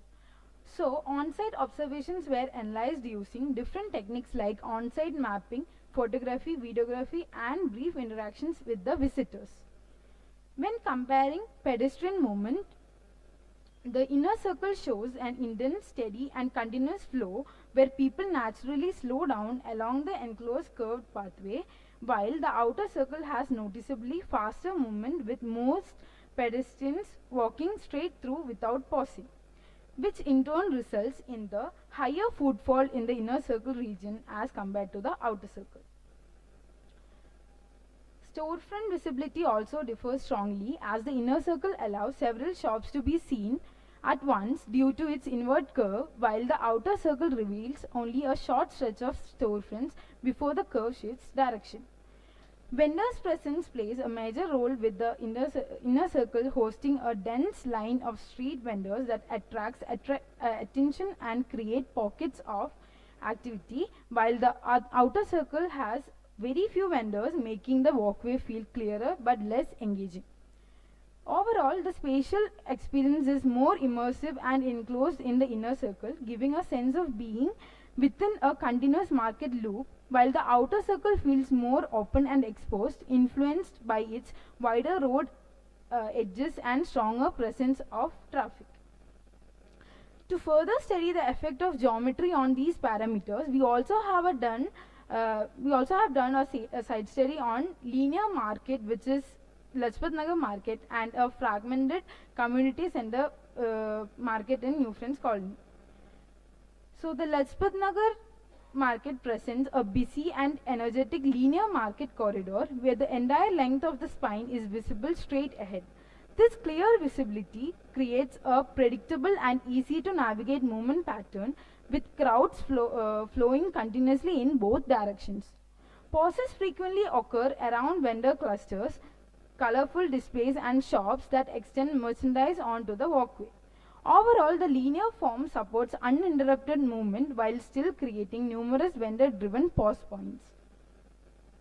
The community center at New Friends Colony exhibits a noticeably fragmented and scattered movement pattern as people navigate through multiple pathways instead of following one dominant direction. The layout feels segmented with many turns, corners, and disconnected sightlines that cause pedestrians to slow down and look around before deciding where to move next. Pause point tends to form near food stalls, shaded areas, and small open spaces, while inner pathways appear quieter and less used. So the overall experience is one of the dispersed moment where the broken layout leads to inconsistent activity levels and fewer natural browsing opportunities. Analysis. The offsite comparative analysis of pedestrian flow across CP, Lajpat and CC was developed by interpreting the on-site map movement through pedestrian heat maps. So in CP, balanced pedestrian network. In Lajpat, higher friction pedestrian environment. In community center, low density movements. To provide quantified and evidence supporting our theory that different geometric forms influence pedestrian movement in commercial corridors, we conducted an analysis on selected case studies. We measured walking speed of three different age groups using video frame analysis within 10 meters. Then we calculated the average speed. This slide indicates the dwelling time of CP outer circle. This slide showing the dwelling time in CP inner circle, and this shows dwelling time in Lajpat and CC. So from the graph we can see that average speed is high in CP outer circle and community center, then Lajpat, then in CP inner circle. So slower speed indicates greater engagement, which means people are browsing, interacting, or visually exploring the spaces. So reduced walking speed became a strong indicator to high dwell time and stronger spatial attractions. So next is visibility. We use sightline length method through Google Earth. We selected a fixed observation point and measured that maximum viewing distance. In CP inner circle, visibility is higher than in Lajpat, than in CC and outer circle. This helps us to understand how far a pedestrian can visually explore the commercial environment around them. From this data, we find that high store visibility leads to an increased user attention, which increases the dwell time, which effectively contributes to greater commercial appeal. More sales will happen then. Then next is post density. We took a 50-meter surrounding and find out the number of people posing at 3 different intervals and find the average. From the slide, we can see that post density is higher in inner circle and low in community center. Then findings. Linearity result in average movement speed with medium post density and limits behavior richness. Grid patterns increases movement speed, reduce post density and limits behavioral richness. Concave spaces slow down movements, increase posing and maximize visibility. Convex forms increases movement speed with medium posing and minimal visibility. Then behavioral outcome. Visual fragmentation reduce engagement. Linear corridors improve movement efficiency. Then concave spaces encourage posing, and convex forms increases visibility but shorten poses. Then conclusion. Through our research, we concluded that geometry is not just a measurable visual choice. It's a measurable behavioral driver that shapes how people move, pose, and engage in commercial spaces. Thank you.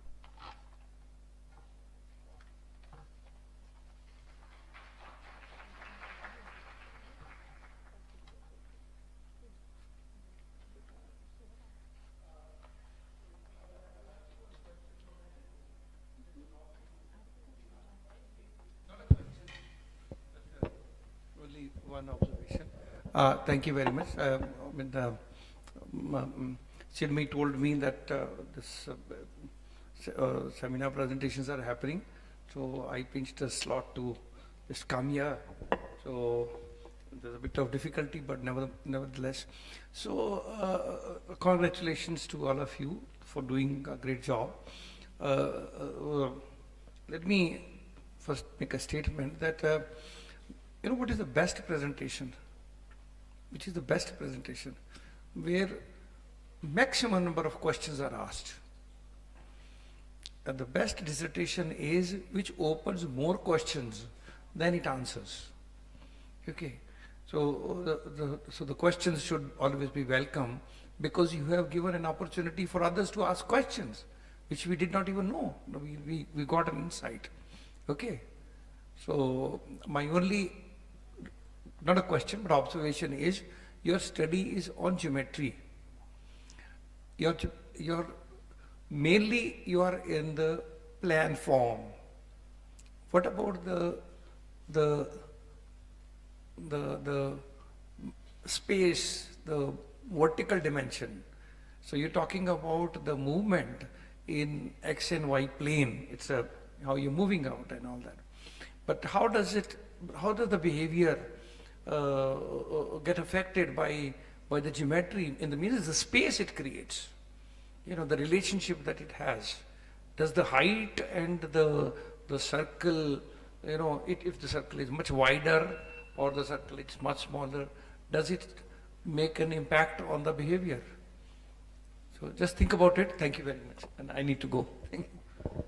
Don't need to answer. I am not examiner. Thank you, sir. Thank you for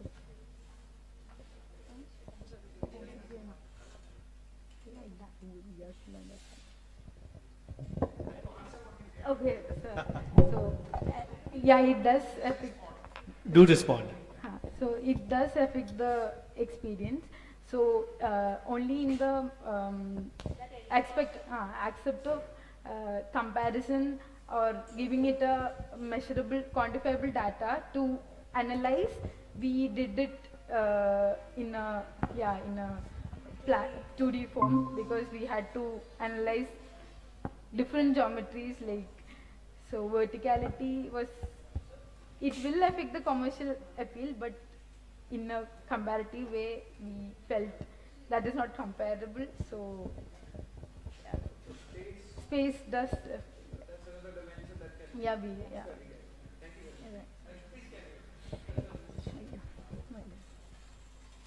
Thank you.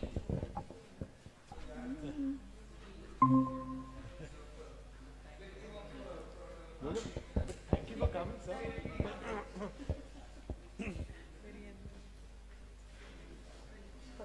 Okay. So firstly, I think your topic is very interesting.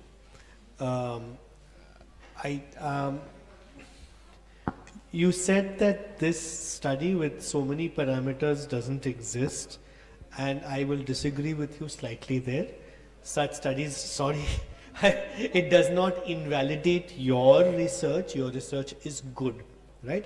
And I'll talk about your research in a little bit of detail. The place you will get this kind of information with a great deal of accuracy, oddly enough, is in mall design. Mall designers are unbelievably conscious about lines of sight and visibility and number of stores, because for them they look at it at revenue per square foot. So the moment money comes into play, they understand these metrics extremely well, right? Small point, only to let you know. Now, in terms of your process, I must congratulate you on the solidity and the quantifiable process that you went through, which is you went and you accurately, with as much accuracy as possible, observed numbers and movement, and that's a very creditable thing. So from the point of view of process, that's strong. That's a solid thing you guys did. Whether the process sufficiently demonstrates your conclusion, I don't think you have sufficient information to get that conclusion, because the sample size, which means how many studies, the sample size was relatively small. To get a kind of definitive result, you need a far higher sample. However, as students in 4th year of college in a semester, you also have limited time, limited budget. So it is more important as the process. I'm just telling you that you need far more conclusive data to come to something. Yes, a three-dimensional representation is also important, because if you're looking at geometry, vertical geometry, lines of, there's a lot more to geometry. There is this whole thing about what is commercial vernacular, and there are geometries to commercial vernacular, lines of sight, etc., etc., etc. You also use the word selling, which is the business of shops, versus movement and speed, sort of loosely interchangeably, and they are linked, but not in the what you did was a little oversimplified in terms of the linkage. There are many things, and one of the biggest notes, just to understand the situation, the sales of shops which are in Connaught Place are shockingly low. They're shockingly low, right? So many stores want to be in Connaught Place for presence, that you're showing in Delhi that you're in a prestigious, high visibility location, but they're not actually making their money there. Many shops, in fact, most shops, right? For example, a Zara at Connaught Place and a Zara in the mall, the Zara in the mall far outsells Connaught Place, just to let you know. So that's why that correlation between movement speed and line of sight and sales is not clear, because there are different reasons for sales and different ways in which sales happen, price points and many different things. On a small technical note, I do appreciate your method, but your line of sight, even in plan in the inner circle of Connaught Place, is completely cheating, because you cannot see across that central, and your arrow very merely shot across, sort of Connaught Place, which you can't do. Other things like line of sight, I mean the colonnade changes line of sight, the breakage changes line of sight. All of those things, if you had accommodated those details to a certain extent, would have made your method richer. While the method is strong, it needs to be applied with more detail and a little more rigor. So on one hand, the process is strong, but with the lack of those details, maybe because of time, maybe because of resources, the result is a little oversimplified. It sounds like, as a Ramban to solve retail and public space. It's not quite that. It needs more, but the process is there. So that is to be appreciated. Thank you. I really enjoyed it, partly because of its simplicity, but just to offer a few constructive suggestions. I agree with everything that Rajiv has said, but a couple of things. You use the word psychology in your presentation, and I just quickly looked at your written paper. You have a section on it. It's difficult to understand what you're doing without actually understanding what you found in that part of your literature. So you identify, first of all, this question, when you have to justify a study, you don't always have to point out a very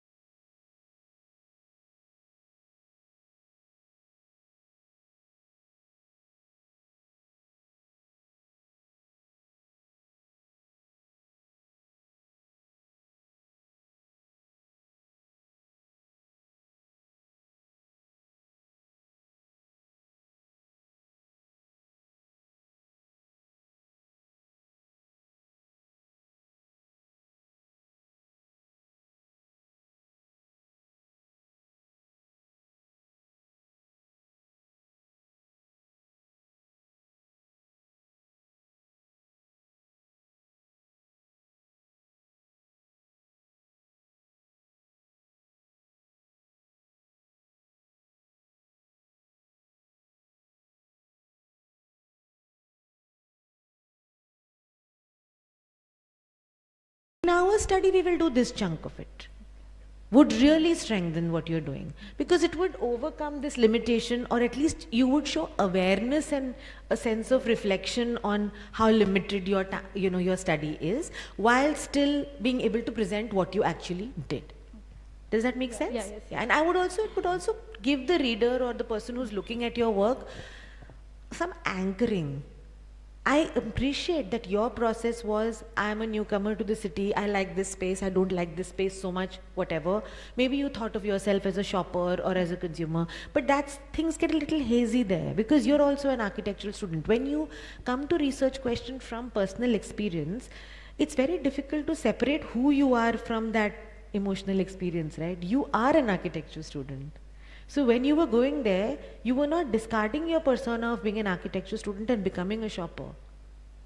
That's impossible to do. We cannot disentangle those things when we are experiencing something on an emotional level. So I think little bit lean on the literature to just clarify these things, and then you can proceed and present your study. Hello, hi. Thanks again for this presentation. I agree with what both Rajiv and Mukta just said, and I think anyway you will be considering it. Your topic specifically talks about relating human behavior, right? And I was searching for that behavioral part and trying to figure out what in the behavioral aspects of human activity there, as far as architectural form is concerned, one is going to correlate. And then the next focus was on, said by you, not by me, about facades, right? And that how facades affect how people move, do, blah, blah, blah. I was still wondering, where are the facades, right? And is the facade really affecting anyone? Can I see it? Or if I see it, how much do I really see? And what is the correlation? This means too, supposing if I move away from facades, move into the building itself, it feels that it will be nice if you can zoom in into, say, I look at only one block in the inner circle of Connaught Place or in the outer circle of Connaught Place. I look one block and I'll start trying to put myself there as a person who's negotiating space and form and anything to do with the building versus the user. And if I am able to do that in that zoomed in kind of a situation, I might be able to get a little more clarity on what is going on, what is really happening.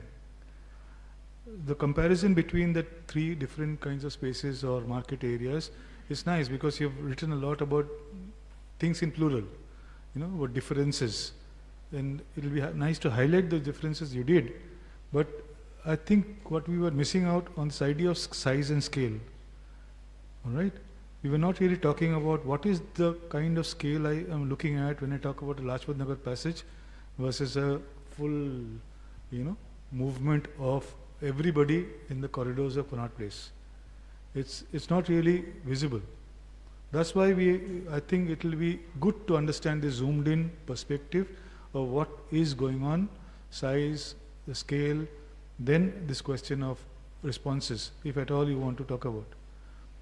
The other big discussion I thought was to have some notion of the idea of legibility and wayfinding, right?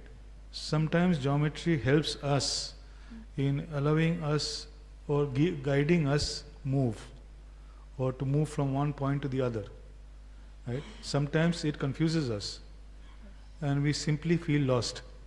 We just don't know which is the turn I'll take next. So when you talked about NFC especially, which is not linear as you say, right? One was trying to figure out, okay, I've come to a crossing, now what? So on and so forth. I think this is all a factor of that zooming based analysis. You can do that. It's really going to be nice if you can do that a little bit more. Last bit, I don't want to take up too much of your time. Your guide is just behind me and I don't have a helmet, right? So I am sure that I just have to make my point. This idea of concavity versus, convex versus concave. I feel it will be again a very nice assessment to be done, right? We do it, very quickly we do it, but it will be good for you guys to actually see what is it that is affecting us. And that I would think is going to be great help to a lot of designers across the board. Okay, thank you. Thank you, sir.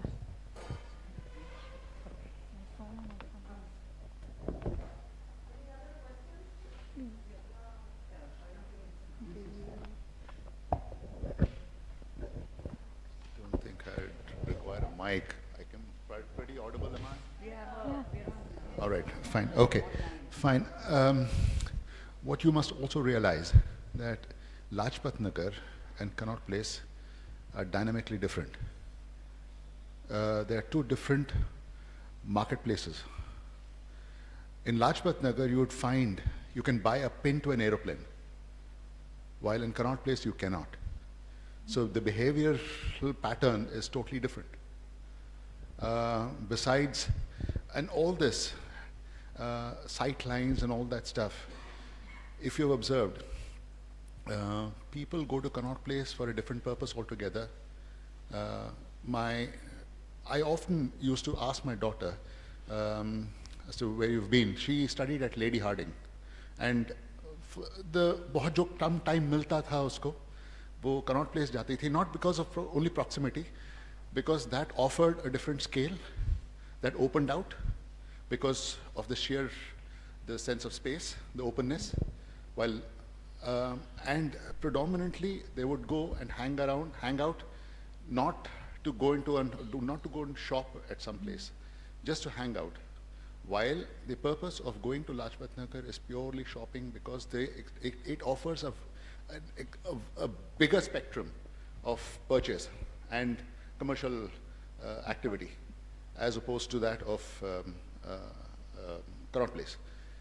Secondly, all the sightline that you've talked about, that it's visible from one place, you can see this, all that is fine. And the footfall is also very nice. But have you realized that the turnover of every retail happens at least 3 times faster than what happens or perhaps 4 times, 5 times faster than what happens in the outer circle. People in the outer circle don't have much of a turnover. They don't. So that's another thing. I just wanted to bring these points.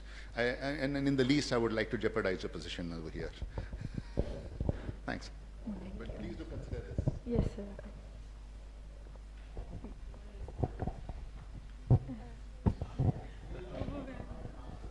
Okay.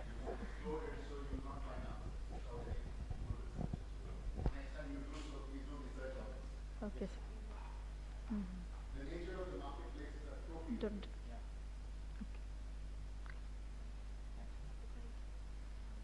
Thank you, sir. Thank you, sir.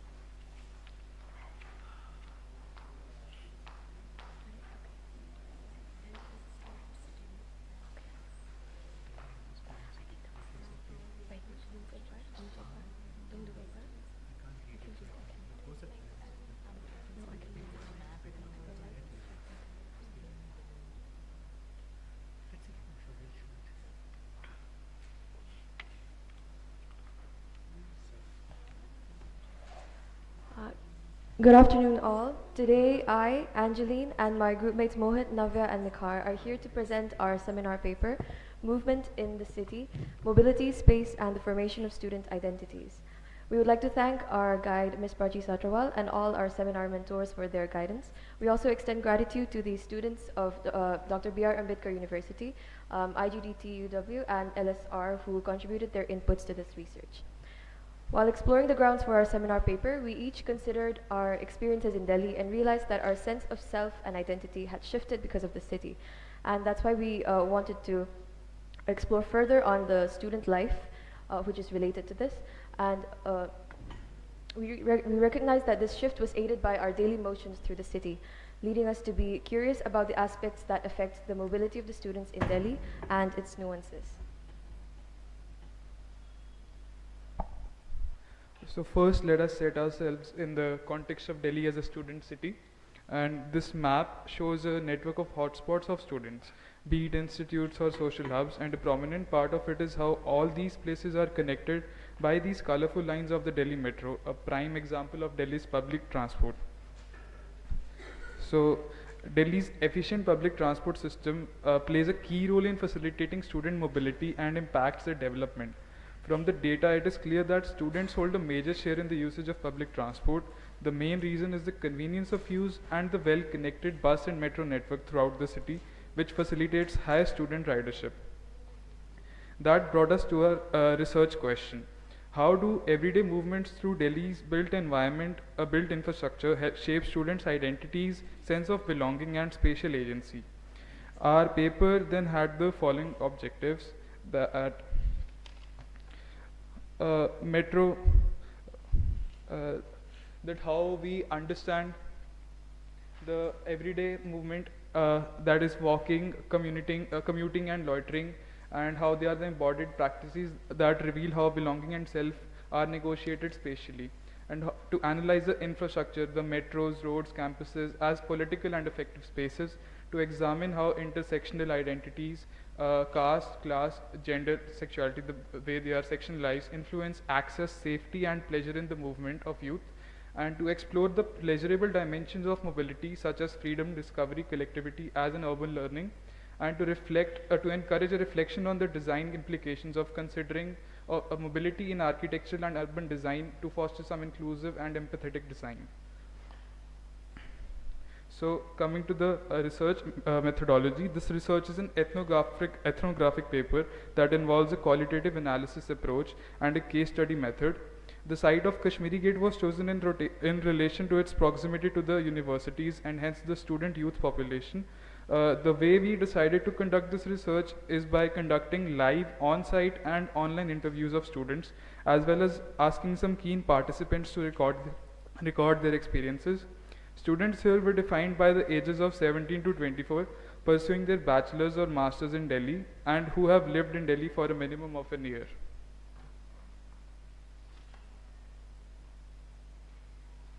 So while starting our research, we came across readings from urban studies and cultural geographies. One reading was about the dynamic relationship between space and identity in Space, Place and Gender by Doreen Massey. So according to Doreen Massey, space is not a static background, but a dynamic product always under construction. She posits that when we talk about space, we're discussing a fluid and evolving canvas that influences and is influenced by the identities of those who inhabit it.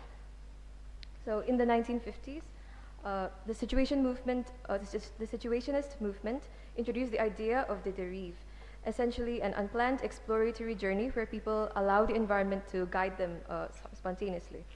The figure of the flaneur was introduced, which is a leisurely observant wanderer who engages with the urban landscape in a contemplative manner. This practice is not just about wandering, it's a form of asserting agency in a world that often prioritizes speed and purpose in a capitalist society. In this sense, walking is a form of asserting a slow, archaic, yet revolutionary form of agency. In addition, mobility practices are not removed from the politics of it. The movement, or the lack thereof, is shaped by intersecting social identities and power structures. One key aspect here is the assertion of the right to risk and pleasure by women, which is a fundamental claim to citizenship. As displayed by the movement Women Walk at Midnight, by taking risks, women challenge the established norms, asserting their presence and agency in public spaces. So movement is thus a performance that either adheres to or resists the urban environment's ingrained power structures. Keeping these concepts in mind, we explored how they play out in specific urban settings. Now let's delve into the concept of movement. Within a city like Delhi, it's more than just getting from point A to B. It's a rich social practice, a site where culture is produced and contested, and a political act that shapes our identities. Every day, millions navigate through Delhi's bustling arteries. It's a complex intersection between the rigid, hard infrastructure of steel and concrete and the flowing, living, soft social life that exists within it. Have you ever thought about how your daily commute is a part of a larger conversation? These are a few pictures depicting that relation between the hard and soft. waiting for friends at the station, making plans for an outing, gossiping, sitting at the benches, sitting at the station McDonald's, spending time with their loved ones. All these scenes, if you haven't already guessed, are from the Kashmiri Gate metro station. Kashmiri Gate, a major multimodal transportation center built around the ISBT bus terminus, which is one of India's oldest and largest ones, and the Kashmiri Gate metro station connecting the three important lines of Delhi form Kashmiri Gate as a major transportation hub. And apart from being just a transportation hub, Kashmiri Gate is also a student hub, owing to its proximity to the AUD, the B.R. Ambedkar University Delhi, and the Indira Gandhi Delhi Technical University for Women, IGDTUW. Hence, it was a perfect site for our investigative study. This map that you see on the right is a condensed form of the three metro lines intersecting at Kashmiri Gate. It represents those relevant stations, it represents the metro lines for the students of AUD, the stations they visit, and hence that's like a condensed form of that. It shows the connectivity between the college and the major student hotspots that are there in Delhi. Different lines carry different experiences for the students and a space for their interaction and growth. They become a medium of experiencing the city as well as understanding and belonging to the city, making the city their own while themselves becoming a citizen. The metro setup itself was an ideological project. It was intended to introduce a complete change in our social culture in a cosmopolitan metropolis. And this is evidently achieved, especially amidst the student community who are always seeking a global lifestyle. They get this sense of freedom from parents while subconsciously getting disciplined in another setup of the rules of standing in queues, standing on your left, which the metro enforces. The metro itself, apart from these hard, rigid rules, the metro itself has its own language, one that the user must learn in order to survive. Understanding what certain phrases mean, like you can read on the slide.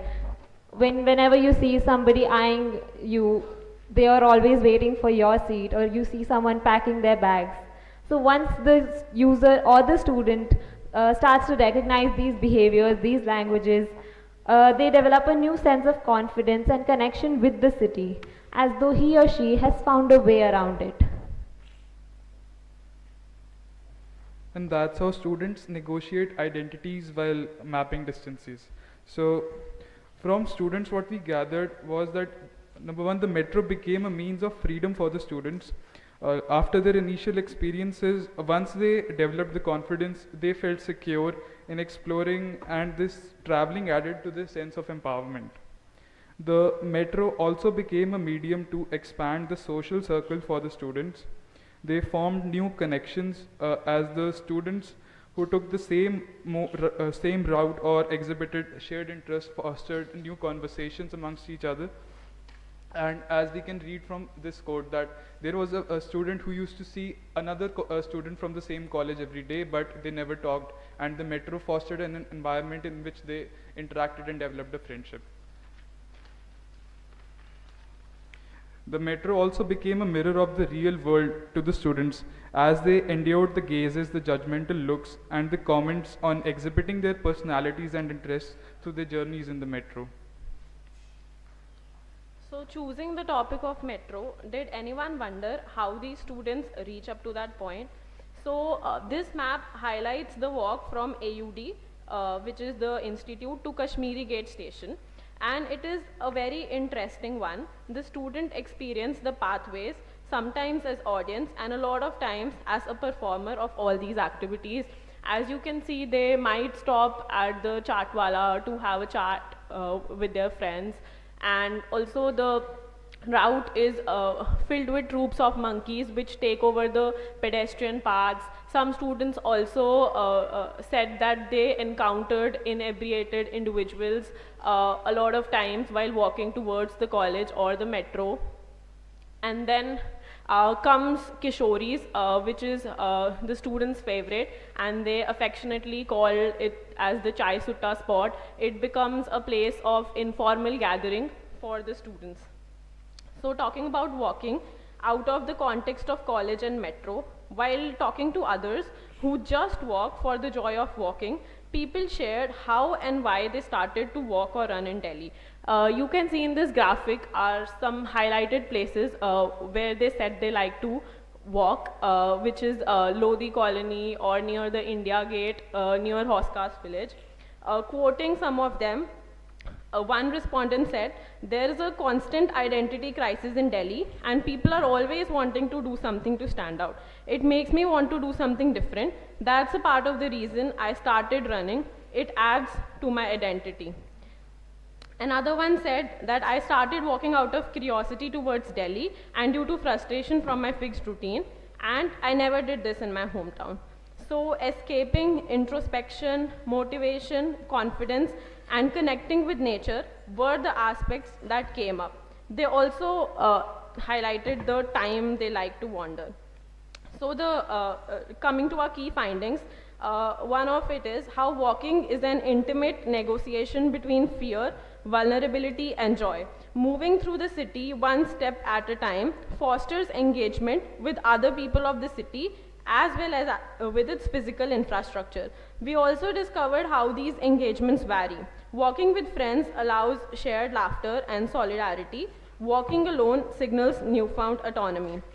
Metro emerges as a stage, a means for students to become, to showcase, and to transform in the metropolis of Delhi. It scares as well as empowers them to choose where they want to be. For migrant students, or even Delhiites for that matter, there is a drastic change from the protected, shadowed environment of home and family to becoming an individual in the city. Being confident with the roots of the city reassures the feeling that somehow, someday, I will reach where I want to. And lastly, we explored how intersectionality affects the walking or traveling experience of different students. Women perceived much more surveillance and restriction as compared to men.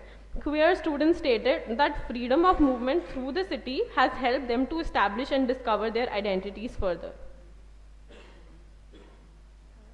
These findings lead to several important interpretations regarding movement. Firstly, movement as becoming. The body in motion enables one to explore the joys as well as the constraints of the city. Mobility is not simply a means of transport, but a mode of becoming. As Sarah Amit suggests, how one orients in space determines what becomes reachable and thus who one can be. On the other hand, the city infrastructure are instruments of governance, exclusions, and access and freedom. It also enables exploration, both solitary and solidarity, belonging, joy, pride, and curiosity. Mobility is central to how youth in Delhi become citizens and individuals. Delhi's metros, roads, and footpaths produce citizens that sustain it socially and economically, yet intimate identities and belongingness are forged in the shared moments on the sidewalk or interactions with vendors and encounters in public transport. Hence, we pose a question that asks, how might Delhi's future infrastructures cultivate pleasurable mobilities instead of only safe or efficient ones? And what would be the implications when architectural practices consider mobility as a crucial identity-forming instrument? Ultimately, Delhi and the youth share a symbiotic relationship in the reshaping of each other's identity and emotional topography of the city. We reinstate the idea that the youth population and their affective lives must be supported equitably by urban design, by acknowledging and fostering their intimate mobility practices. Thank you. We're open to questions.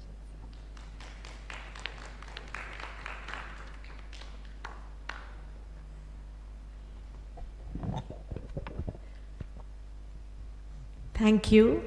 I really enjoyed the presentation. I think you've picked up on a strand of urban research that has gained a lot of popularity of late, which is mobility studies, but in this context of looking at mobility as, linking it with identity, experience, and especially from the gendered literature. And you didn't cite Why Loiter, but I could see that it was somewhere lurking at the back of a lot of what you were thinking of. Even the theoretical frameworks you've picked are, appropriate. I do have, I mean, I'd like to push you a little bit more. You're talking about migrant student identity.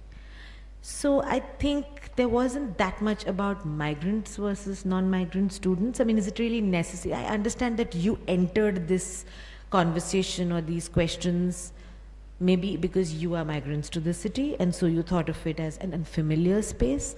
But you've already said that you're interviewed people who have been in Delhi for at least a year. Did you not interact with people who were long-term residents of Delhi or who were from Delhi? So that's a methodological question for you. Did you actually focus only on migrant students? Because in the discussion, I couldn't really make out whether the observations would have changed if these were Delhi residents. I'm saying this because I've taught in Ambedkar University, so I intimately know that space and I've interacted and I've literally taught a course called Reading the City. So we did exactly this with the whole course was about walking around that neighborhood and whatever. So I have tons of data on this stuff. And all the Delhi University students, I think only maybe 15-20% are people from outside Delhi. Most of them are Delhiites. I couldn't detect any differences in what you found and what I heard from my students. So I want to really ask you, was this about migrants or was this just about students? And then to push you further, was this about students or youth?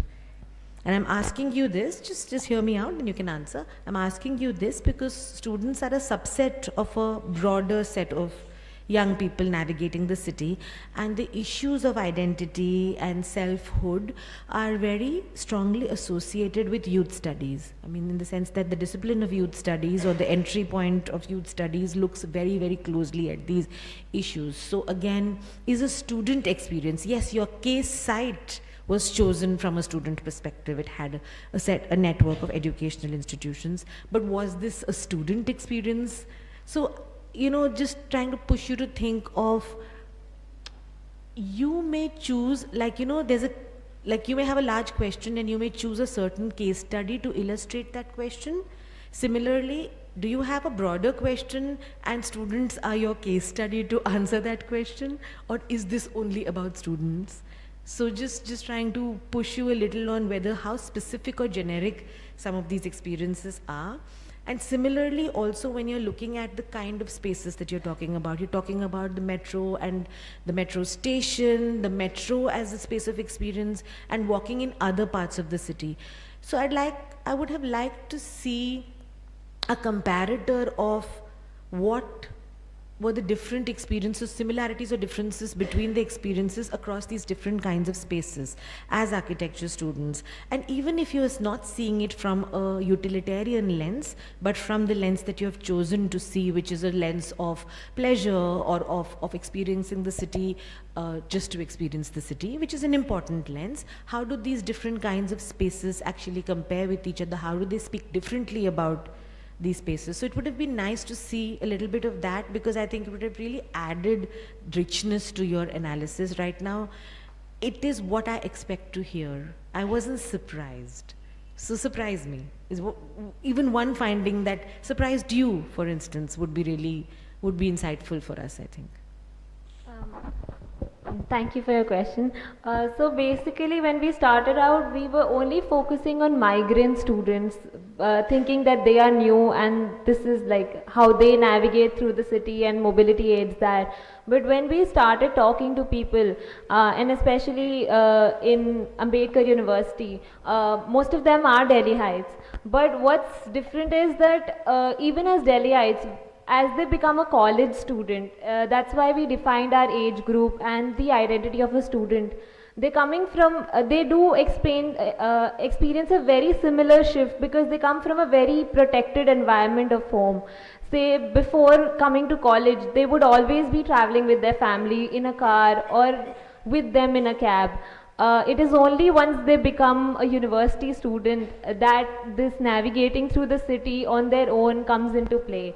So the kind of identity changes and the kind of courage they gathered with these modes of mobility was similar to migrant students. So our study is focused on both migrants as well as Delhi students.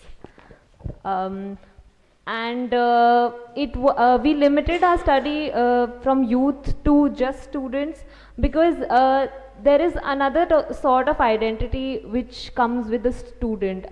Just a youth, say somebody who's working, they have a different lifestyle and a different mindset, different outlook with which they have come to the city. A student has comparatively lesser responsibilities, more time for exploration, different paths that they take. Hence, we wanted to focus on that. And anything surprising? Anything so Did you find something you weren't expecting to find? Say while talking to especially women from the university about their metro experiences, any anecdotes that they would recall, you would expect them that, okay, whenever it's, I always prefer to travel in the women's coach, I feel safer. They rather said, I prefer to travel not in the women's coach because I get more gazes there. She was a model, so she felt uncomfortable in other ways. So there were quite a few things that we heard from people which were new, and some things we could relate to and some things we could not. So that was something new for us. Thank you. Good answers, but this richness that you answered with is what you should put into your writing if you want to revise this. Because I think you know and think and have a lot more in you than you've been able to express. That's the general sense. So don't fall into very easy binaries, migrant, non-migrant. It's not a useful binary for you, so you don't have to stick to it. You can discard it. You can say, I started with migrants, exactly what you said. But we thought it was because moving within the city, if I've grown up in West Delhi and only lived there all my life, and now I'm going to North Delhi to study, I'm a migrant in that part of Delhi, in the sense of the novelty of it or the newness of it. So just don't get stuck in these words just because they exist. You can break out of those molds. Hi. I think your presentation was great fun to see what you guys are saying. A little hard to respond to for me, because I was trying to understand how you're doing your study and what study you're doing. The method that you're following, there are very, very, very broadly speaking, two general kinds of studies. There's quantitative studies and qualitative studies, and you have clearly not gone into quantitative studies. You've gone into qualitative studies. What is the experience of people? What do they see on the ground? What do they feel? Safe, unsafe, etc. Crowded, not crowded. And in fact, in qualitative studies also, there is a very nominal subset which is anecdotal studies.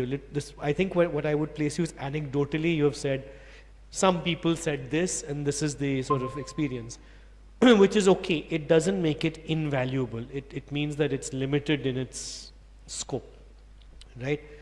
And I think it would behoove you to state that, saying that we are anecdotally looking at transport and certain groups of people, which leads to my second point, which Mukta kind of pointed at. When you look at the subset of students, which is, and I think I'm speaking on your behalf, but I think she meant how do you categorize, right? So is it youth, is it students, is it migrant students, and how are their experiences different? Because while you were presenting, I asked myself as a middle-aged man, would my experience be significantly different? There will be some differences, but not significant differences. I mean, the inebriated man on the road may bother me perhaps a little less, annoy me, but just I will ignore, because that's sort of what my circumstances or perhaps privilege allow me to do. I accept that for what it is, but the bulk of the experience is the same. What the student or the youth sort of category is an interesting category, because there is a, I know, to oversimplify a word used now, there's adulting happening here. Sort of they're breaking into the real world, or tougher world, or less sort of cloistered world, and trying to do so with as little risk as possible. So it's a experience and risk versus relationship, which is what you're trying to navigate. Do you understand what I said by risk versus experience? You want to travel in a train, but you don't want to be ogled at, which is very fair. That's what it should be. You want to travel in a train, but you don't want to be squashed because it's too compressed. So, you know, vis-a-vis the real risk, you may well be squashed because it's extremely tight. You understand? So experience versus risk. By the way, one of the most interesting studies of this in all categories is roller coasters. So roller coasters give you experience without risk. You feel like you're crashing, but you're not actually crashing. There's quite a bit of work done on roller coasters. Have all the fun, but don't die. Sort of is the intention. So from that perspective, it would be interesting of how you guys as a team looked at risk versus experience, right? That which is what it is. Inebriated person, risk. Physical risk, risk to harm, risk to psychology. There is all of that. The last part of it, which you talked about, which is the argument of identity versus behavior. And here I think there was a slightly oversimplistic jump. Now, again, you guys are the age. You guys are what, 20, 21? 21, right? So of the age where it makes perfect sense to you because it's the age to you.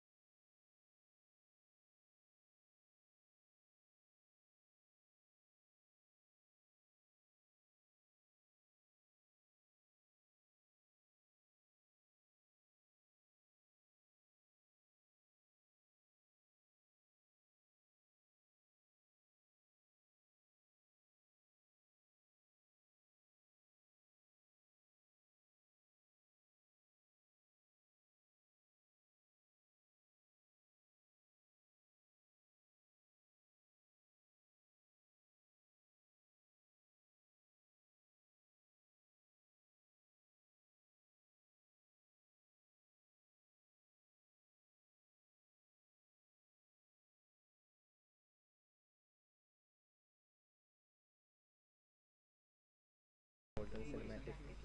Thank you, ma'am. It's an invitation.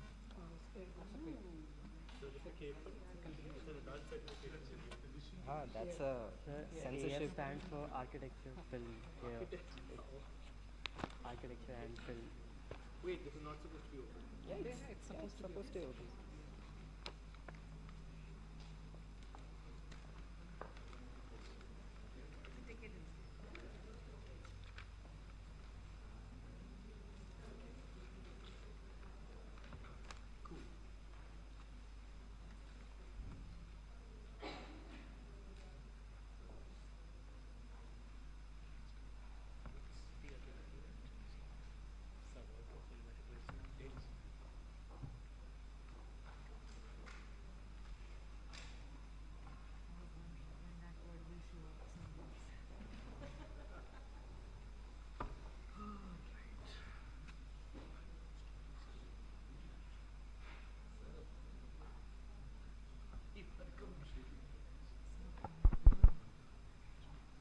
Hello.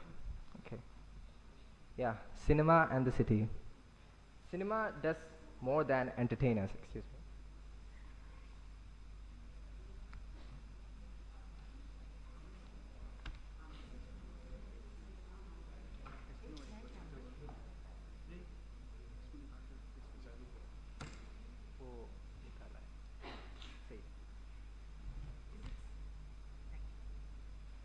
You also want something?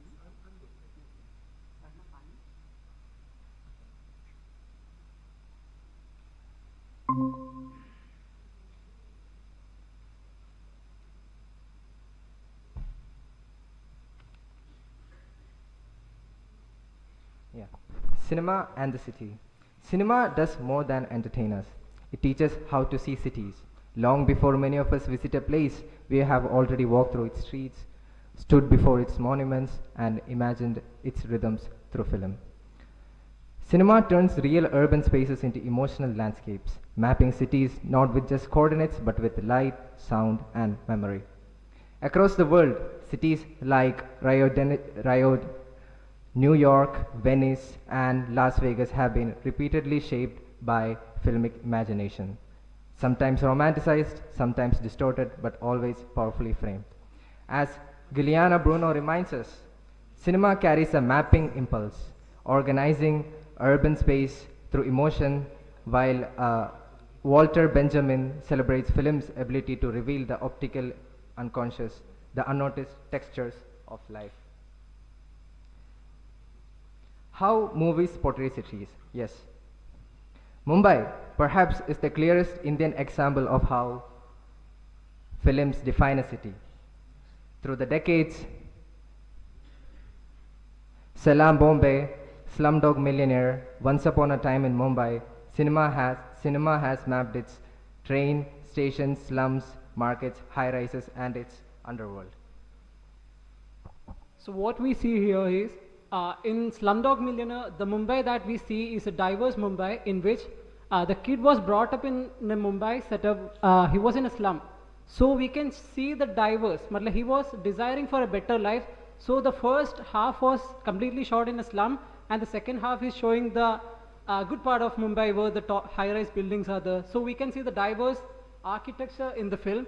And when it comes to the Salam Bombay, what we see is the gangster Mumbai. The gangster life Mumbai, where the fear factor is the people are doing anything for the money. So that's the Mumbai being portrayed in Salam Bombay of Meera Nair. And when it comes to the Once Upon a Time in Mumbai, what we see is the retro Mumbai. Retro Mumbai basically, it's a stardom type of movie where the people starts respecting these people. People are happy to see these hero figures as seen in the city. So Mumbai itself had a gangster face. So, and when it comes to Las Vegas was always something for us. It was like Goa to the Hollywood movies.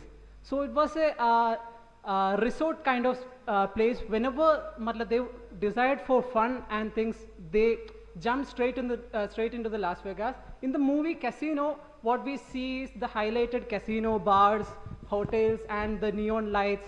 That's how they portrayed the Las Vegas, and that's what it remained in our mind. Kyunki this was the repeated image of Las Vegas with casino, money, fun, and yeah, nightlife, etc. So it stayed in our mind. And same Egypt, when it comes to Egypt, it's literally different. Different landscape, different culture, different type of color itself. The color itself was one monochromatical yellow, what we see. And in the movie, Death of the Nile actually portrays the archaeological scope of the Egypt.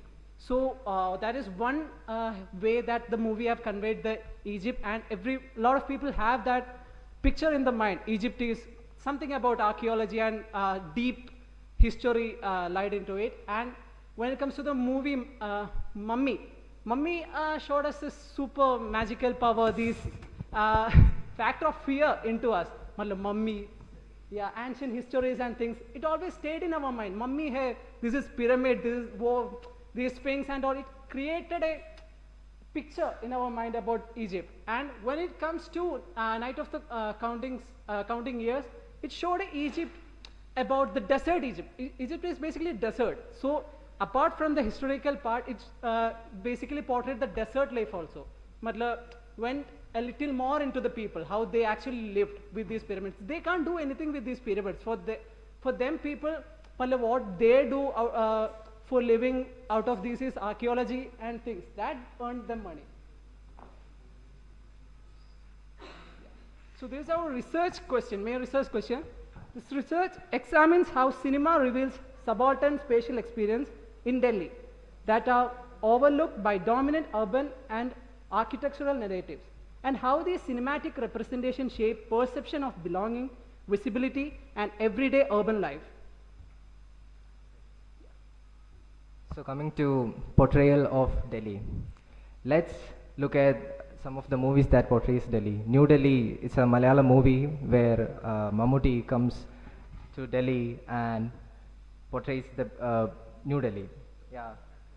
And in this movie, it's actually the power factor, like we usually, when we hear Delhi, the Supreme Court, the Rashtrapati Bhavan, where the authority lies, everything, India Gate, like these are these are the stereotypical images that we would see of Delhi. When a picture of Delhi emerges, like we would always see an image of India Gate and this Rashtrapati Bhavan, Supreme Court, everything.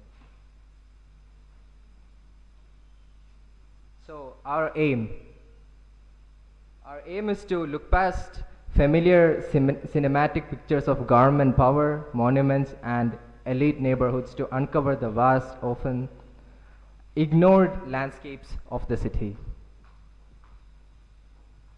So let's dive back to the history of films on Delhi. Across more than a century of filmmaking, Delhi has appeared in multiple shifting imaginations, from imperial spectacles to Nehruvian promise, from post-liberalism aspiration to the fractured everyday of subaltern life. Its representation can be broadly traced across 4 eras, each revealing the anxieties. The first era, in this first era, this movie, Tere Ghar Ke Samne, is the basic plot is that there is 2 families and they want to build a house, and there's protagonist, the architect, how they solve the problem is they build the similar house, the same house for both the families, so that, yeah. In the second era in the movie Trishul, it happens the same thing, like the optimism, the Nehruvian optimism gradually shifts to the neo global city, where it transformed to the horizontal colonial city to a new vertical corporate metropolis. Like you can see the model in the frame of the brutalist architecture happening. Next. In the third era, the New Delhi Times, directed by Ramesh Sharma, Delhi is seen as a city of political meetings, crime, corruption, public riots, newsroom tension, dark noir world behind the beautiful face of the Lutyens Delhi. So, is Delhi born out of trauma?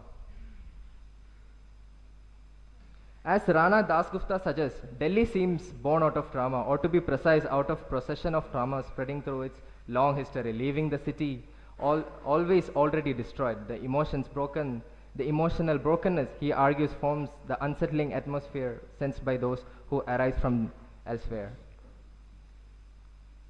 Like what I said, the history, the Mughal architecture, the colonial architecture, and the ruins of the Delhi Sultanate are what's remind us of this history. So how does the world see Delhi? Carlos Tobias argues that Delhi's elites have a long looked for language to represent the capital to the rest of the world, producing monumental images that erase the residents who inhabit the city's shadows. These representation regimes further render the capital as a sanitized emblem of national identity, while its informal architecture, marginalized communities, and volatile ephemeral spatialities remain largely unseen or strategically excised. Let's look at an example at Commonwealth Games 2010. So what happened in Commonwealth Games 2010 was large banners were installed at the slums and like one would say the ugly part of Delhi, so that the viewers could, the foreigners would not think that this is what they perceive how the national city of Delhi was. Similar thing happened in G20 as well. So coming back to the movies, we talked about the history of movies. Let's see how globalization transformed Bollywood. Films began to be created catered to the diasporic audiences, as well as there was a shift in focus from spectacle from being the rural-urban migration to the overseas India return journeys. So basically before these 1990, what happened was there was a shift in movies. Like before 1990, what the movies that were there about Delhi was from the rural to urban shift. But after this, what happened was like an overseas and let's look at an example like where in Kabhi Khushi Kabhi Gum, Swadesh and Delhi 6, what happened was there would be a returning and like overseas se bahar, like they would come back to the place as a nostalgia, and romanticization of Delhi happened. See, this is an example of a frame in Delhi 6 where Roshan, our protagonist, the basic context of the story is like Roshan comes back to Delhi after his grandmother had a dying wish that she wants to come back to his Delhi family home where she would like to spend the rest of her days. So yeah, this is the first morning run where Roshan goes for a running. And in this running scene, what happens is like we were talking about the romanticization part of it. What happened was Roshan, who is taking in a morning run, he runs through the gullies of Old Delhi and he sees all these images. What would look like images of, he would capture pictures of daily people working, and these are all layered in a very beautiful song in between there. So yeah, meanwhile, if Roshan's outlook is from the outside perspective, like Roshan exploring a new city, new culture, Bittu, who's an insider, she wants to explore the city, like she wants the city unfolding from the outside.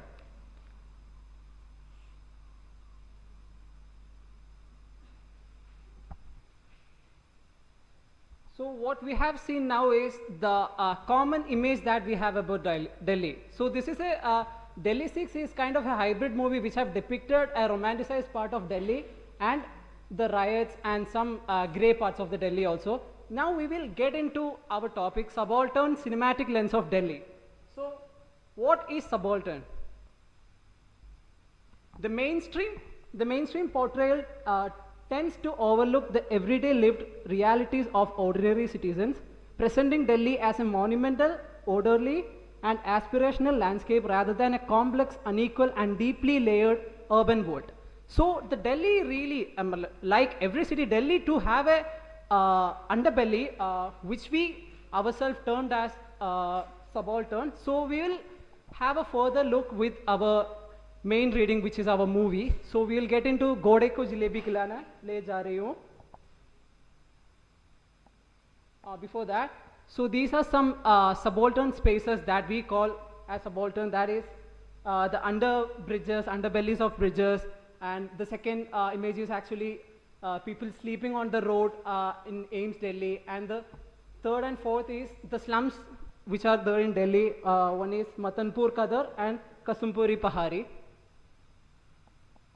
So with these examples, Husker, one of a prominent director, have shown these type of living, subaltern living, through a great movie called Taking the Horses to Eat Jalebi. So we will look further into that movie. So this is a starting opening frame of the movie where the movie starts from a drainage and the frame directly goes into the legs of people where the people are sleeping. So it gives us a feeling where they have kept the people with, the subaltern people with. They have layered them along with the gutter of Delhi. And this is one of the protagonists in the movie, Chadami. Chadami is sitting akele. What we do when we feel alone is we might go to our balcony and things. What he have is he's homeless. He's homeless. What his resort place, everything remains to be his cart only. So even if he's sad, even if he have a thought, he had to sit on his cart under this street light, so creating the same space for every thought of himself. And the third frame is this Patru, another protagonist. The movie is basically shot with three protagonists of three dreamers. These are three struggling people. One is a cart puller, one is a pickpocketer, one wants to be a guide. One's dream is to be a guide. And all these people are dreamers. They get excited about things, they get sad about things, they get depressed about things. And this is what we see is Patru, the guy, is rubbing himself in the narrow gully with the texture we can see in the wall. He's too into that space. This space himself have made. He was too relatable to correlate his emotion with the texture of the wall. That's what we are seeing in this. And when we jump into the next frame, this frame comes just after the other scene. I will be just showing. This frame directly jumps after the other frame. This is, he went to Dargah. So at the Dargah, Qawwali and soft light offer him spiritual calm, turning the sacred space into temporary relief from the city's chaos. So from the city's chaos, these people have these little spaces like Jama Masjid, Dargah, some temple for Chadami. So these are few spaces that have from the miserable life that they are struggling. So then, yeah. So Gode Ko Jalebi Khilana Le Ja Rahi Hu resists the voracious. Oh. Okay. Yeah, yeah. Okay, okay. So we'll jump into our. Give us a few words on your conclusion. Okay, okay, okay. Don't go on explaining, okay? Just give 5 words. 5 words on your conclusion. Okay, okay, okay. So our research started from a thing that. 5 words finish. Okay, okay, okay. So I'll just talk about my architectural take from this movie. Have always depicted and have created a great impact in a lot of people, millions of people's mind, that we know what Delhi is through movies and things. Yeah. Okay. Yeah. Yeah. Got it. Yeah. Yeah. Yeah. Yeah. Okay. Okay. Okay. Yeah. Because this is topic which is close to my. Okay. So hi guys. Hi. I wanted to sort of come in because this is a topic close to my heart. For the master's students who have left, I think I teach a course under Arunav sir right now in the planning department called Urban Visions, particularly looking at cinema. Yeah. So I actually look at a lot of it. And I've also taught cinema theory before, so I was really interested when I saw this topic, so I wanted to get into it. I love your passion. Clearly, you're passionate about the subject. but I think you need to watch a lot more cinema, a lot. Because the examples that you're giving are so few and far between, and there's so much more which is in the cinematic palette. One thing which you're correct about is that Delhi in general, till recently has been underrepresented. It is not invisible, but it's by and large underrepresented. Right up to the mid-90s and 2000s, when you suddenly see a sort of upswing in representation. But there is decent cinematic representation of normal Delhi society. So there's a 1972 or 74 film called Garam Hawa by M.S. Satyu. So, go see that. There is a different version of Delhi, which is 84 Masoom, Shikhar Kapoor, very, very pretty example. And I've had people come and seeing those and ask me whether Delhi was this Lutyens version of Delhi, and I had to tell them, no, I don't live in that. And there are many others. There are quite a few others. Far more recent is Devdi, right? Which certainly shows underbelly and subaltern in Delhi, and appropriately, reasonably accurately, which is sort of there. Nothing to take away from the films that you have chosen, but I'm just saying there is a wide body of things to talk about in terms of representation. You start getting into Khosla Ka Khosla and so many. I was noting down, by the way, Rang De Basanti, student life in Delhi. There's a lot which shows many different aspects of it, and not all of it is glorified and power driven. A lot of it is either middle class society, which is very popular right now, down to some representations of the subaltern as well. I am unclear what we are concluding from that, because then it becomes an observational image. There are things which one can understand about how other people then see Delhi, which you can then comment upon, saying that's the cinematic representation. For example, I mean, sitting in India, it's all very peculiar why aliens keep attacking Manhattan. It's like this crosshairs across the galaxy, Manhattan, and they'll come and bomb it. But, it's just one of those things. Cinematically, it makes a lot of sense because there's tall buildings and high density. But even then, why Manhattan and not Hong Kong? I mean, all sorts of weird questions. But, that's representation. That's cinematic trope and representation. So I would be curious as to what you guys think is the cinematic representation of Delhi, specifically of the subalterns, since that's what you are talking about. How are they represented, in your opinion, in 1 or 2 sentences, no paragraphs?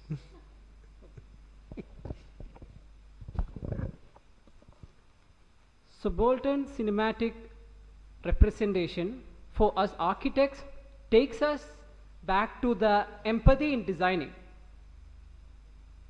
So it shows us different ways how if a place is being romanticized, then this place, yeah. But you cannot romanticize the subaltern. I think that's your point. Yeah. So I'm asking, what is, in your opinion, after having seen, I don't know how many, maybe 3 movies, I hope much more, is the cinematic representation of the subaltern in Delhi? Describe it in words if you can. Have you seen enough to make that statement? To be honest, no. Okay.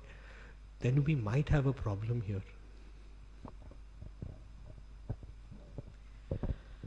So I would encourage you first to read people who analyze cinema to make a point. I think that's important here. A lot of people are writing about cinema. How do you write about cinema when you're not making a point about cinema? You're making a point about architecture. You're making a point about Delhi as a city. You're making a point about power structures, politics. So there's a certain way that analysis is done. Did you engage with any of the literature that was already doing it, whether it's in popular magazines or books or?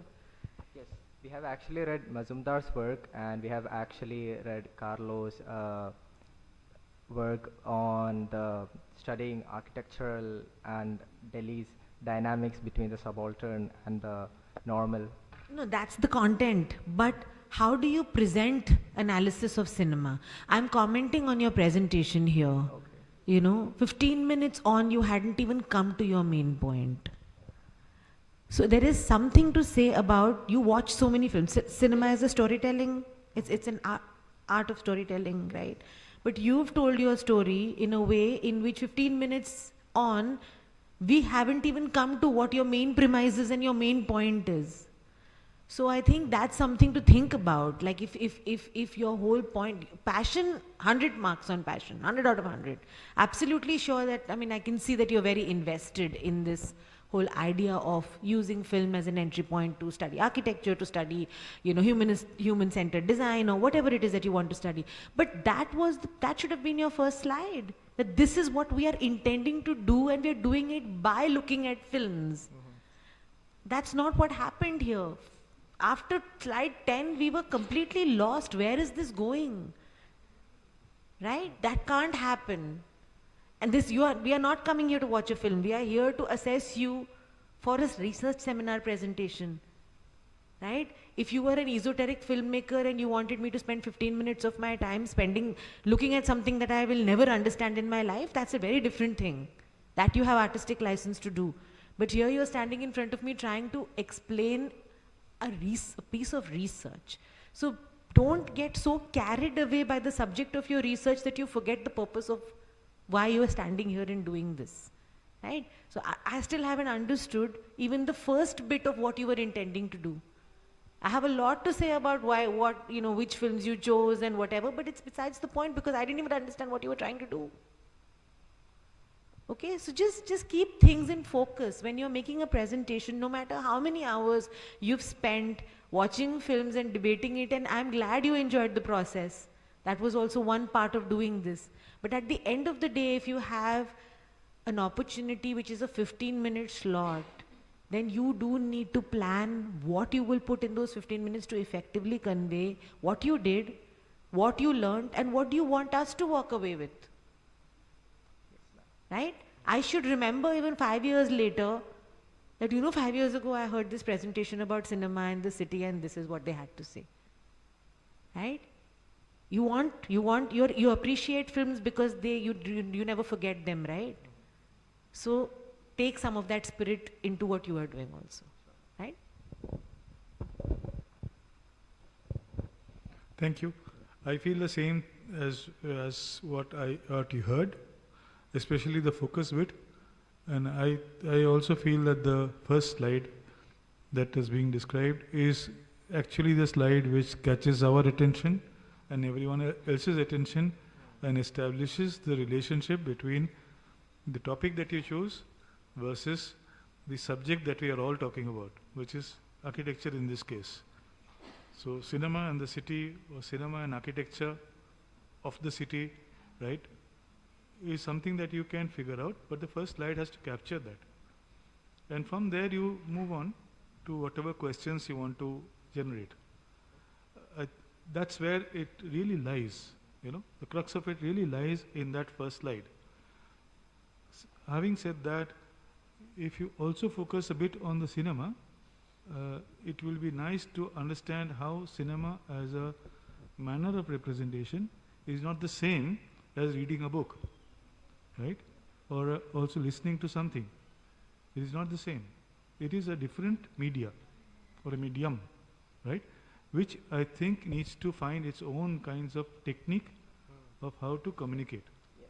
If you're trying to hear or see a cinema and understand that kind of communication and convert that into a PPT that you're trying to project, then you'll have to make sure that the PPT is capturing the essence of that kind of communication. It does not become just a textual narrative, right? Or it's not about me reading something and imagining that this is what the cinema might do. It's not also about describing the cinema or the various kinds of films that you might have encountered. It has something to do about about architecture or the city or the city as well as cinema are we wanting to really portray and specifically look at.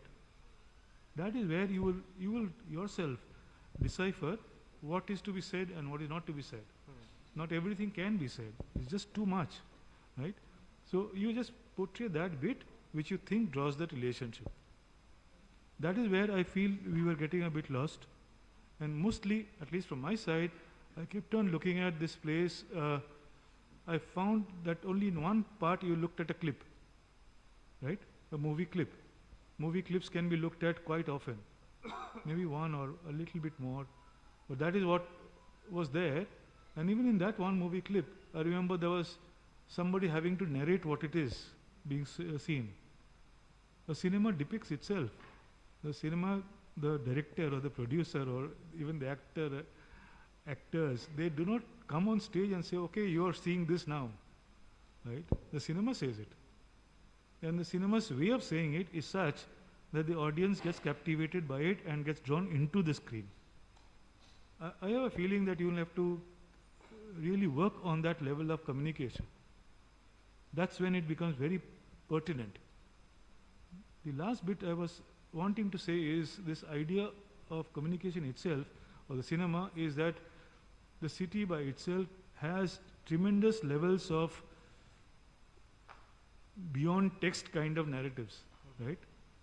And part of that is the audio, as well as the visual, as well as the stories that are all combined within it. The cinema captures that very well. The camera doesn't as much. The usual static camera doesn't. So does this kind of a presentation. So in that way, the cinema comes very close. Filmmaking comes very close to imagining and conceiving city space.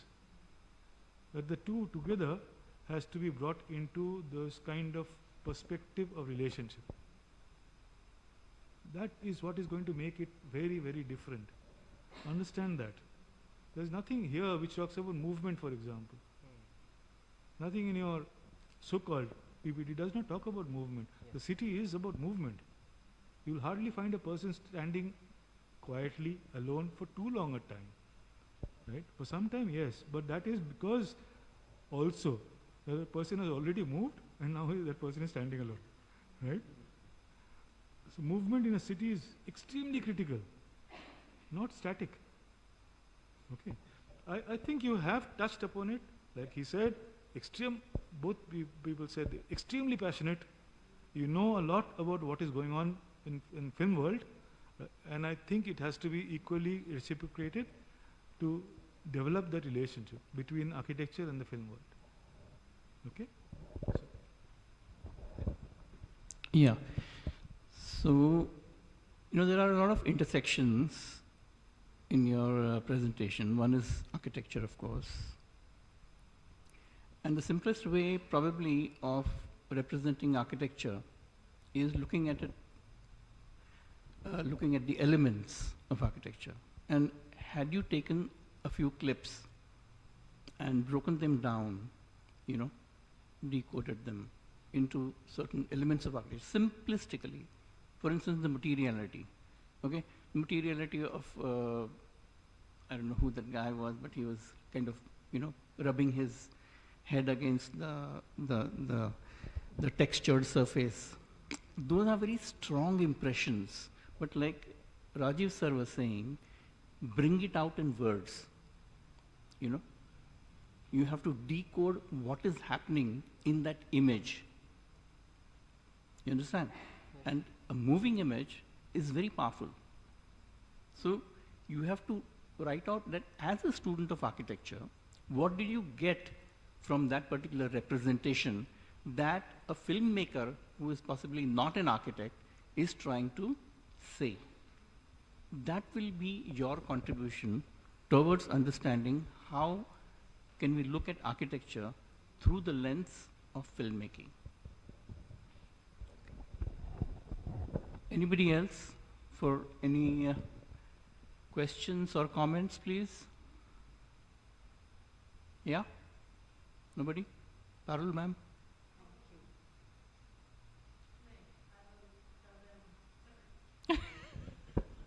Okay. Thank you, guys. Thank you.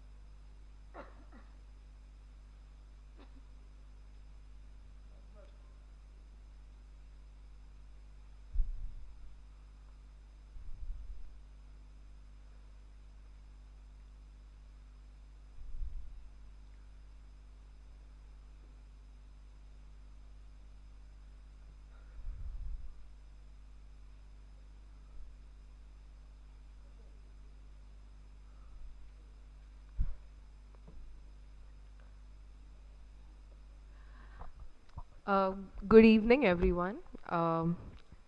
So today, me and my group mates, we are here to present our research titled Urban Morphology of a Refugee Colony, the Spatial Evolution of Lajpat Nagar. So this study explores how one of Delhi's most prominent neighborhoods evolved physically, socially, and economically after the partition of 1947. Our focus is on how displacement, planning policies, and migrant-led adaptations shaped its urban form. By studying Lajpat Nagar as a refugee rehabilitation colony, we attempt to understand how cities transform through lived experiences rather than only through formal planning. Today, Lajpat Nagar stands as one of the most active and vibrant commercial neighborhoods in South Delhi.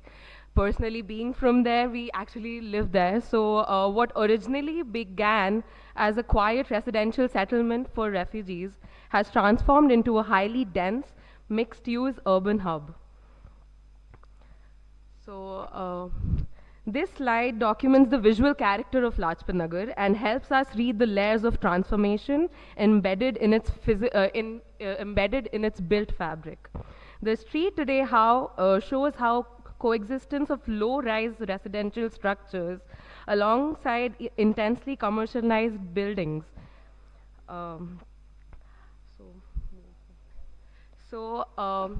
Before starting off the presentation, we would like to talk about how we have approached our research.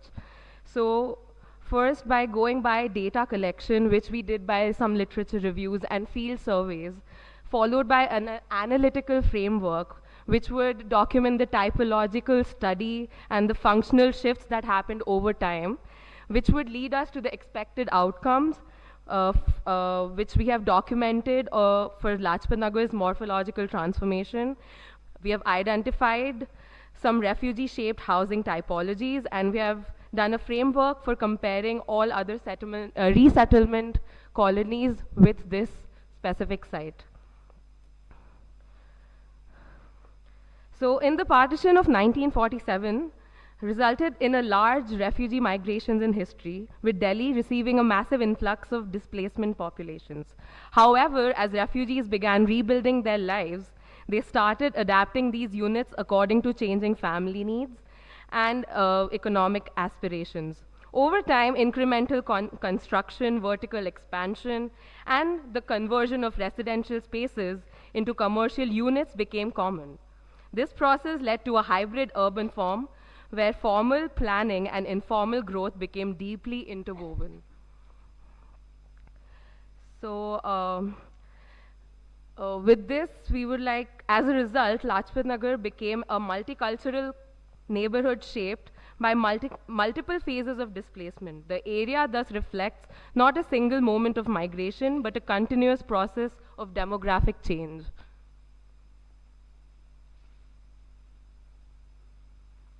Talking about camps to colonies. After independence, refugee camps existed around major monuments around Delhi, such as Humayun's tomb, Safdarjung's tomb, Purana Killa, and Kingsway Camp. Later on, the Indian government initiated large-scale resettlement programs to convert temporary refugee camps to a permanent residential colony. The network of refugee colonies that emerged across Delhi after 1947. South and West Delhi witnessed extensive residential development to accommodate displaced populations. Colonies such as Lajpat Nagar, Jangpura, Rajendra Nagar, Tilak Nagar were developed amongst simultaneously. Although each colony followed slightly different planning typologies, all of them were driven by the urgency of mass resettlement. These settlements pushed the city's boundaries outward and transferred Delhi's spatial structure. Over time, many of these colonies became important commercial and residential zones. This map helps us understand how refugee resettlement shaped the metropolitan growth of Delhi. Our research primarily asks how refugee settlement patterns influence the spatial planning and urban form of Lajpat Nagar. We examine how early rehabilitation policies shaped the physical layout of the colony. Another important focus is the shift of Lajpat Nagar from a residential area to a commercial hub through refugee-led entrepreneurship. We also investigate how multiple migrations transferred the socio-cultural identity of the neighborhood. The research scope includes planning and morphology, economic transformation, and socio-cultural integration. Both partition-era Punjabi refugees and later Afghan refugees are examined. This multi-dimensional approach allows us to understand urban transformation in a comprehensive manner. Lajpat Nagar was amongst the 36 rehabilitation colonies developed after partition to resettle refugees. Initially, families lived in overcrowded camps before receiving permanent plots in this planned colony. The original layout was strictly residential and with limited built-up space and basic amenities. As families stabilized economically, they began expanding their homes vertically. Over time, commercial activities spread along the main roads and gradually intensified. Central Market emerged as the most significant commercial node within the area. Today, the neighborhood functions as one of the busiest commercial districts in South Delhi, far removed from its original residential intent.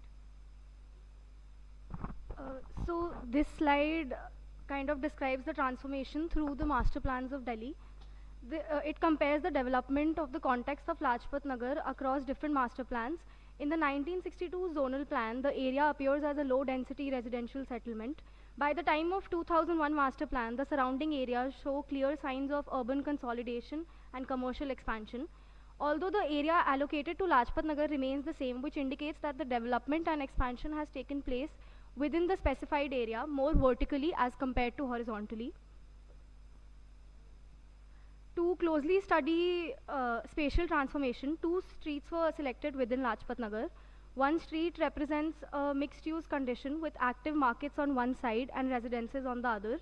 The second street represents a purely residential character for comparison. The construction of the Lajpat Nagar flyover in 2006 played a major role in intensifying the commercial activity in Lajpat Nagar. It improved accessibility and significantly increased the footfall in the area. The infrastructure intervention shifted Lajpat Nagar from a non-hierarchical commercial center into a central business district. These two streets therefore clearly reflect different phases of the transformation. These archives from DDA show the proposed land usage and the plot areas from the planning zone D, indicating that the locality was originally planned for only residential use. Plot areas were between 150 to 250 square meters. This slide maps the spatial distribution of different refugee communities in Lajpat Nagar. Sikh and Hindu refugees from Punjab primarily settled around the Central Market area. Bengali refugees were concentrated near the Kasturba Niketan area. Afghan refugees arriving much later settled mainly around Lajpat Nagar 2 due to healthcare accessibility. The overlap of these communities created a layered and plural urban identity. We have two timelines, one that is according to the master plan and the other mapping when different refugees arrived in Lajpat Nagar. According to the master planning policies, in early years, strict FAR regulations limited construction to 1 or 2 stories. Buildings initially had tin roofs and minimal built-up area. With time, in 1980s and 2001, in 1980s to 2001, FAR regulations were gradually relaxed and increased up to 3, even on smaller plots, and basements were formally permitted for storage and parking. This led to construction of pakka houses with reinforced concrete roofs with creation of upper floors in addition to ground floors. For an idea, the current built-up would be around 156 into 3, which is 468 square meters. In 2000s to 2025, mixed-use development was also recognized along major roads, designating these stretches as non-hierarchical commercial centers. As a result, Lajpat Nagar gradually transitioned into a high-density mixed-use neighborhood. The timeline for the refugee migration describes how Hindu and Sikh refugees migrated from Pakistan to India during the partition. Bengali refugees, generally widows, were given camps in areas near Kasturba Niketan, where Afghani refugees arrived much later in search of cheap healthcare. So now, as we started from a broader point of view from the master plan, we will move towards more of the individual plots and how they went through changes and how the street sections went through changes. So the first 2 plans show how the plan used to be in the 1960s, where the zoning went from a private to a semi-private to a public area, such as the private area were the verandas where the people would come, and it was a place of social activity. Then halls and kitchen and bathrooms were kept in the middle or at the end together at the same wall, so that they could have easier plumbing access, and then a bathroom.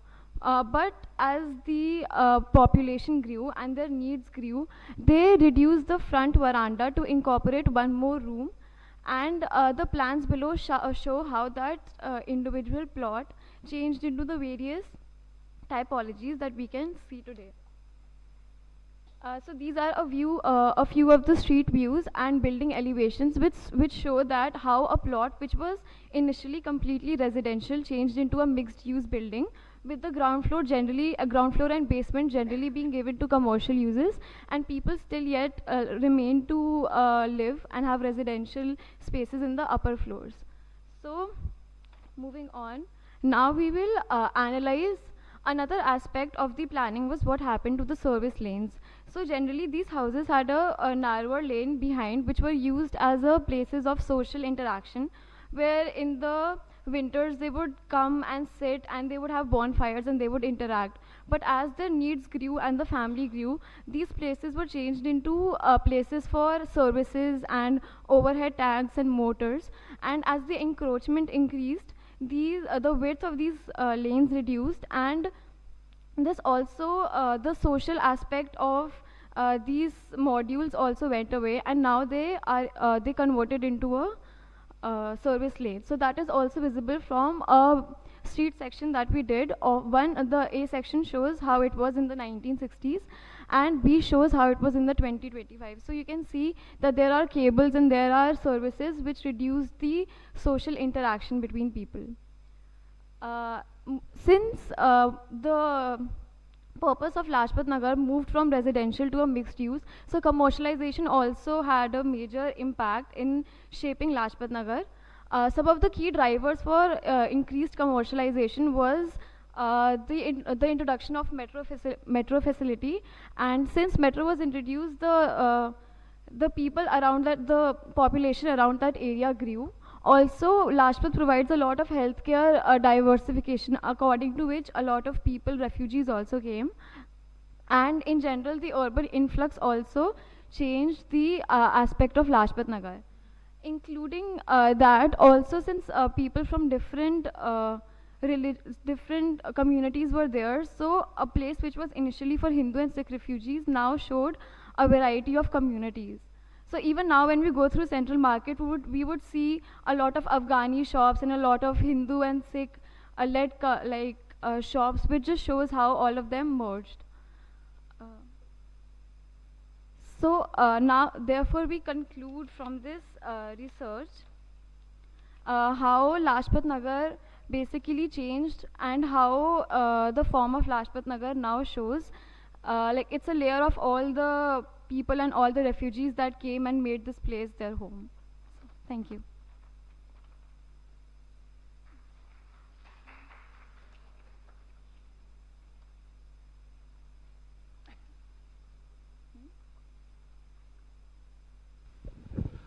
Thank you so much.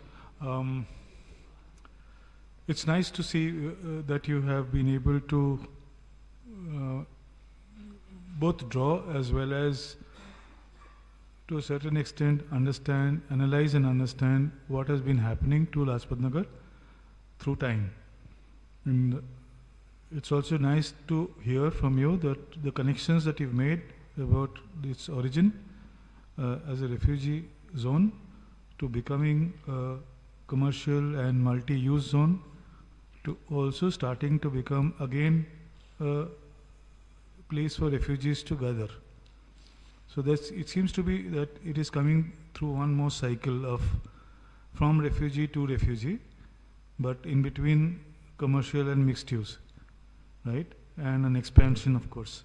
So that is one cycle that I could see, right? It also seems to me that there were at least two distinct players.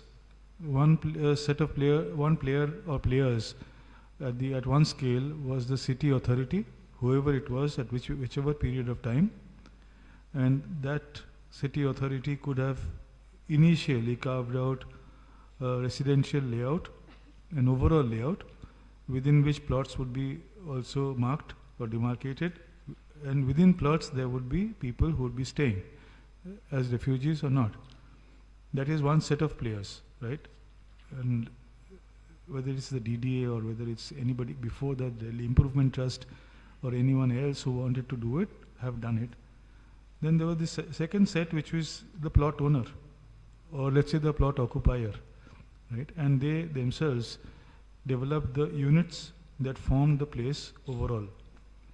So that one can see are at least these two sets of, let's say, contributors who has generated the kind of morphology we see today, overall morphology. So that is undergoing change depending on the occupiers themselves, and also based on the norms that keep changing, which is done by the city authorities. And the city authority may or may not be also in a way reciprocating what is happening on ground, and similarly creating something that will be suitable. So I see that kind of trend that is visible or understandable also through the work that you've shown. And because you could get into the building, one could see what the building layouts are like, and what it was, and what it is like now. What I could not see too much was the overall form, right? Which could have been very strongly visible if you had created a colony-based settlement form, right? And that could have also shown you that the settlement as a whole has its own kind of different levels of formations, which the form would reflect. That it may be at a different scale, beyond the scale of a unit of architecture. And that I thought could be equally important, especially when it comes to the last phase, which is where you now see that there are different kinds of newer refugees. Let's say the Afghani people. And even if you had taken one of those, if not the entire area, one would have seen how that new influx has started reshaping, not shaping, but reshaping what Lajpat Nagar had been all about, even if it is a single unit, or if it's a group of individual units. So I felt that that would capture the story of morphological transition over time a little more accurately or acutely. And for us, that is going to be an important indicator of how these trends of transformation reshape areas within the city. The only one point that I wanted to make here was that, remember, the city is also changing, right, parallel to the colonies. And the city around Lajpat Nagar is influencing what Lajpat Nagar will be. So the city around is as much a contributor, apart from those two groups of players as we talked about. So the metro has come, ring roads have happened, right? The central market has become so-called regional or a South Delhi market, so on and so forth. There are many things that are going on in that entire area which is making Lajpat Nagar be a little different from what it had originally was supposed to be like. We had thought that Lajpat Nagar would have a, let's say, a small market, we call it central market, that was small, right? And it was probably even a vegetable market. And it became something more and more and more. And today a lot of people fear going into that market, all right? They simply don't want to. But it has become more now a place for residences, and if that is so, maybe that is for the good of the residential people there. So I guess that kind of sort of, let's say, distanced view might help us all understand the internal processes of change that are governing it. Thank you.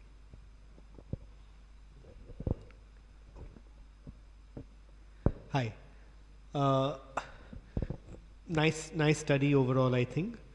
I think you guys started off very strong in the sense that you had your scope, you had your framework, so you very clearly outlined and defined how you're going to go about this, which is great. That's sort of the smart way to conduct research in general. I also think you have stepped into the realm of urban design, which is difficult and complicated, particularly the first time, and you've got some of the terminology right. So in terms of the word morphology, in terms of the word typology, generally speaking, you seem to have understood. You have touched upon many points, particularly historically what has happened. Those are the two scales you have worked at. One is the urban form scale, and one is the individual unit typology scale. There would be a scale in between, which would be the community scale, and in terms of activity and movement, which would have been a layer which would have told us about change. Because one is the formation of Lajpat Nagar, which you talked about, but there are layers of change between that structure and what we currently see in terms of both the expansion, then the formalization, and now the slight contraction of the market, in terms of how local markets, local movements happen, how city connections happen inside. Yes. Those would have been really interesting to see. Not that you've done a bad job, but it will be another extra layer if you guys were to be able to do it. I'm unsure if you have reached a particularly interesting conclusion, because your study is more or less, I wouldn't call it analytical, I would call it sort of layering the facts and laying it out for us, which is nice in its own way. The last nitpicking, I'm nitpicking with you guys. When you do a typology study, which you showed in the units, you could have or should have shown the stair, because the buildings are showing multi-story, because it changes the typology big time. It changes how you deal with front and back, whereas the linear unit is only meant for a ground only. But it's if you do urban studies more, you'll realize how important that vertical core is to the unit. But otherwise, a nice study overall. Thanks for doing it. So I'll only add on, and for me, many merits which have been described. You're right, absolutely. There aren't enough studies of this kind, and you're plugging a gap, and it gives us a very, very granular insight.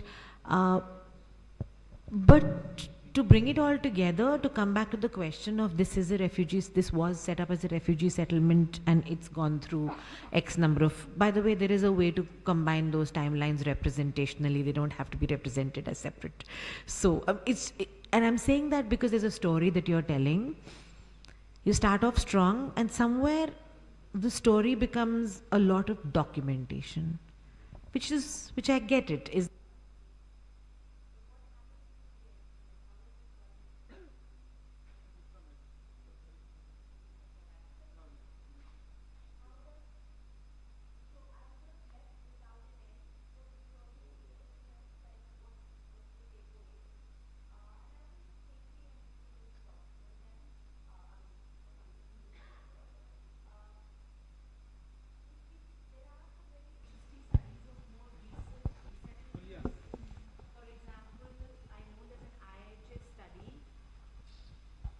in Savda Gevra, where they have actually documented through interviews and architectural drawings very similar to what you're doing, but through sections and plans of how the units actually transformed from the shack with corrugated to whatever it is right now, multi-story unit, but alongside stories of who invested, you know, what life stages happened, what policy changes happened, things like that.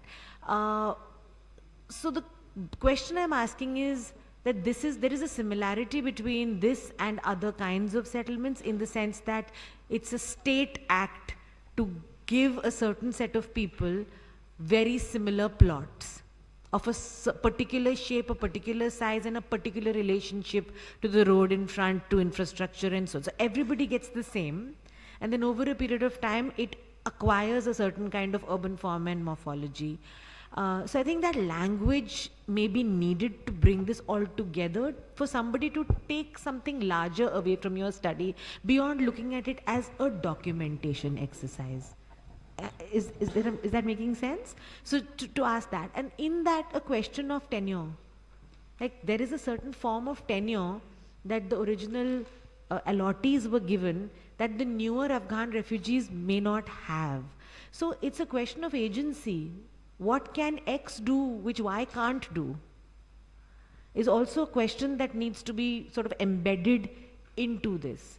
Why in a certain time period a lot of changes were possible, and another time period maybe the changes are only incremental? Why are 5 plots not coming down to combine and make one gigantic thing? Why is that type of redevelopment or gentrification not happening? Or if it is happening in certain parts of Lajpat Nagar but not happening in other parts of Lajpat Nagar? So the question, you know what Arnav was pointing out, that how is the larger city affecting it, and how much of these inhabitants are still related to the original allottees, or has this passed hands so many times now that it doesn't really matter that it had a refugee colony history?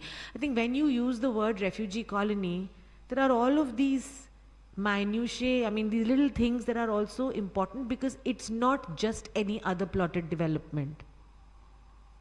So that's the nuance that I think may add a little bit of zing to this.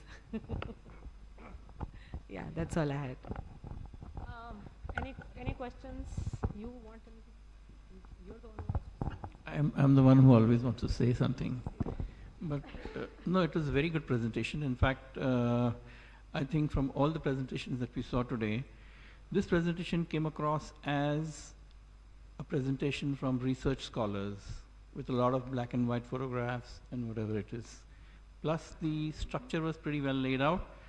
And only thing is, I just wanted to ask you whether you actually went to those houses, and how did you draw up the plan which was possible in 1960 and So we went. Yeah. So we went to many houses, and then we talked to many residents, like with differing age groups. So then whatever they told us, on the basis of that we came to the 1960s wala plan. We showed it to them, got it approved, then we. So that was imagined. Very nice. Very good work for that. Thank you. Sir, it was a perk that we actually live there, so that's why we have these neighbors who we can interact with. So that was like easy to make drawings, because actually the house we live in is also of the same typology.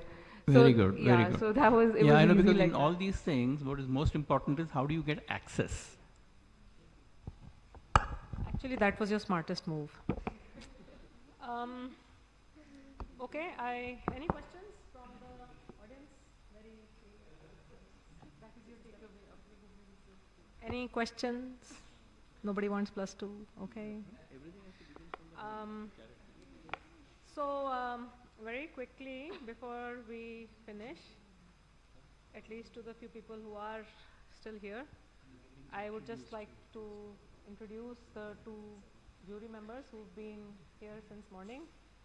She's Mukta Nayak.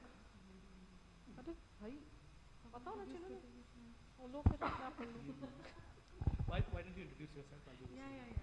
I mean, it's at the end of the day, it's really strange to have somebody reading out an informal introduction. So yes, I'm an alumnus of this department. So I've stood where you've stood, and now I was actually thinking back of what we did in the seminar presentation and how much fun we had.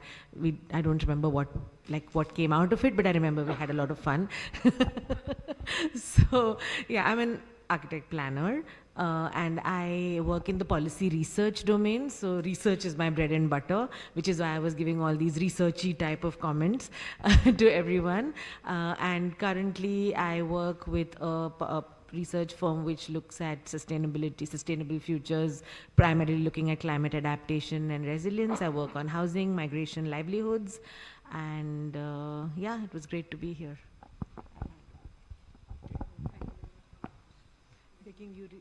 Okay. Hi, Rajiv Bhakat. I'm an architect and urban designer.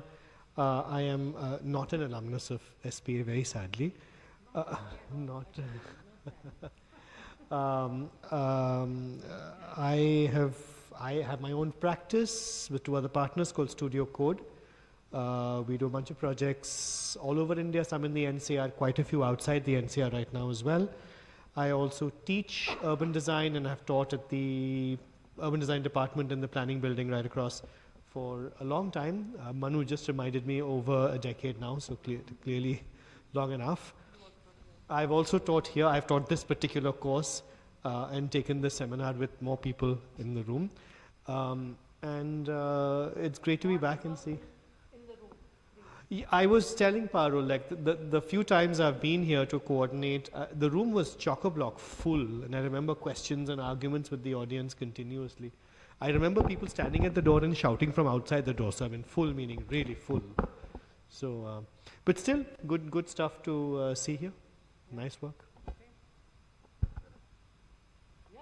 Yeah.